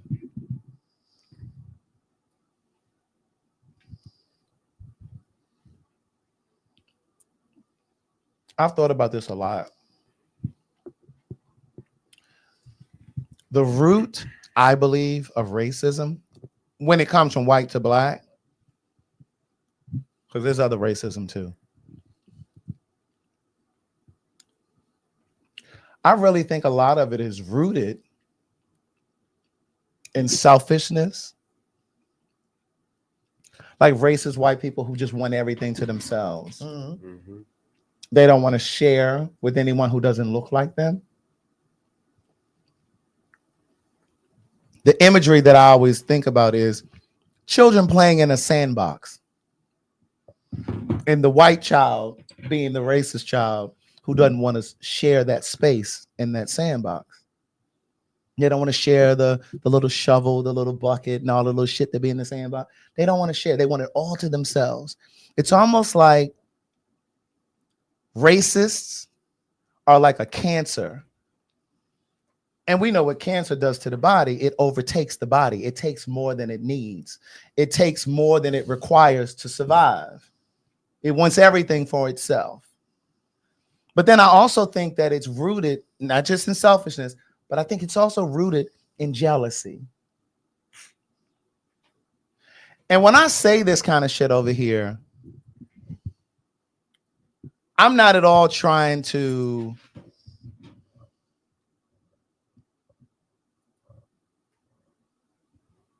lump all white people together, because I don't think that all white people are racist. But I am tired of trying to figure out who is and who isn't. I'm tired of trying to decipher between who is and who isn't. But I do believe that racist white folks against black folks really are just jealous of all that we are. And this might sound really, really rudimentary, but the way that we age, sometimes when I see white men who are my same age, who are 48, and I'm like, come again, sir? You're how old? I think it's the way that we age. I think it's our ingenuity, like our creativeness, our intelligence, our sense of overcoming, our sense of style. I mean, just all of those things, the way that our body is structured, most of us, you know, the body is made and designed, like the way that a black woman is built up in comparison, or the way that a black man is built up or moves through the world. It's our resilience. It's all of those things. They see that shit as magical. And it doesn't just stop with white folks, because there are Asian folks who hate black people too. There are Asian folk who hate black people. But when you pay attention to what's going on in the world, and you can just scroll through social media, we influence everything. Music. And it's like they've stolen so much from us. They've taken so much from us. I think that the root of that hate is like an inverted sense of love. Like they love us so much, but it turns into hate. You know what I mean? It's like they hate that they love us so much. I mean, that's the only way I can really rationalize it. I mean, because you talk about us, you hate us, you want to put us out, you want to keep us out of everything. Yeah. But then when you scroll through social media, you dress like us, you're talking like, you got white women now on TikTok wearing bonnets. Is that us? Black women were wearing bonnets. Now, whether you like seeing black women wear them in public or not, black women wear bonnets to protect hair. Now you see white women all over social media on TikTok wearing bonnets and shit. You see Asian kids wearing hip hop attire, knowing every bitch. They know more hip hop lyrics than I do. Well, they know that's the biggest. That's who buys the most. They do. They want to be that. They want to be us, but they hate us because they can't. So you said, and you called out racism. I want to talk about the homophobia and transphobia. Yeah.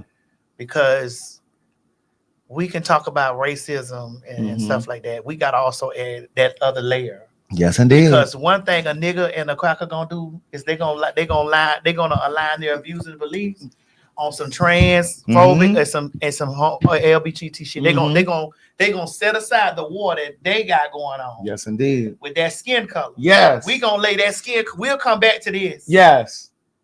Yes. But if we can unite to eradicate that and see that as black people problem for me, like you called out the Crockers. Right. Let me call out the hard E, the hard or the niggers. I have a problem when the niggers other us. Yeah. Remember when that boy was talking about that stuff about how when Mo and G was over talking and they said they forgot that you were a black man, they othered you. Yeah. Well, you're gay, so you're definitely your other. Yeah. You know, sorry, Mo, we're not finna do this, but we just saying when that woman that was reading me about the Shanquella Robinson stuff, and she said that what was the sister gender or some shit like that. She didn't even know how to say cisgender.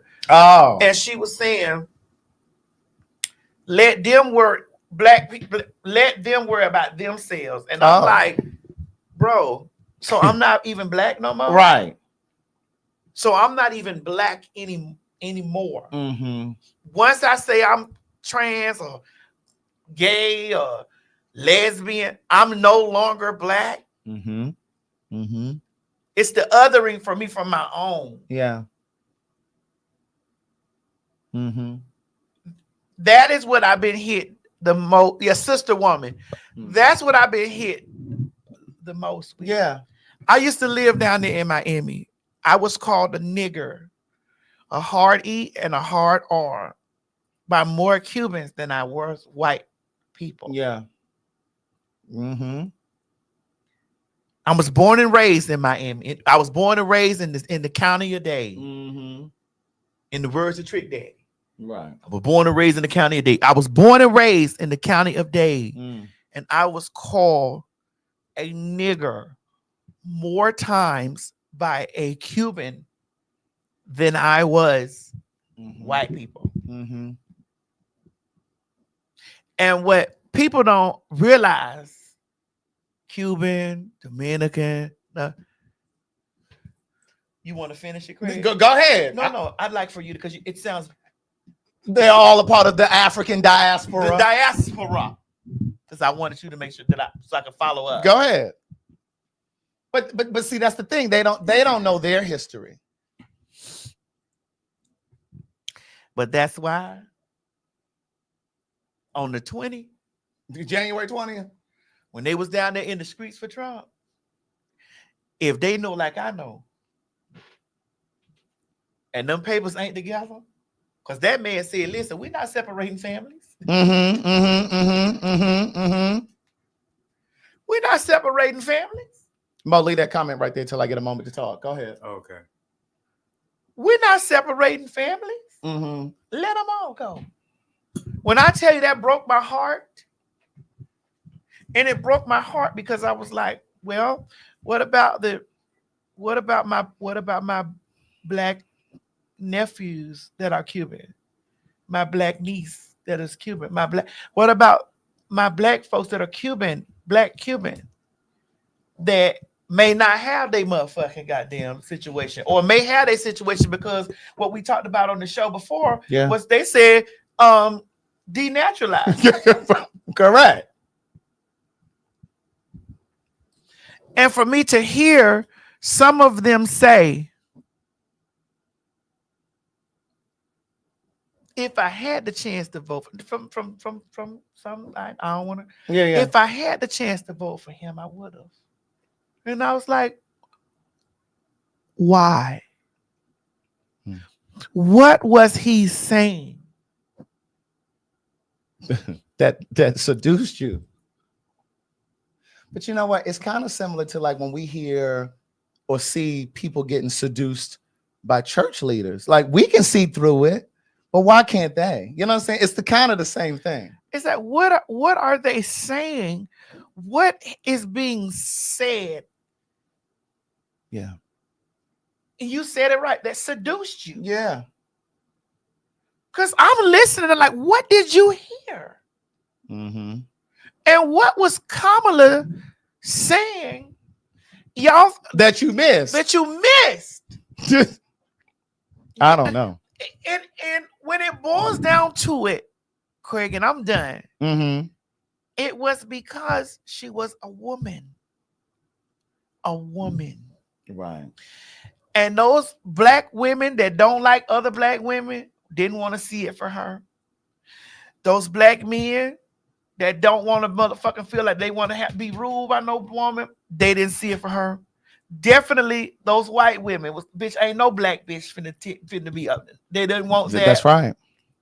The white men most definitely didn't want it. And this is they heard her skin tone and background and didn't hear his. They didn't hear anything that he was saying. They heard her skin tone. That's it. And her sex. and her gender. They heard that. Yeah. And also, I don't think, and I know that there were a lot of white women who voted for Kamala, but for that crop of white women that did not, they definitely didn't want a black woman to occupy that office before a white woman did. Bitch, if they didn't let Hillary in, they definitely wasn't letting no black woman in there first. Now, Kevin. Yeah, Craig, It's okay. I remember his name. Kevin, let me tell you something, bitch. No, wait, hold on. He's clarifying. Oh, what'd he say? Come on, I see it more. No, he's talking about something else, I think. Right there. Click on it. There you go. Okay, well, I'm gonna need you to choose your words better because I was about to tear you up. But nevertheless, you have two choices. If you missed when she was doing videos without me, you can either A, go look at the old ones, or B, I can just block you and you ain't got to see it at all. One or the other. But keep it cute because, bitch, I done already pulled up your Facebook page. So I see where you live and I see where you work. But what that mean, Craig?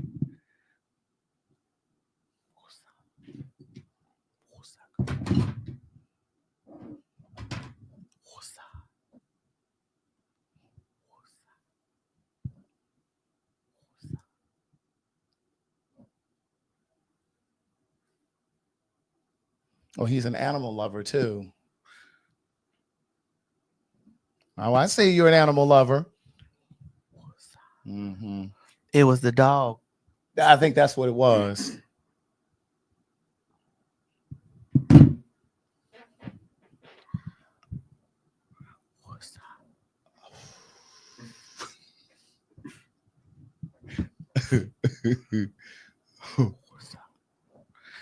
Last thing I want to talk about before I get out of here. Mm-hmm. I sent you that video. Is it this one? Maddie, look. Right here? Yes. Play it.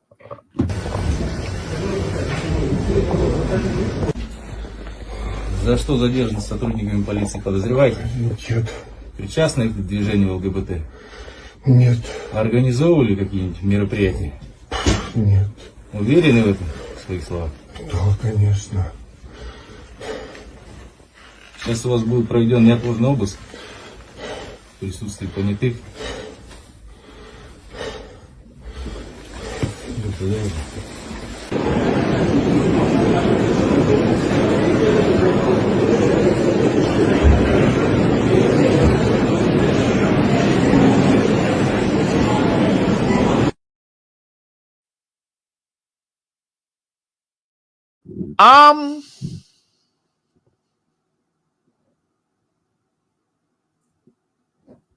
Go ahead, you got it.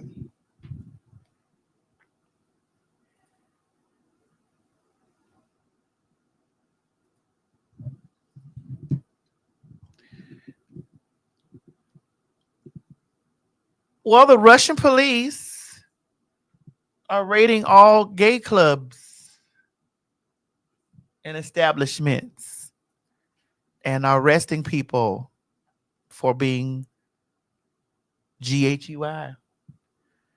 And all I can think about was there was a time when and I think that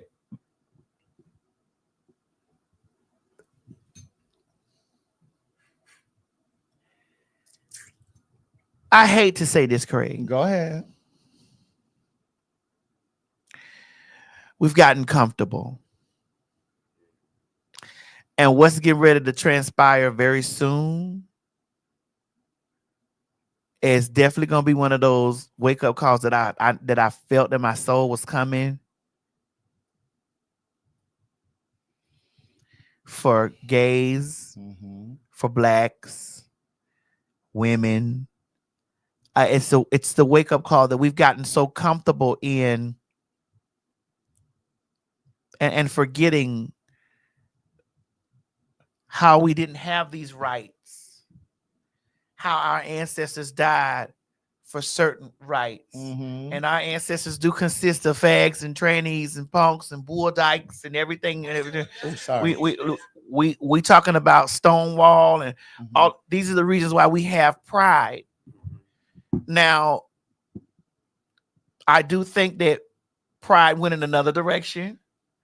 Well, what direction was that? Since we're here, because I would really like to know your thoughts. You want my thoughts? I do. I have plenty of time this evening. It went very sexual, very sexualized, very, and I understand about liberations and freedoms and things of that nature, but it went very in that way. Because originally, let me just put this little pin in there. Oh, here we go. Because originally, Pride wasn't just about the sexual part, the sex parties, the clubs, the parties, the sex parties, the orgies. It was really an opportunity for us to come together and celebrate our freedoms from being for having to hide in the streets and go. This is where we used to have to speak in code. This is where the term fish and trade. So that everybody else didn't know what we were talking about. We had to speak in code to communicate with each other. Do you also think this is part of it? Somebody put it in the comments. They said Pride went corporate in a way. Do you think that's also a cause of it too? No, I don't think that because it went corporate. I think that because because the things that they were depicting were very sexual. Okay. And what you were about to say also, I think, was you said Pride was about living out and doing because you had to hide before. Right. But Pride was also about us coming together and moving forward with corporate shit. Oh, okay.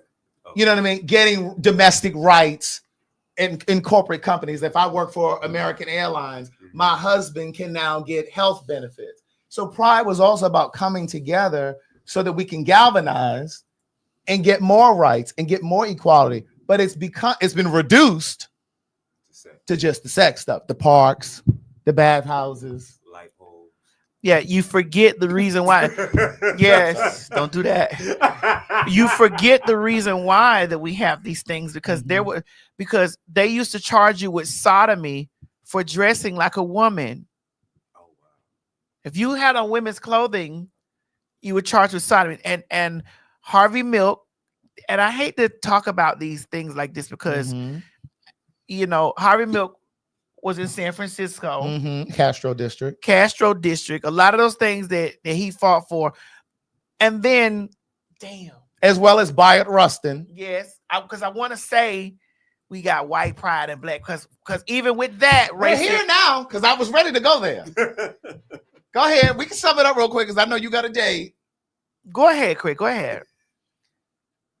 I really hate that there is a divide between black pride and white pride. Like every city has a separate pride. Like there's a whole calendar of just black pride events. And it'll show you in chronological order by date. And I think the first black pride event for the year, I want to say it starts in March. I could be wrong. It might be February. But I think the first, and I don't know what the first city is, but it starts in March and it goes through the end of the year. But there's no reason why that there's a black pride in Atlanta and a white pride, or New York, why there's a white pride and a black, like that's ridiculous. But part of the reason that there is a separation is not just music, but it's also because we weren't represented at the white prides. We were ignored. The entertainment didn't cater to us.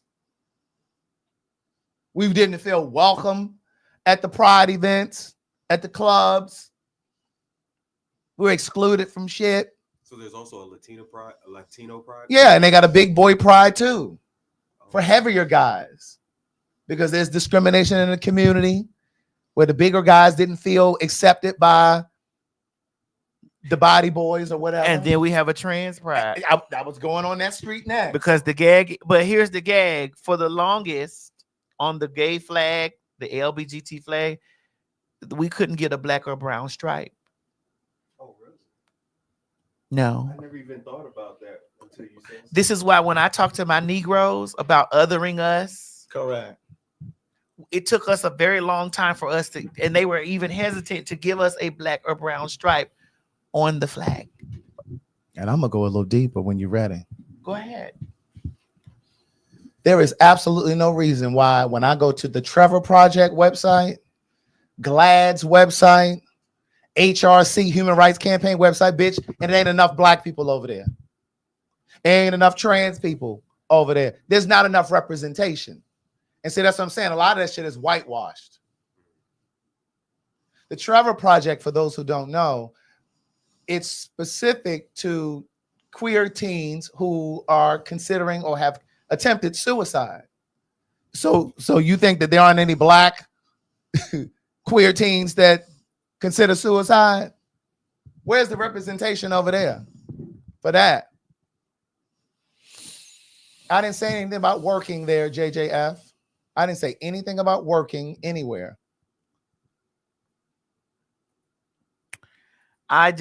For me, I'm looking at what's going on over there in Russia. I know that it's going to tiptoe its way here. Yeah. And then even when it comes down to funding, Black Pride versus White Pride, Black Prides don't even get the sponsorship dollars that them White Prides get. But see, Craig, I know you like I always come and counter you because I know you pro-black. And I'm pro-black too. Right. But I hold my I'm sorry. I hold my that's a shoe. I hold my Negroes to the fire. I do too. Just a tad. You don't think I hold them to the fire? I hold them a little bit harder than you. Okay, I'm gonna do it better in 2025. Because my experiences have been my experiences with my black folks have been awful. I can understand that. It's been awful. Yeah. Maybe your experiences have been because you're a passing black man a little bit. Fagalist. Because you're a passing black man, and so you know yours may have been more white people. Yeah. It might have been more of that. Mine has been niggas. Yeah. Especially because I'm a tranny. Yeah. It's been niggas that I've had the most bracing, that I have had to brace for the storm with. I expect white people to do whatever they do. But I've had to brace more with niggas. Yeah. And so I hold them a little bit more to the fire than you. I'm gonna do better in 2025. I would like for you to. Okay. And we've had these conversations offline. Yeah, we do. Where I'm like, girl, you do a lot of black power shit, and I scoots to the side because I'm like, yeah. You real pro-black, and those pro-black will turn around and spit on you. You're right. They will turn right and spit on you, and will stand with a white person. You're right. And spit on you. You are right. Because I've received that. You are right. So when I'm talking about niggas, that's good. You said as Craig should. That's great because those are his experiences. I'm talking about mine. And as big a star as I am, sometimes niggas don't see my worth. But you step outside of your community and you go gather up all those people that don't give a fuck about you, and you find a budget for them. Right. And if I say I want 10 bands, I'm too high. But they'll go and get Nene Leakes. But Nene Leakes is over there. Or Jocelyn. They got their nose up in the air to the girls. Or will sit with a known motherfucking, you understand what I'm saying? And they'll find they 30,000 or 35,000. They'll do that. So yes, I be feeling the motherfucking way. So in honor of what you just said, you said I don't go in on the black people enough. Let's go. I'm gonna do it right now. Go ahead. We're now talking about the black faggy promoters. You want to book PhagTawlk, but don't want to. Well, that's why PhagTawlk books itself. But you don't want to come up off the coin for PhagTawlk. But that's why PhagTawlk books itself. That's right. I don't need your, and let me tell you, and that is why those black faggots and trannies and all this stuff that feel some type of way about me don't understand. I bought a $1.2 million house. Yeah. They had to scream out that I was doing fraud and all this stuff because they didn't. No, bitch, I'm working. Right. Constantly. No, bitch, I'm out here working. And if a job don't come, I make it. That's right. That's right. If a job don't come, I don't sit around and wait on no faggots, no straights, nobody to book me. That's right. That's right. I don't wait on it. That is right. I goes and get it, or I figure out how to fucking do it. Yeah. So I just, for me, I be with you, Craig. But I know, I feel you. But I lean back and I hear you you pro black a lot, and you read white people down to the ground. But some of my biggest opportunities came from white people. Mm-hmm. And when I got in the door, I tore their ass up. Right. To let them know I don't give up. Let me tell you something. Yeah. And it's a lot of pussy assholes that scream out that I tap dance for the white. Obviously, bitch, you don't know. Mm-hmm. I walk in the room with vicious demands. Right. I'm not doing this. I'm not doing that. And bitch, you got me fucked up. You can't say this in front of me. You can't say that. I remember we was on set doing T.S. Madison Experience. What? Nah. We're gonna talk about that for a second. We were on set filming Hush, and they had a white girl that was reading the you know how you say line? Yeah. And so one of my line was nigga somewhere. I say, sis, let me tell you something. You can tell me everything around that N-word. Don't you use it. Right. I don't give a fuck what none of these people in here saying. Right. Don't you use it. Right. That's right. See, we niggas in here, you not. Don't you use it. Thanks. You don't tap dance. I don't understand why people say that. You don't. I've not seen it. You ain't never gonna see it. I don't play with them. I've witnessed you do interviews just for the job. The way you are right here is the way what they get. It's what they get. And I motherfucking held up. I held up the T.S. Madison experience when we first started because I needed all our peoples to be colored. Mm-hmm. That was true. I held up the filming for that. I said, Mm-hmm. Nah.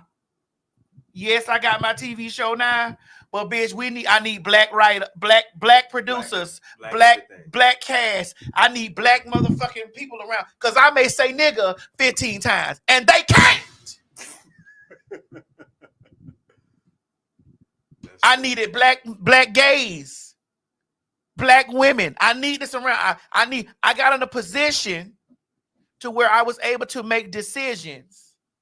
And I was like, okay, I want this, I want that, do that. So because I want these, and I will tell you, they were very accommodating. Mm-hmm. And what I found out in that whole situation, how little there are black executive producers, mm-hmm. how little it is black showrunners. How small, how much of a minority it was, because it took us, we actually had to wait 2 or 3 months till they found, because if you got one, they working on this show, right, or they working on that show. Mm-hmm. Mm-hmm. And see, that was what I was saying to Todrick Hall when he was here. It is incumbent upon us to require those things when we're staffing a show or whatever, because if we don't look out for each other, who's going to say, oh, I need a black showrunner? And so that was my point to him. Like, you've created your own entity and your own thing, but you're the boss. Like, you have to say, well, I need some black dancers in here. I need some black choreographers in here. Like, camera operator. Like, you have to do that. Yeah. You know what I mean? Because if I wouldn't have asked, we'd have had a whole crew in here. And listen, I didn't want my story to be told in an uncomfortable way. I didn't want to, because I want to be able to tell a joke that we understand. Yeah, and don't have to explain it to them. Now, there were certain things that I wanted to be in post that I was like, yeah. Right. And people don't understand, like, when people are making television shows and stuff like that, how imperative it is for black people to be in that writer's room. Baby. How when they're doing commercials, how black people need to be in that writer's room. And not just any black person, but a black person that's going to speak up and say, that doesn't work. Don't do that. Because there's no point of you being there if you ain't going to speak up. Don't do that. How they need to be in those director's chair. Mm-hmm. Because something may slide in, like, why did you do that? That's not, mm-hmm. I don't like that. Mm-hmm. Why the fuck did y'all do that? And even to take it a step further, that's why it's important for women to be in certain roles, like a director role, because they have a different eye than a man would. Yes. Yes. Yes. What did you say we were going to come back to? You said we were going to touch on something. We were talking, you were saying, I said, you mean, I think it was when I said about the T.S. Madison experience. And we kissed. Yeah, I wanted them to understand that that with the T.S. Madison experience, bitch, that was my demands. Mm-hmm. I need black producers. I want to be able to get up and come in this motherfucker, and me and my mama having something that a black family know about. And I don't want y'all to be able to exploit on something. And oh, what is that? Right.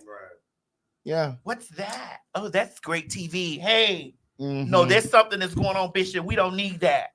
Correct. You can tell when the white folks be producers on some of them shows. That's why shit be crazy like that. Oh yeah, but then you get black people. Hold on, let me hold your hand, Zeus Network. You get black people that come in and talk about the way that black television was produced, and come in and move the white person out to sea and sit down and do it the exact same thing or worse. Right. Or worse. Or worse. Which always leads me back to the statement. You niggas don't want equality, you want privilege. Yeah. Yeah. They said, let me hold your hand. That's right, Zeus Network. I don't need to see another thing from over there. I don't need to see another. Listen, if it wasn't for us talking about stuff that go on I will unfollow them for all those commercials that they put. I don't need to see nothing. I don't need to. I ain't got no pressure. I'm glad that Lemuel, his name Lemuel. I'm so glad that is he a faggot? I don't know. They say he fucking all them over there, but well, it's mostly faggies over there. No, it's some baddies and stuff. He probably done put so much money in them people's pocket, and I don't need to see now another club this, now another baddies this, now another shorty doo-wop this, now another this. I don't need to see it. I've seen so much of it, right? And and it's just like.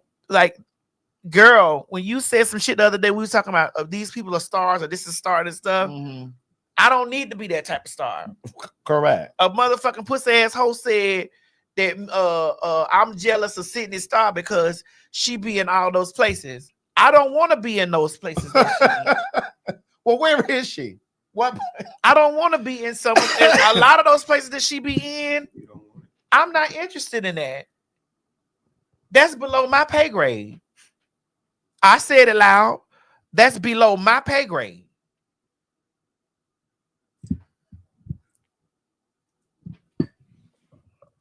Without a stutter, that's below my pay grade. And I'll be watching it and just be like, girl.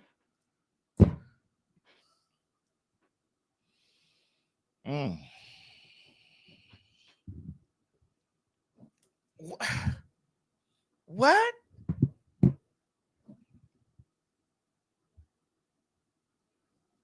There is no way that I'm going to be 50 years old letting a bitch bust me in my head with anything.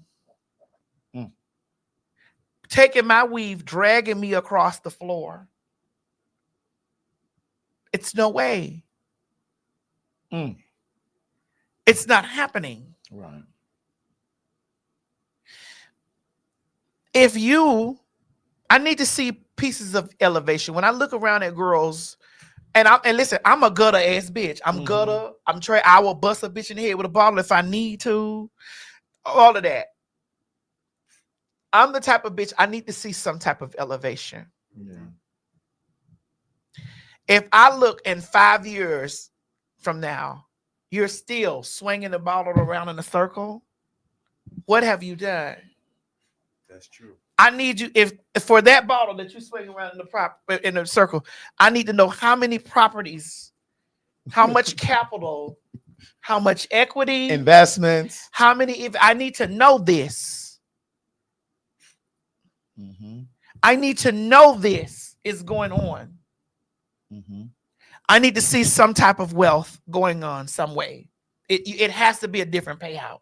You can't still be in a struggle spot. Or I hear about you being in a struggle spot. Not only that, are you going to keep busting people upside the head with a bottle until you 92 years old? But that's the thing, Mo. But there is a market for that. And to the regular ass motherfucking hoe that said that I was jealous because of that broad is in those markets. Sweetie, that's what you ingest. I'm as trashy and all the stuff as y'all make me out to be. Mo, did you not hear us earlier say I get the table in the bag? Yeah. I don't drive anywhere in Atlanta unless I have to. Or you want to. Bitch, I'm chauffeured around. I don't go past row 6.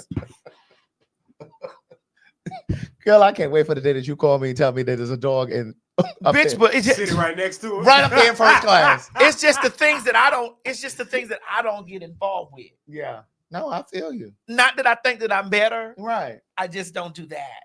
Correct. And there's nothing wrong with that. Now,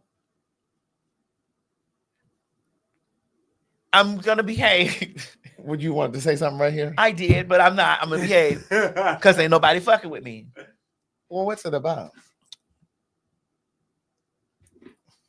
Ain't nobody fucking with me. So I ain't gonna Girl, go I'm there. curious now.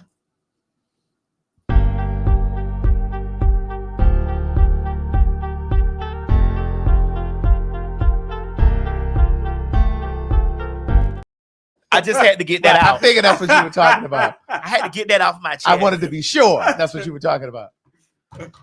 Yeah. I feel you. Not on your worst day. Right.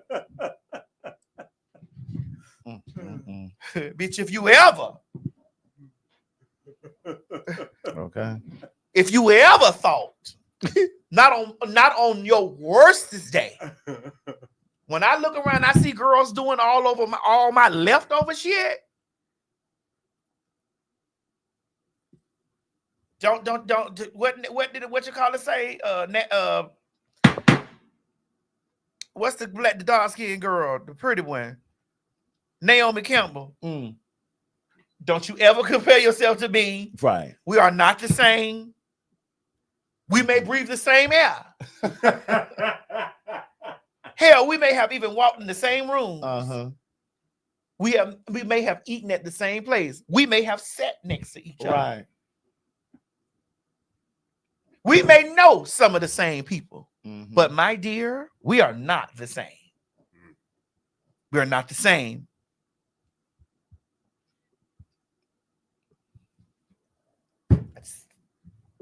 Speaking of not the same. Now, and I'm gonna add to this. Now, please guys, before you respond to this, this says which album. We're not talking about voice. We're talking about this particular album. Someone already said Mary Bye. Someone already said Mary Bye. Which brandy that is? Full Moon? No, that's never say never. That's never say Oh, never. that's hard. Yes. And that's Share My World. Ooh, that's hard. That's the album that came after My Life. And Faith's own is self-titled. Yeah, that's Faith's first that's album. hard. And that's Kelly Price's first album. Okay, tell me what's all on Brandy album. Oh, Never Say Never. Never Say Never is on there. And I love you. Don't. Yeah, Angel in. Okay, pull it up. Angel in Disguise is on there. Angel in Disguise, it was. Almost Doesn't Count, written by me. Correct. Handwritten. That Correct. Handwritten. Yes. What else is on there? The Dionne Warwick song. You did say The Boy Is Mine is on there. The right? Boy Is Mine. Oh, I can listen to that on Monica's. But go ahead. Have you ever is on there? Yeah. Oh my God. What else is on there? Truthfully is cute. That's I think number 9. Put that on everything. Put that on everything is my shit. Everything I Do. Mm-hmm. Let me see. One Voice. I didn't really like that. Happy. I didn't really like that. Let me see. Learn the hard way. Yeah, it's a shame. It's a shame. Yes. Angel in Disguise. Angel in Disguise. Okay. Now, what's on Share My World? That's Mary. Hold on, let me. So that one is called, or the album is called Share My World, but there's a song called Share My World on there. I Can Love You. I Can Love You Better Than. Okay. Love Is All We Need. Love Is All We Need. I like that. Round and Round. Round and Round was cute. Then you already said Share My World. 7 Days. 7 days. Yeah. Monday, a friend of mine. Oh my God, this is hard. Share My World was my favorite. Share My World. Everything is on there. It's on. It's on. That R. Kelly wrote that. Yeah, Missing You. Missing You. Oh my God. I'm not in love. It can't go. Okay, what else? Everything. Everything was my shit. Keep Your Head. Keep Your Head was good. What else? Can't Get You Out of My Can't Mind. get you Off my mind, thinking about you all the time. Okay. Searching was cute. Our Love. Woo! The Natalie Cole remake. No, this album can't go, Chris. This album cannot go. Not Gonna Cry. Not Gonna Cry was on there. Yep. All right, now give me Faith Evans' first album. Okay. Hold on. Soon As I Get Home. Oh yeah, I love that song. And no other love. Yeah. Falling in Love. I'm Falling in Love. Ain't Nobody. Like I do. Love Don't Live Here Anymore. You abandoned me. Love don't live anymore. Come Over. Won't you come over? Make love to me. All This Love. Okay, that was a slow one. That was cool. You Used to Love Me. You Used to love me. Give It to Me. Give it to me. But the love that you give it to me. Give it to me. Give it to me. Yes. Oh my God. That's number 12. That's number 12, ain't it? Oh my God. You Don't Understand. Okay, that was cool. Don't Be Afraid. Don't Be Afraid was my shit. Oh my And God. lastly, Reasons. Reasons was cute. Okay, then Kelly Price. All right. Soul of a Woman. Soul of a Woman. Her. Friend of mine. The remix though is what I prefer. I like both. Secret Love. Secret Love. Okay. Don't Say Goodbye. Don't say goodbye. Baby, please. Yes. Baby, please. Yes. Kiss Test. I didn't listen to that one. You Complete Me. Her. I heard. Your Love. Wait a minute. Let's go back. You don't know what Her is? I do. Baby, I've been saying. Yeah, it was just okay. She's not me. She can't be. How could you be with her? Yeah. It looked like Kelly losing right now. Baby. I like the end of that don't song. really love her. No. Because she's not me. Bitch. And it sounds like you only know the end part of the song of Her. Baby, I've been watching from a distance. That was okay. It's the way it started. Then Your Love. What is that? What's your love? It's with Little Cease. What's your love? How does it go? It's him rapping. Girl. What's the next one? Take Me to a Dream. And lay me down and take me to a dream. Okay, what else? And then Lord of All. Lord of All was cute. Lord, you know. Yeah, okay. And then Friend of Mine remix. Kelly got to go. Kelly definitely got to go. Yeah, Kelly. like no shade. Yeah. This wasn't strong. This wasn't. Kelly's first Now, album, I would say vocally, Kelly would destroy them all. she definitely gonna destroy Brandy. I just say, yes. She don't need to be layered.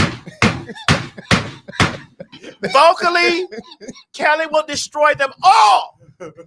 Yes. We talked about albums. Correct. But vocally, correct. Kelly will dissect them, honey, like a science project frog. like a pig, bitch. In science class. Kelly will lay those girls on their back, take a scalpel and go down the middle and dissect them like a frog. Correct. I'm just letting it be known. That's true. But that first album was just okay. No, that first album was sickening. But in comparison to those, but in comparison to those girls' album. But why did you? Oh wait, I was going to say why did you use her first album, but we used Faith's first album. Well, too. that was Kelly's first album. That was Kelly's first. Now that wasn't Mary's first album or Brandy's first album. Right. That's I found that online. That was tied that they did that. Yeah. Wait a minute, you say scalp who? Brandy vocally. Kelly was scalp Brandy. Scalp her from here back. From where? From here back. Have her looking like she had a facelift. Well, scalp her. I'm about to say brain surgery. So I'm over here like, well, this is about scalp who? Brandy. Miss Norwood. Bitch, from here to here and back. Oh, they not agreeing, man. I Some don't people give a not fuck what agreeing. they agree Vocally, with. y'all are crazy. Bitch, you're crazy. They saying no, ma'am. We're not talking about the album. We're talking about vocally. Vocally. Girl, you wouldn't even hear Brandy in the room. Girl, They say y'all crazy. Girl, Kelly would assassinate that woman, honey. It wouldn't even have to have a gun. Girl, she would assassinate her on Inauguration Day. Bitch, please. Now, you had said something before we went live. I had said that Whitney, because let's come to that. But you said about Kelly once she lost the weight. Yes. Now listen, once, see, y'all might be talking about medium Kelly. Because Kelly was never small. Because Big Kelly, Big Kel, Big Kel. When Big Kel's had that grease and grits around that larynx. When Big Kelly had those grease and grits around that larynx. Yes, God.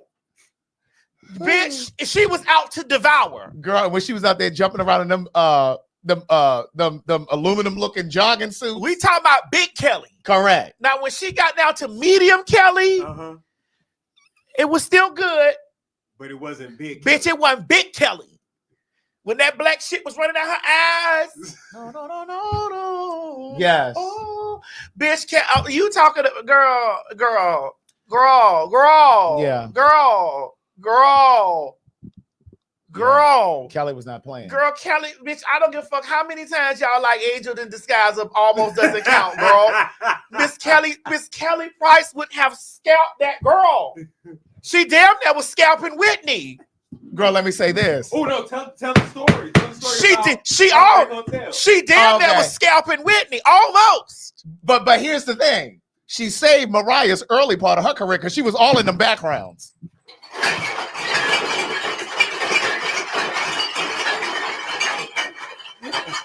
But not for Kelly being on those backgrounds of Always Be My Baby and all them other songs. You'll always be a part of me. The definitely can't escape me. Who darling, cause you'll always be my baby. Oh, bitch. No, Craig ain't reaching. Kelly is. You better go look at your liner notes, because Kelly was all in. Bitch, she was over them leather trench coats, bitch. She was all in Mariah's early shit. All of that. She was in All I Want for Christmas too. I didn't know that. Bitch, she padded Mariah's vocals, bitch. Because Mariah's vocals, her early vocals, were about as thin as Michelle Williams. Don't do Michelle. I'm just saying. Don't you do Michelle. But there was about as thin and airy. I need you to understand that there was a lot of room. There was a lot of room. Y'all give Mariah a lot because she should be given some, but there was a lot of there was a room, and we waited for the whistle. We've always waited for the whistle, girl. Well, she was trying to do it recently and it didn't. I'm just saying, we've always waited for the whistle. Now that girl can sing though. I'm not gonna sit up here in front, bitch, because bitch, Visions of Love. I'm telling you, I knew Whitney was somewhere saying, When Vision of Love first dropped, I know Whitney was like, She almost had me. Wait. Wait. What did Whitney say? Oh, wait. Yeah. But I could only imagine hearing Whitney sing, bitch. Whitney singing, bitch. Wait, let's go through it. No, that would have been a whole different song. Bitch, a completely different. Completely. I could only imagine. Bitch, listen, I only have a few Mariah songs in my phone. That's all you need. That's it. Because it's because she wasn't supposed to sing everything. Correct. Now we do agree that if she don't do nothing else, She did that song. we belong together. Yes. Vision of Love. Whitney would have Whitney would have pieced that together. And Love Takes Time. Love. Oh, I know takes time to heal when you hurt us so much.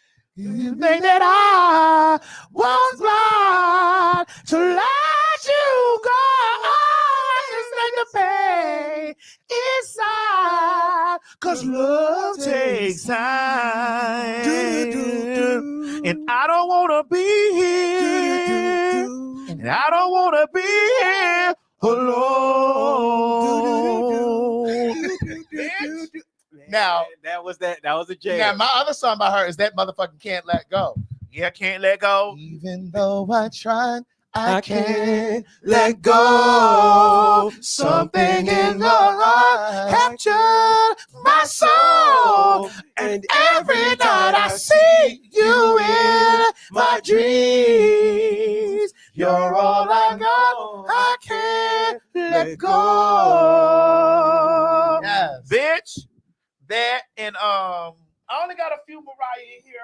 I think that Always Be My Baby was my shit. I did like that. But that motherfucking when you left, I lost a part of me. When you pull that long dick out of me, come back, baby, please, 'cause we belong together. Who's gonna eat my pussy till the sun comes up? Who's gonna shove that big long dick in my guts? Who's gonna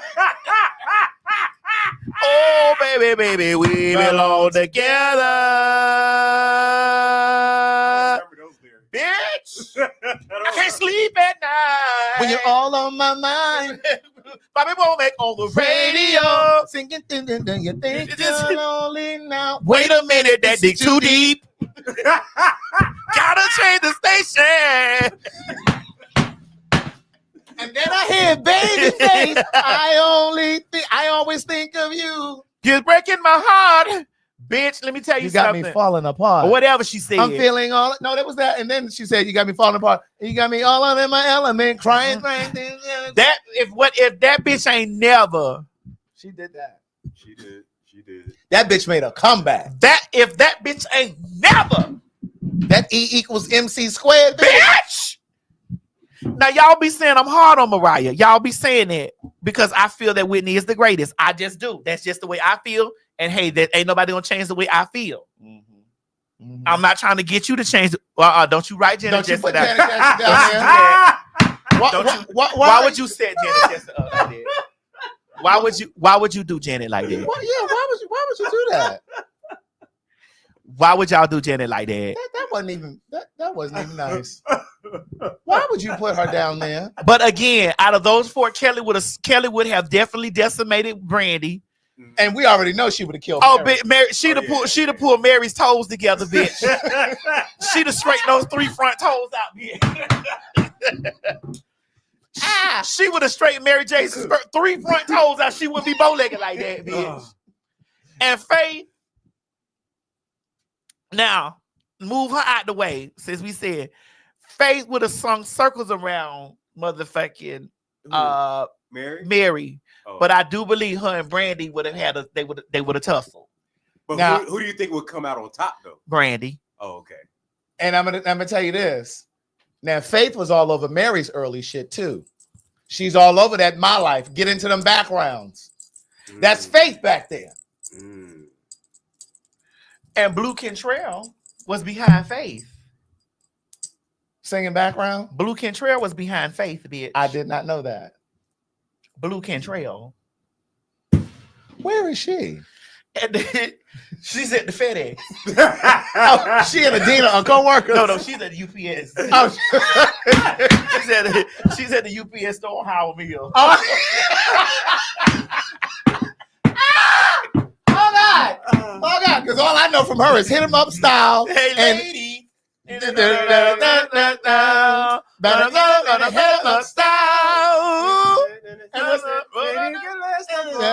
what's that song? It's a ballad. It's something about sleeping in the bed in the middle. Hold on. I'll find a way. Yep. I'll be over you someday. Yeah. That's it. That's all I know about her. You can find her at Howard Meal that over there, Howard Meal. At the UPS package. Is she in the packing department? Packing and shit. Or is she running one of the registers? All of it. Girl, I can see her in one of them little brown uniforms. Oh my goodness. Shipping and receiving. Man, where's your package going to today? I don't know, but I'll find a way. Did you want ground shipping or the express? Somebody said Little Mo got vocals too now. Yes, she does. Where would you put her in this equation? She wasn't there. No, I wouldn't. I'm not being funny. She wasn't there. I'm not either. She wasn't there.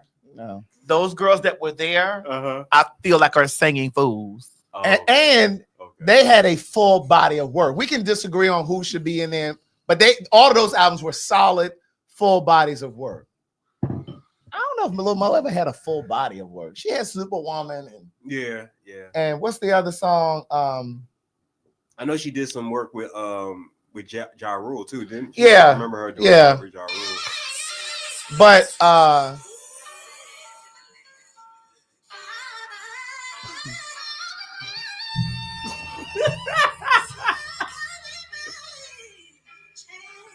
Was that Kiki Wyatt? no, I think Kiki Wyatt can sing, Kiki is bad. but I knew there was a butt cover. Of course. What?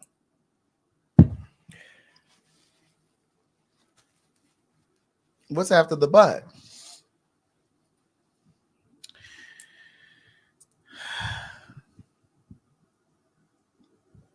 You said Kiki Wyatt is sitting Kelly Price down. Big Kelly. I'm not even gonna lie to you. That's kind of tough. Somebody said in the comments earlier, and I do agree. Sometimes Kelly doesn't exercise control with her voice. It's power there, it's all of that. But sometimes she doesn't control it. And I always joke and say, if you start on the mountaintop, you have nowhere to go. Big Kelly. I don't know. Kiki is bad, and Kiki knows how to control that voice now. She really knows how to control that. Well, we only know one song she sings, so it's always sung the same exact way. I'd like something else. That If Only You Knew? I'd like something else. And that's not hers. I know. I'd like something else. Until we get something else. That's why when y'all be talking about Kiki Wyatt, you say, TML, let's hear me say, thank you, taste me. Give you a taste of what? Jingle bells. Jingle bells. Jingle all the way. Oh, what fun it is to ride in a one-horse open sleigh. Rudolph.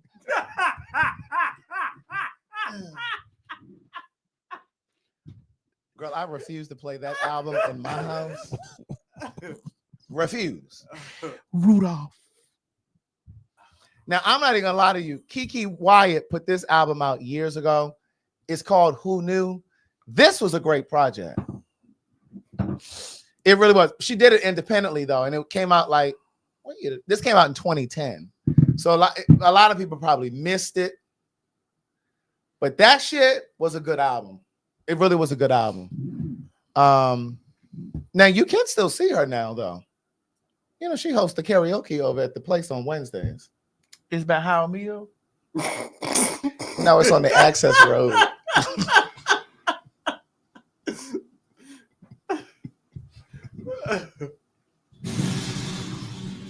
It's over on the access road.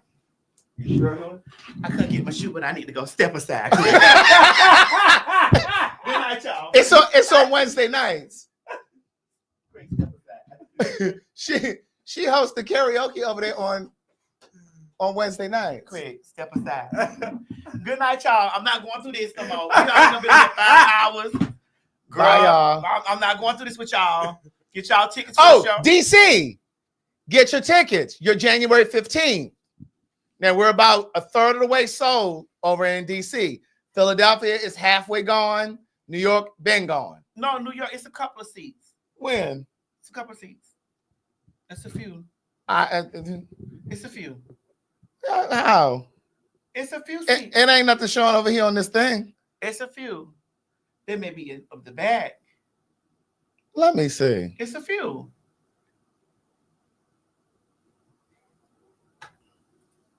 It's a few.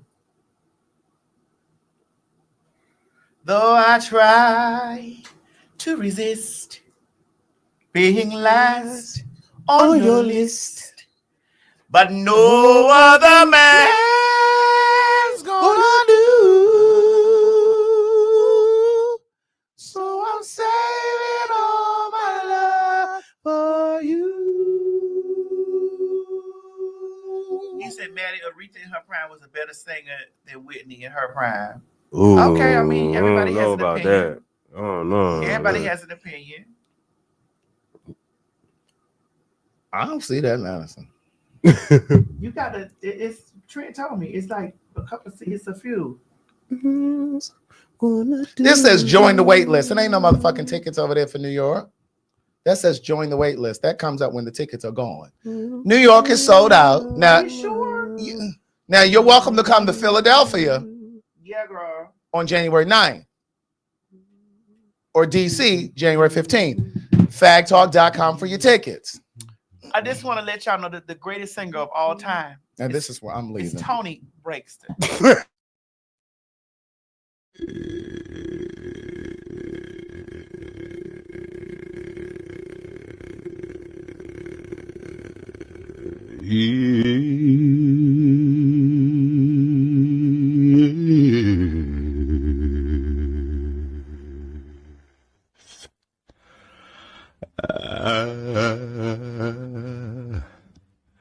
Should stay.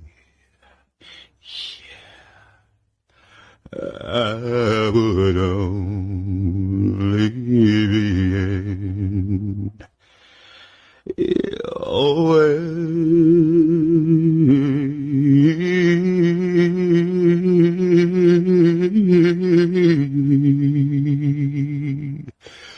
So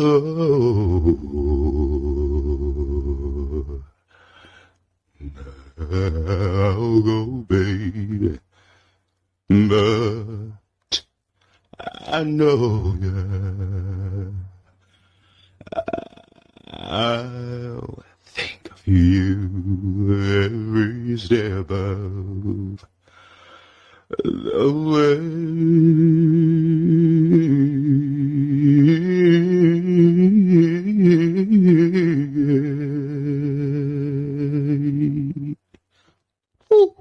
Next!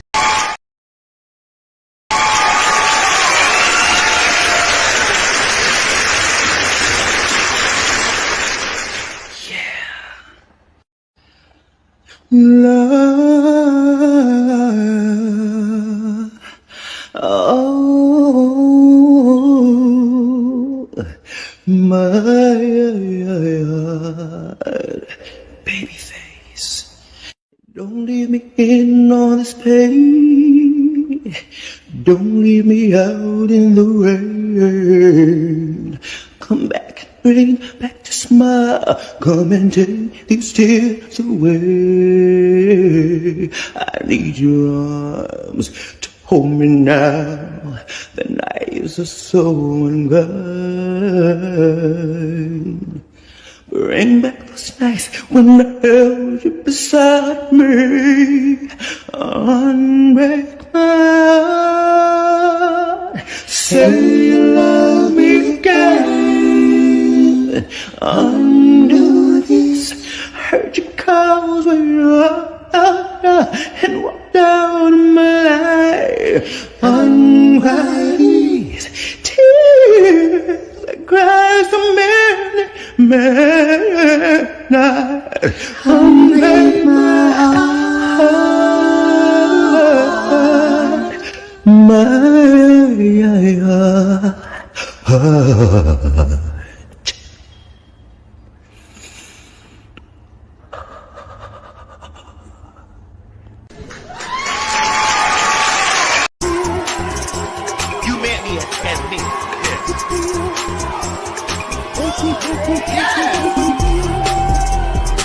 This hair looks delicious on you. Yes! This 99J. This 99J. This 99J. This 99J. This 99J. Yes! Do you have what it takes to be a fag? Oh, honey, you know you do. We all do. I'm most definitely a popular hot ass gospel. Oh, honey, I was born a fag.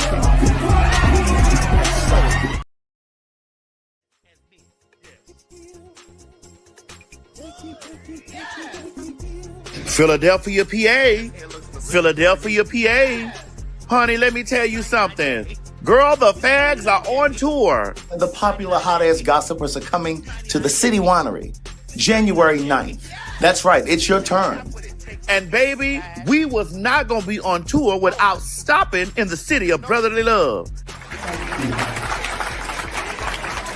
Thank you. Thank you. I want to tell you, thank you for thinking of your motherfucking children. Thank you for thinking of your children, your grandchildren, your future. And thank you for thinking of those no good ass niggas that wasn't even thinking about you. Thank you. Thank you. Thank you. And to my black men, thank you as well.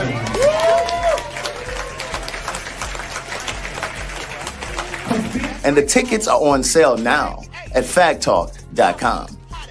January the 9th, 2025. Oh, yes, honey.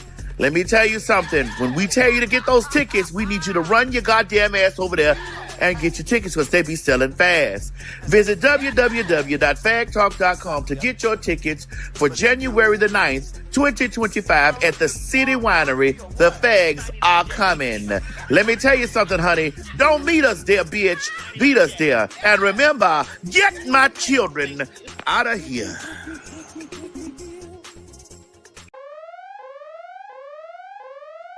Washington, D.C. Washington, D.C. Oh, yes. Calling all the Phags. The Phags are coming January 15th to the Howard Theater. Oh, my God, baby. We didn't just come to D.C. any old way. We came the Howard Theater way. You met me and me. Yeah.